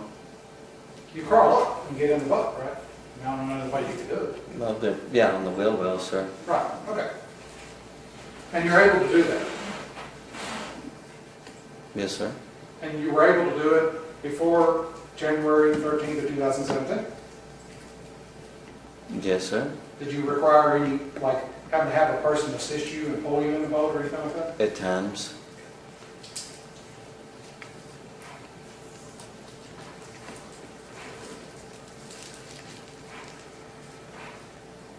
You testified about, I guess you said Officer King was mean to you at the, maybe I'm paraphrasing, that he wasn't, he was gruff, mean, Aggravated. aggravated with you? Yes, sir. Right. But your testimony was that, I think is what you said, if this doesn't get me out of jail, I'm not going to do it. Is that basically what you said? You had no incentive to take the test? Yeah, after being breathalyzed 8 times, knowing that I was not, knowing that I was sober, and them wanting me to continue this almost a charade. A charade? Well, it sure seemed like it at the time, sir. I mean, I already blew into this device 8 times, and this gentleman's telling me... Your Honor, I would like for my client to be able to answer the question fully prior to questioning by the Commonwealth. No, we'll let him answer. Now, we're talking about 2 completely separate machines, right? Yes, sir, we are. You never blew into the intoxilizer at the jail? No, sir, I did You not. refused? Yes, sir, I did. You were given the choice, and you said no. That is correct, after I was told that I would not be able to get out of jail. But you were given the choice, and you chose not to use the intoxilizer. That is correct, sir. Okay.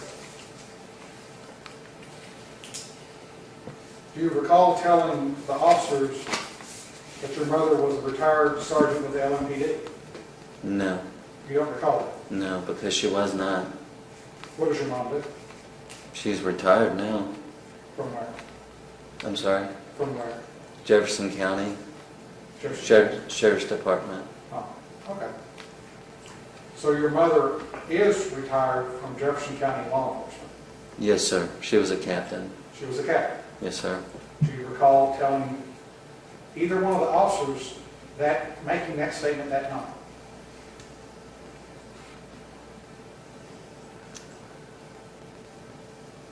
Only if they asked me where the FOP license plate came from, I might have mentioned that, but I don't deliberately say that my mother's...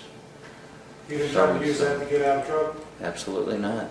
That's why I waved at the police officer, because I do respect law enforcement, because my mom was in law enforcement for 30 years. But you think this is a charade? Your words, not mine. No question. I understand what you're saying. Hey, redirect.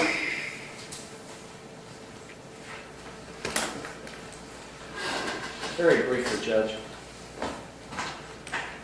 Just to clarify, I think you already stated that you were...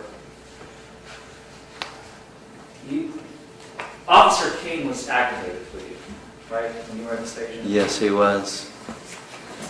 What were you feeling after everything that has transpired since you got, the initial stop, all the way to the request for you to submit to the intoxilizer test? I mean, just tell us what were you feeling? What were you thinking? What was going through your head, and what kind of mood were you in? I couldn't believe what actually was going on after everything that had went on. I was upset, to say the least.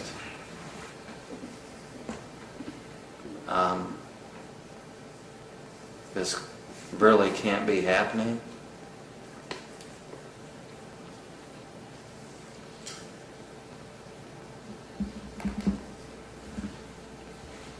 And I'm trying to think how to phrase this question.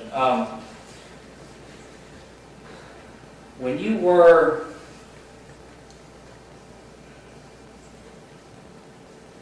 how long were you in jail for? 18 and a half hours. This is post-arrest. I don't know what we're talking about here. Sir? It relates to the DUI case after he was arrested. I'll see where he's going with this. Go ahead. It was 18 and a half hours. Was that a pleasant experience? Absolutely Judge, not. objection. Sustain you. Okay, all right. I'll stipulate that jail's not pleasant, if that helps anybody. Sustain your objection, sir.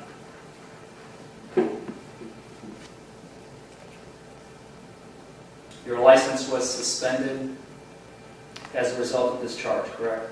Correct. Your Honor, objection. Sustained. May I You can't- approach? Judge, want to hear about what happened on January 13, 2017? If he wants to talk about license suspension, I'll be happy to. He's opening the door. You are. There's no I limit. simply wanted to get that in evidence, that's all. Without clarification. What purpose would it be? We don't need no other line of question on that issue. Yes, sir.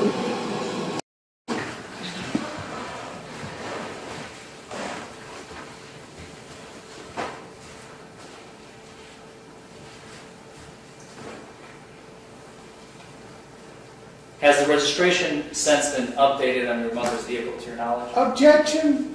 Same grounds. Once again, Judge, it's post-arrest. No further questions, Judge. Fair enough. Any other witnesses?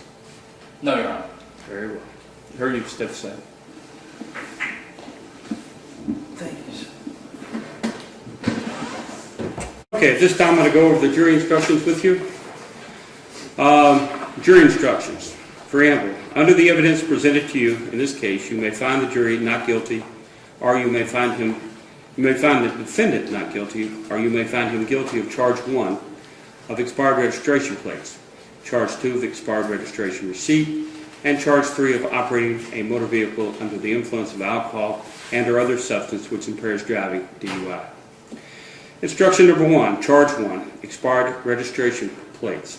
You, the jury, you will find the defendant guilty under this instruction if and only if you believe from the evidence beyond a reasonable doubt all of the following. A, that in this county on or about January 13, 2017, and within 12 months of his arrest, the defendant was operating a motor vehicle with expired registration plates. Use verdict form A. Instruction number 2, charge 2, expired registration receipt. You will find the defendant guilty under this instruction if and only if you believe from the evidence beyond a reasonable doubt all of the following. That in this county on or about January 13, 2017, and within 12 months of his arrest, the defendant was operating a motor vehicle with expired registration receipt. Use verdict form B. Instruction number 3, charge 3, operating a motor vehicle under the influence of alcohol which impairs driving, DUI. You will find the defendant guilty under this instruction if and only if you believe from the evidence beyond a reasonable doubt all of the following. A, that in this county on or about January 13, 2017, and within 12 months of his arrest, he was operating or in physical control of a motor vehicle, and that while doing so, he was under the influence of alcohol, which impairs one's driving ability. Use verdict form C. Instruction number 4, presumption of innocence and reasonable doubt. The law presumes a defendant to be innocent of a crime, and the warrant or citation shall not be considered as evidence or as having any weight against him. You shall find the defendant not guilty unless you are satisfied from the evidence alone and beyond a reasonable doubt that he is guilty. If upon the whole case you have a reasonable doubt that the defendant is guilty, you shall find him not guilty. Instruction number 5, unanimous verdict. The verdict of the jury must be unanimous and must be signed by one of you as foreperson. You may use one of the forms provided at the end of these instructions in writing your verdict. This is the blank date of September 2018 and is signed by the court. Verdict form A, charge 1, expired registration plates. You have form for verdict. You are to use only one. A states that we, the jury, finds the defendant not guilty under instruction 1 of expired registration plates. B says we, the jury, finds the defendant guilty under instruction 1 of expired registration plates. Verdict form B. Charge 1, expired registration receipt. Form for verdict. A, we the jury find the defendant not guilty on instruction number 2 of expired registration receipt. I'm sorry to interrupt the court, Your Honor. I believe it should say charge 2. It should. I'm going to make a notation with my pencil. We missed that, didn't we? Yep. Apologize. Quite all right. We just missed it. I'm going to initial right where I made the Roman numeral 2 from Roman numeral 1. Charge 2, expired registration receipt, form for verdict. A, we the jury find the defendant not guilty on instruction number 2 of expired registration receipt.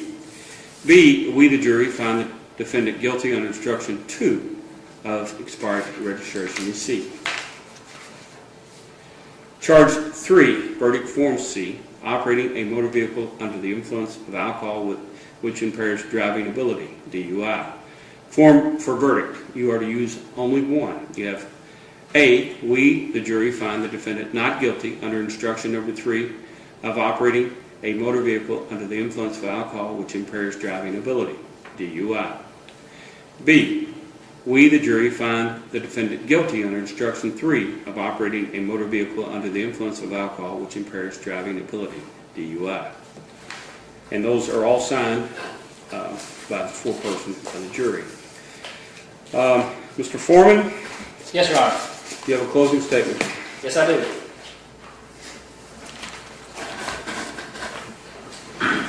Thank you.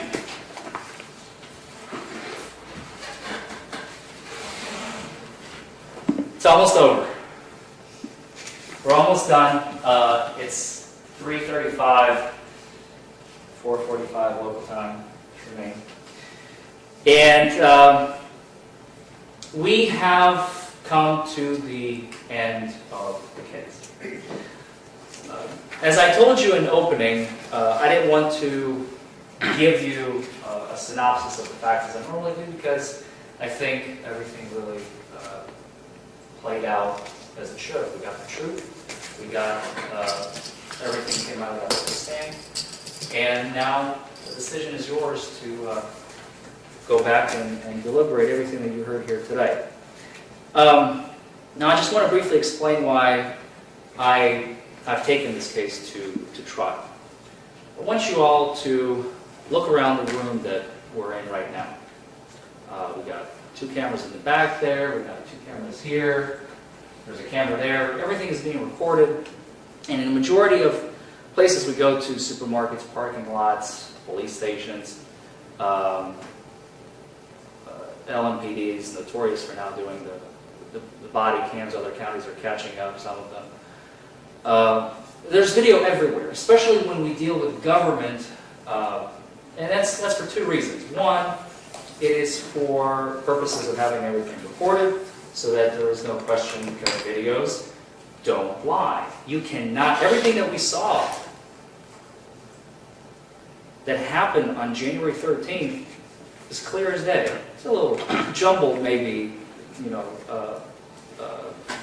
audio-wise because wind conditions and whatnot because the microphone is moving around in the officer's jacket. But videos, you cannot, unless you obviously edit them, videos don't lie. Videos are going to be the most, or even audio, are going to be the most truthful piece of evidence you will ever be able to conceive of, that I can conceive of, to have. So you're an objective determinant of the pure, unadulterated truth. And that is why cameras are mandatory for any time we deal with government. We want everything to be recorded. So why are they mandatory, especially for officers? And the question is very simply answered. Even a cursory research will respond that it's first and foremost, it's for the officer's safety. Why? Officers patrol 24/7. Not the same one, hopefully, but they presume all times of day and night. So they obviously make a lot of stops in the nighttime. And in order to protect officers as to if they decided to take some sort of action when they were on patrol by themselves and make a traffic stop, or they pursue a suspected felon or whatnot.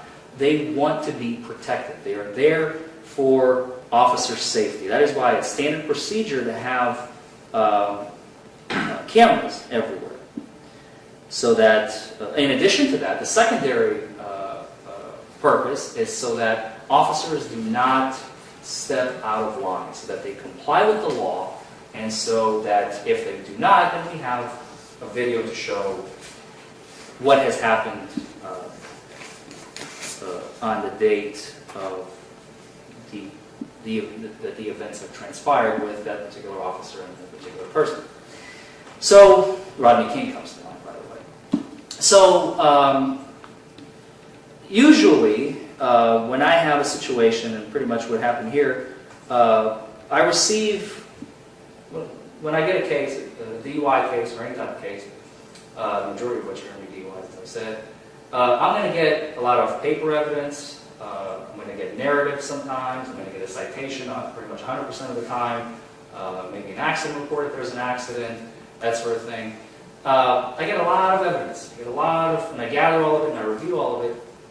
And a lot of times I will get audio and video. And I just want you all to know that in this case, I requested videos and audio and all the stuff that I normally do in this something called a motion. It's what we lawyers do, to just kind of request stuff from the court, or the prosecution or the court. In this case, the prosecution. I asked for the Commonwealth, in this case, Mr. Ratley in his office, to furnish to me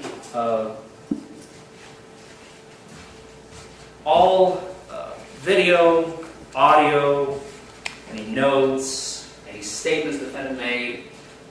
And specifically, when it came to, I made that motion, by the way, on May 18th. Judge, may we approach?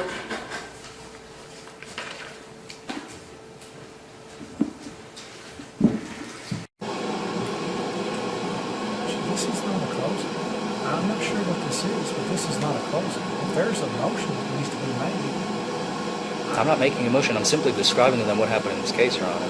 I don't know. See, he's already made one mistake. He's told the jury that it is mandatory for an officer to have video. I never said that. He said that about 6 times. I'll play it back for him. Be happy to. Judge, that's not the law. And I was going to just address it on my closing. I said it's mandatory in government buildings and government entities to have them. Mandatory. In government, yeah. Correct. But, you know, he's already sprinkled in throughout this whole trial an alleged police misconduct. Now, if he's going to go after my office for, I mean, I don't know what he's trying to pull here, but this isn't a closing. I don't know, you know, I'm going to ask that the jury be excused and that we be allowed to discuss this before he takes the jury any further than he already has. I disagree, Your Honor. Again, I'm simply telling them. He's talking about motions and dates. Well, you don't do that in closings. That's not permissible. Where? Show me a rule that says Show it's me not a rule allowed. that is. Unless there's something that says it's prohibited, I'm not going to have to show you a rule that it is. I'm just talking about the case. No. He's I'm not talking about the facts specifically. He's insinuating misconduct as he has all day. So, Which has happened here. Okay, see, that's my point. I'm going to ask the jury be excused and allow him to put on record what it is that he's alleging before he takes the jury any further. I think this is not for the court to decide. We have a jury of 6 men and women that are deciding the fate of my client. And if there has been misconduct in this case, I know it's probably not pleasant to you. He needs to allege it prior to the closing. That is not true. There is nothing in the rules that says that. He is putting into evidence things that are not of record. The motion's not of record. The jury knows. I mean, if he wants to go ahead and... You can't put in, I mean, the only thing you can say in closing is what's happened today. That's what they're supposed to listen to, the evidence that was put on today. Your Honor, but I think this case is a little bit bigger than that, and that is what I'm trying to paint so the jury understands that this is not just what we heard. Well, I'm going to get to that eventually. Well, the jury makes a decision on what is put into evidence today. Right. They can't make a decision on what's happened prior to the day. They're only supposed to consider what was the testimony was given in the witness box today. So that's what you need to address. Okay. Okay. Fair enough.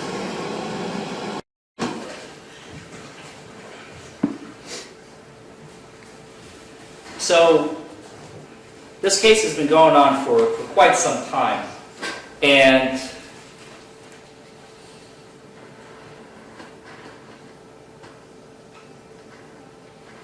we saw and heard that Mr. Bloyd, and I think that the biggest thing in this case is his refusal to take the breathalyzer. That's really where the heart of the Commonwealth's case is. And that was my biggest question to Mr. Bloyd since I took this case. And I want you all to put yourselves in his position.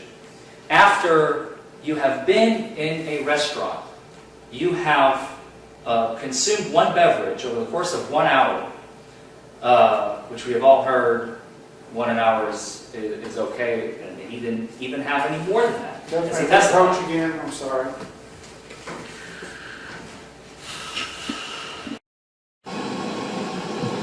Common sense. I'm just appealing to common sense and moving on. He just asked the juries to step into the shoes of his client. Show me a rule that says that you're not allowed to do that. There's a civil rule, I will grant you that, absolutely. That's called the golden rule. You're not permitted in civil cases to attempt to put the jurors individually or collectively in the shoes of the plaintiff, because that will imply that they're now trying to feel what it's like to have the injuries that the person sustained. Yes, there's even a case, I don't remember the name of it, from the 80s, I believe. It says the golden rule is prohibited in civil cases. That is a direct quote from the case, Your Honor, and we can pull it if necessary. If I can have a few minutes, I'll go and research. But in criminal cases, golden rules are not prohibited. Attorneys do it all the time.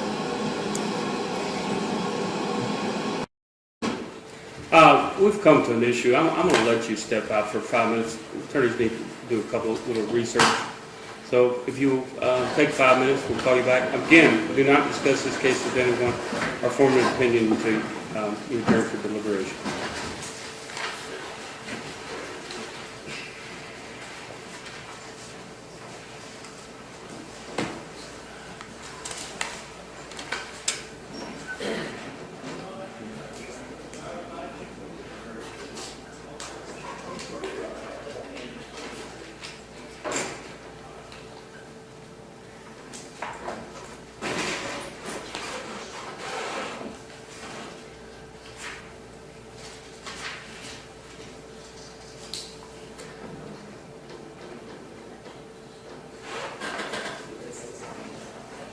It is. Maybe go back on the record, Judge. Sure, wrong, still on. Gentlemen, under the trial handbook for Kentucky lawyers, section 4110, under Golden Rule, it says the Golden Rule argument states that the jurors to put themselves in the position of one of the litigants and treat the litigants as the juror would like to be treated. As held in Likens versus Commonwealth, criminal case, a Golden Rule argument is improper in both civil and criminal trials. I actually did not know that rule existed. Very well. Okay. You know where we stand now. Yes, sir. Your motion is sustained. Thank you, Judge. Judge, I think at this point, we have to cure this, and I would ask that the judge instruct the jury that they cannot put themselves in the place of the defendant. They have to hear the evidence and decide it based on the facts and the law. I'm going to ask that you instruct the jury when they come back in, and then he can resume his closing. Fair. Is what I would ask. You're ready. Ready for him? Come on.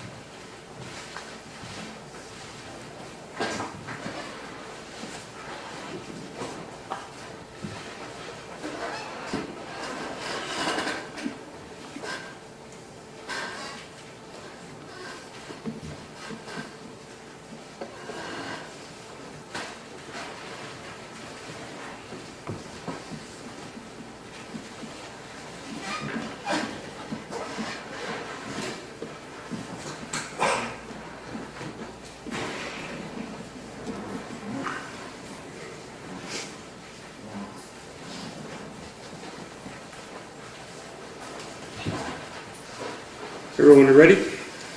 This is back on the record, Commonwealth of Kentucky versus Donald R. Boyd Jr., 17T105. We had a brief recess.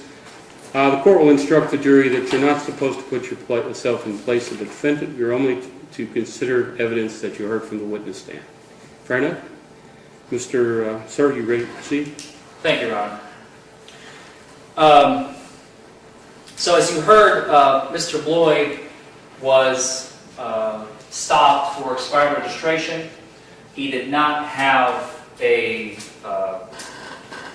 bad driving. And we saw in the video, and as we already said, videos don't lie. That is the best piece of evidence that we have. That is the best piece of evidence we could possibly have in any case. He is walking completely fine despite his injury. You can see, I think, his limp a little bit in the video. He does walk with a limp, you may have noticed. Despite that fact, he's asked to perform a series of field sobriety tests that he informs the officer he's going to have difficulty doing because of the reconstructive knee surgeries, and he still is asked to perform them nonetheless. You've heard Officer Rafferty testify that the one non-physical test that could have possibly given some sort of determination of intoxication, he decides to only do, as he testified, about 1/3 of that test, and then the second portion, which is the vertical gaze nystagmus, he didn't see anything at all. So, pointing to my client's, Mr. Boyd's sobriety. Now, I think it's extremely crucial, and I'm not going to comment on this at all, but for you all to understand that credibility does not simply fly out the window when you walk in here. Common sense does not fly out the window. Yes, we have evidence. Yes, we have testimony. Yes, we have witnesses and video. But I'm asking you to use your common sense as well as everything that you've heard and seen come up this witness stand today. I think it's also important to note that, and as Mr. Boyd himself testified, which he didn't have to, but he elected to because he wanted to tell you what happened that night. The law says a person must cooperate with police, and Mr. Boyd cooperated time and time again. The prosecution is trying to say that he did not cooperate during the blowing of the little preliminary breath test. I leave it up to you. What do you all think? I will not comment on this any further. A person is not a machine. We're not robots. We're not automatic. I must comply. I must comply. I must comply. At some point, a person breaks. And they broke Mr. Boyd, as he testified. He got tired of the aggression that he was receiving from Officer Kane, and I don't believe he stated anything specifically about deputy at the time, Officer Rafferty, but he was simply extremely, it was unpleasant for him. It was an unpleasant experience, and at some point he said, look, I'm not doing anything else you want me to do. And that happened at the station. And it is a reasonable thing to do. Especially when you're being threatened with a charge that you were absolutely certain you did not commit. Because, as he testified, he was at a restaurant for an hour, bringing home food to his mother. He knew he's driving home. He wasn't just, okay, let me go to the restaurant, mom calls, oh, by the way, honey, I need you to come home, bring me some food. That didn't happen. He was deliberate in his actions, he had a plan, and he followed through with that plan.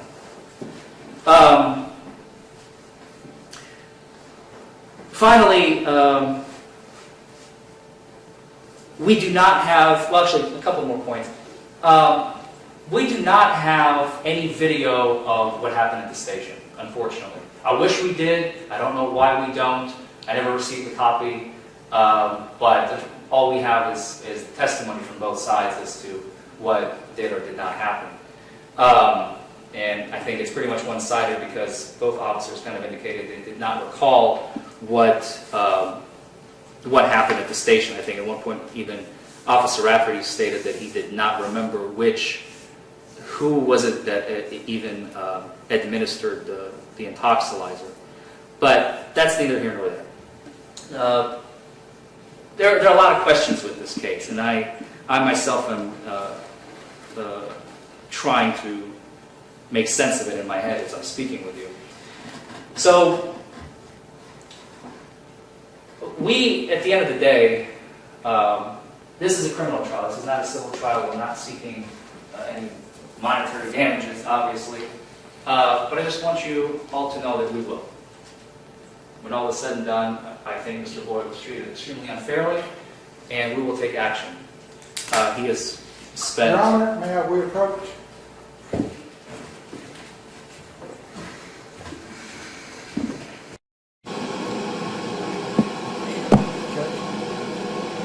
Threatened civil litigation and closed. Okay. I'm asking for sanctions at this point. I've warned you.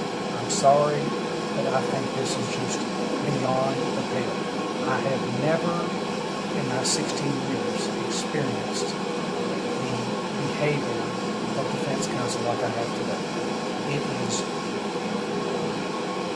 just beyond. I'm simply describing to the jury the course of action. Into evidence things that are not, were never brought up. He's threatening litigation, and I'm asking for sanctions against counsel at this point. I have to, because this is just beyond the pale. I've never. That was literally the last thing I was going to say before I asked you to find him not guilty. We're in mistrial range at this point. I think when you're purposely trying to paint the jury to say that there's been allegations of police misconduct. Which there have been. They're going to be deciding that when they go back to deliberate. The testimony that come out of this witness stand. Be shut down Are you asking for Mr. I don't know how we cure it at this point. I don't know what we do. I don't know how I can just gloss over him threatening litigation. That was literally the last thing I was going to say. And I close at this point. I'm done. You can't threaten civil litigation. I'm not threatening. I'm simply stating something. You said action. You're going to take action. That's what was said. That's not a threat. That's a statement. It's a threat of litigation against the officers, and there's been. What do you want to do? I'll take the sanctions under submission, but what do you want to do about the trial? I want you to, that needs to be stricken, and I'm going to ask that the jury be instructed to disregard that.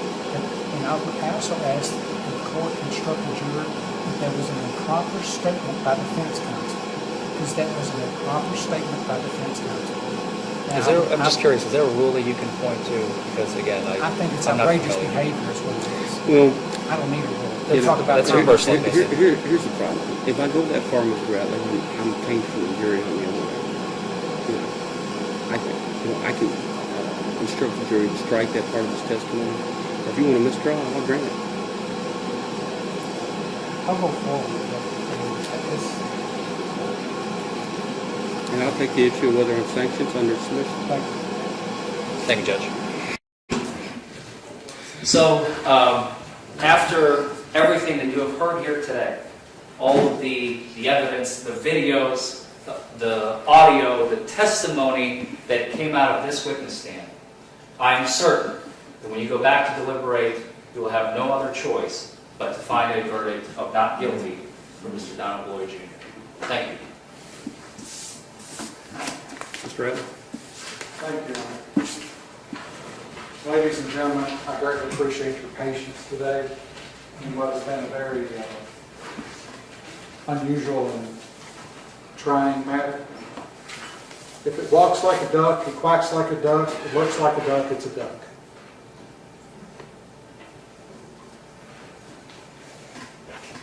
You heard the testimony from Officer Kane on January 17th of 2007, January 13th, 2017. He testified that an individual, later to be identified as Mr. Donald Boyd, was at the Mexican restaurant. And I don't want to paraphrase what he was saying, but essentially he received a phone call about that. The vehicle matching Mr. Boyd was later stopped was later seen at Murphy's parked for what Mr. Kane says was 5 minutes. Mr. Boyd says he was gassing up there 15 minutes, whatever. He was later stopped going out the back way of Walmart. I submit to you that that's an important part of this case. I think Mr. Forman wants us to use common sense. I've driven to Duff before from Walmart. If Mr. Boyd wants to use that path, so be it.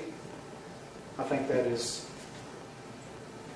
indicative of his attempt to slide out the back way from the police. Officer Kane testified about the walk and turn. He testified about, I think it was Deputy Rafferty said, indicators. He did not go heel to toe on his feet. Watch the video again, please. It'd be great if you wanted to watch any of this again. I know you've seen it several times. Look closely at his feet. He didn't do it. He turned the wrong way. You can clearly hear the officer instruct him how to turn around. On the ball of your foot, on your left. Turn around. Turn the other way. These are indicators that add up to impairment. Stops the vehicle. Smells alcohol on his person. A walk and turn, which he did not pass. You have the one leg stand, where he stands on the right leg. It's the good leg, but it's the bad leg because I've strained it because I've got a bad left leg. No. If it walks like a duck, it quacks like a duck, it looks like a duck, it's a duck. Maybe there was another reason why he could not balance on one foot. Perhaps that is additional evidence of impairment.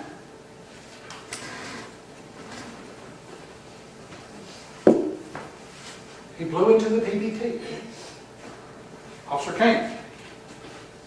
Presence of alcohol. Another indicator of impairment. He admitted to drinking at El Patron. Another indicator of impairment. Deputy Rafferty, talking about HGNs. His eyes were not, I think it was smooth pursuit, but they were flittering at the edges. What did he tell you? Another indicator of impairment. I submit to you that is a lot of evidence to look at. He also testified, and his testimony was that he did smell alcohol on his person.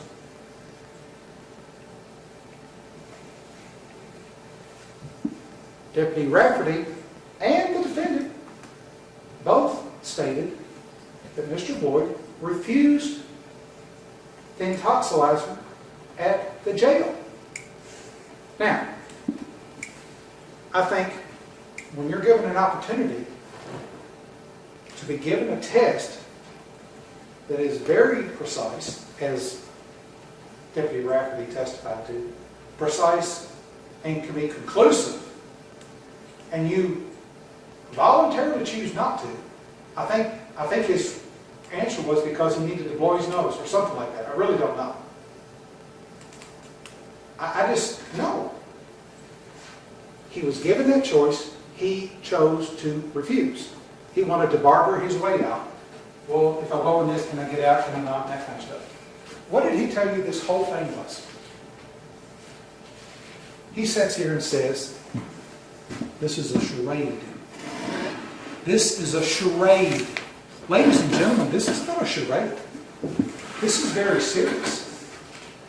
This happened about a mile from here in the Walmart parking lot in Litchfield and Grayson County. This is not a joke. This is not a charade. And, I mean, he admits to being in the Mexican restaurant for an hour and 15 minutes and has one beer. I submit to you, you have to judge his credibility on that. He's been, he complains, we didn't get a receipt. I asked him, give us some receipt. I don't have a receipt. Well, what about the other? What about Murphy's? I don't have the receipt. Well, my legs, I've had all these surgeries. Where's your medical records? I don't have those either.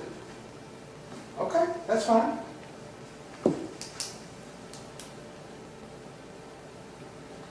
He didn't comply with the officer. He complied with some of the other requests, the ones that suited him. But when he was put that PBT right in his face, blow, blow, blow, blow, blow, blow, blow, blow, blow, blow. They want to paint Officer Kane as a bad guy. That's not the case. He was doing his job.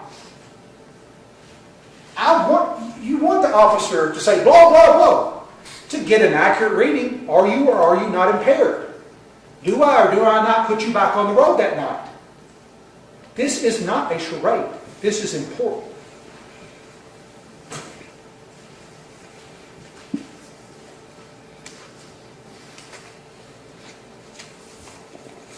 One of the first things the defense counsel said as a slight jab this morning, I'll paraphrase. You see the news about police, that's all I'm going to say.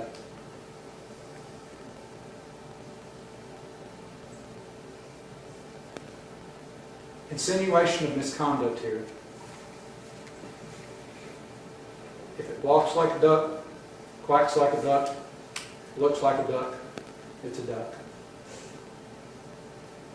You don't need the DUI guy from Louisville to come down here and tell you whether or not somebody is impaired. You don't need me, the county attorney, to tell you whether or not somebody is impaired. You need the evidence to tell you whether or not they're impaired. And I submit to you, the evidence is overwhelming that he was impaired. Can I see the instructions, Sean? When you read through these instructions, and this is the law. Remember, there's three parts. Here's the evidence. 1, done with that. Check. Be given the law from the judge. Check. 2. Now, rubber hits the road. This is where you kick in. 3. Take the evidence, take the law, make a decision. So how do we make a decision? You read the law again, because I don't have what we got through. I don't remember everything anybody says. But you read over this. You read the charges. Well, the first 2 charges, expired registration plate, expired receipt. Guilty, guilty. Officer Kane testified, dispatch called him, Mr. Boyd admitted it, guilty, guilty. So, how do you write guilty on here? You read through it all. You go to verdict form A. You give them 2 choices. It's real simple. Guilty, not guilty. This says the defendant was not guilty of expired registration plate. No. I'm asking that you, as whoever spent this Forman, sign the second one that says guilty of registration plates. Go to the second. Not guilty of registration. Or guilty. Oh, this is a registration receipt, the little receipt you keep in your mailbox. Guilty. He's admitted it. He's guilty. Third, we the defendant find him not guilty, or we the defendant found him guilty of driving under the influence. I submit to you, based on the evidence, based on the testimony, you've been here for hours. I submit to you the evidence is clear, the testimony is clear, that he was impaired, and that you, as Forman, signed the second box down here.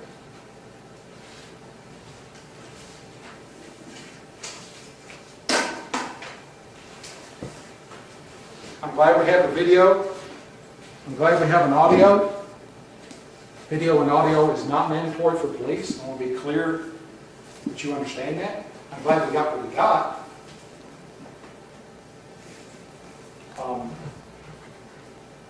The facts are what they are.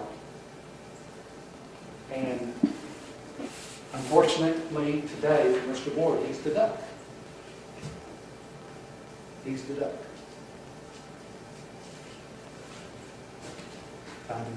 Found him guilty of the charge. All 3 charges.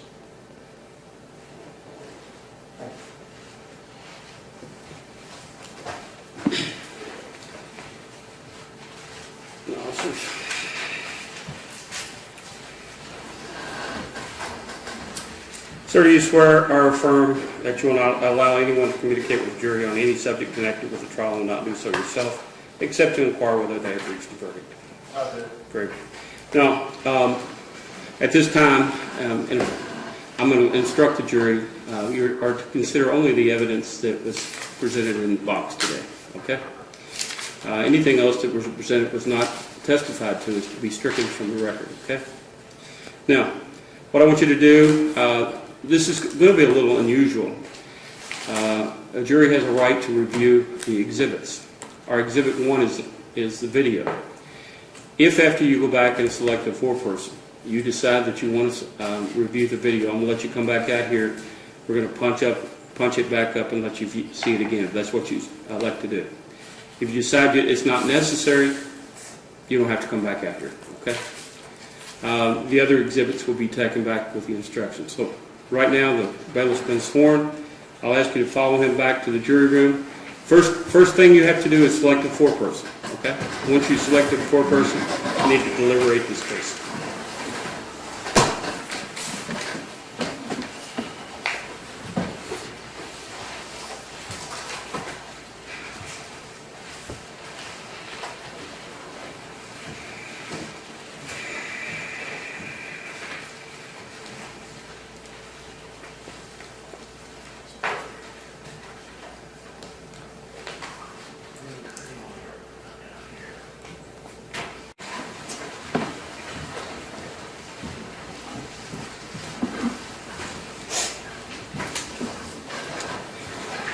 Y'all please be seated. If you'll bear with me just a minute, I left my glasses in my office.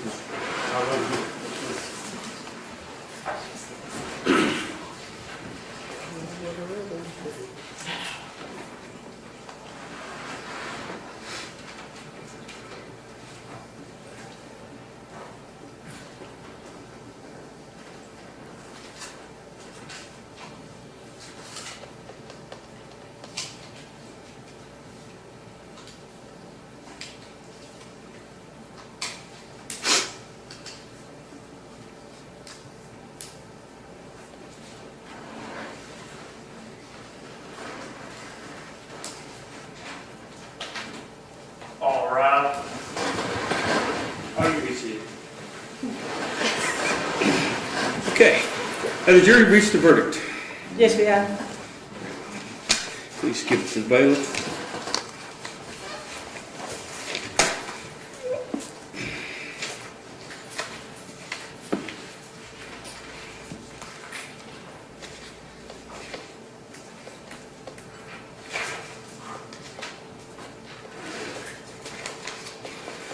Okay,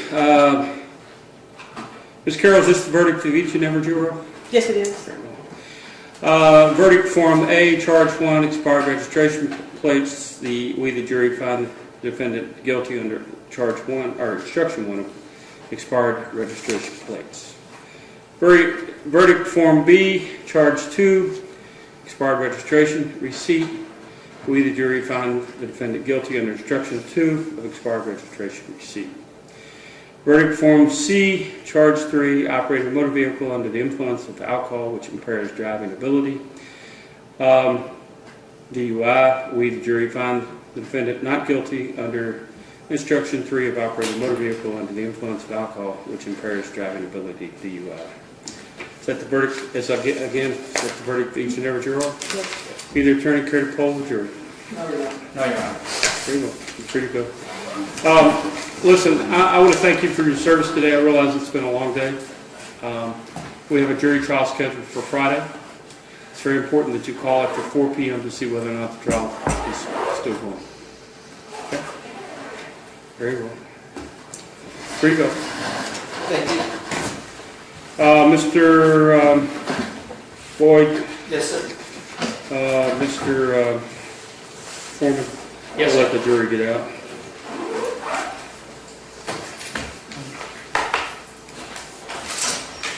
I guess we need the penalty state. You want $50 on each be fair enough? Sounds good, Your Honor. $50 on each. Pay it $50 plus $100 plus cost, what's $243? $243, can you have it paid in 30 days? Sir, how much was it? $243 total. 243 in 30 days? Can you do that, or you need to pay $50 a month? Can I pay $50 a month? We'll set you up at $50 a month. Your first payment will be due on Thursday, October the 11th. $50 payment on the second Thursday of each month thereafter until it's paid in full. Okay? Yes, sir. Thank you very much, Your Honor. Thank you, Your Honor.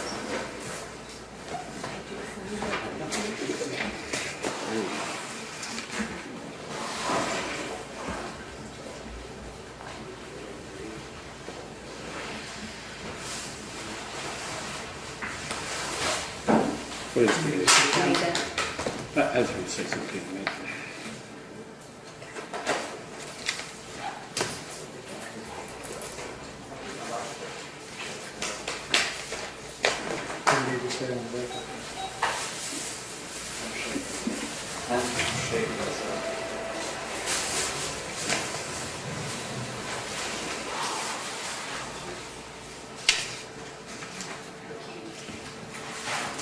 You need to check to see tomorrow.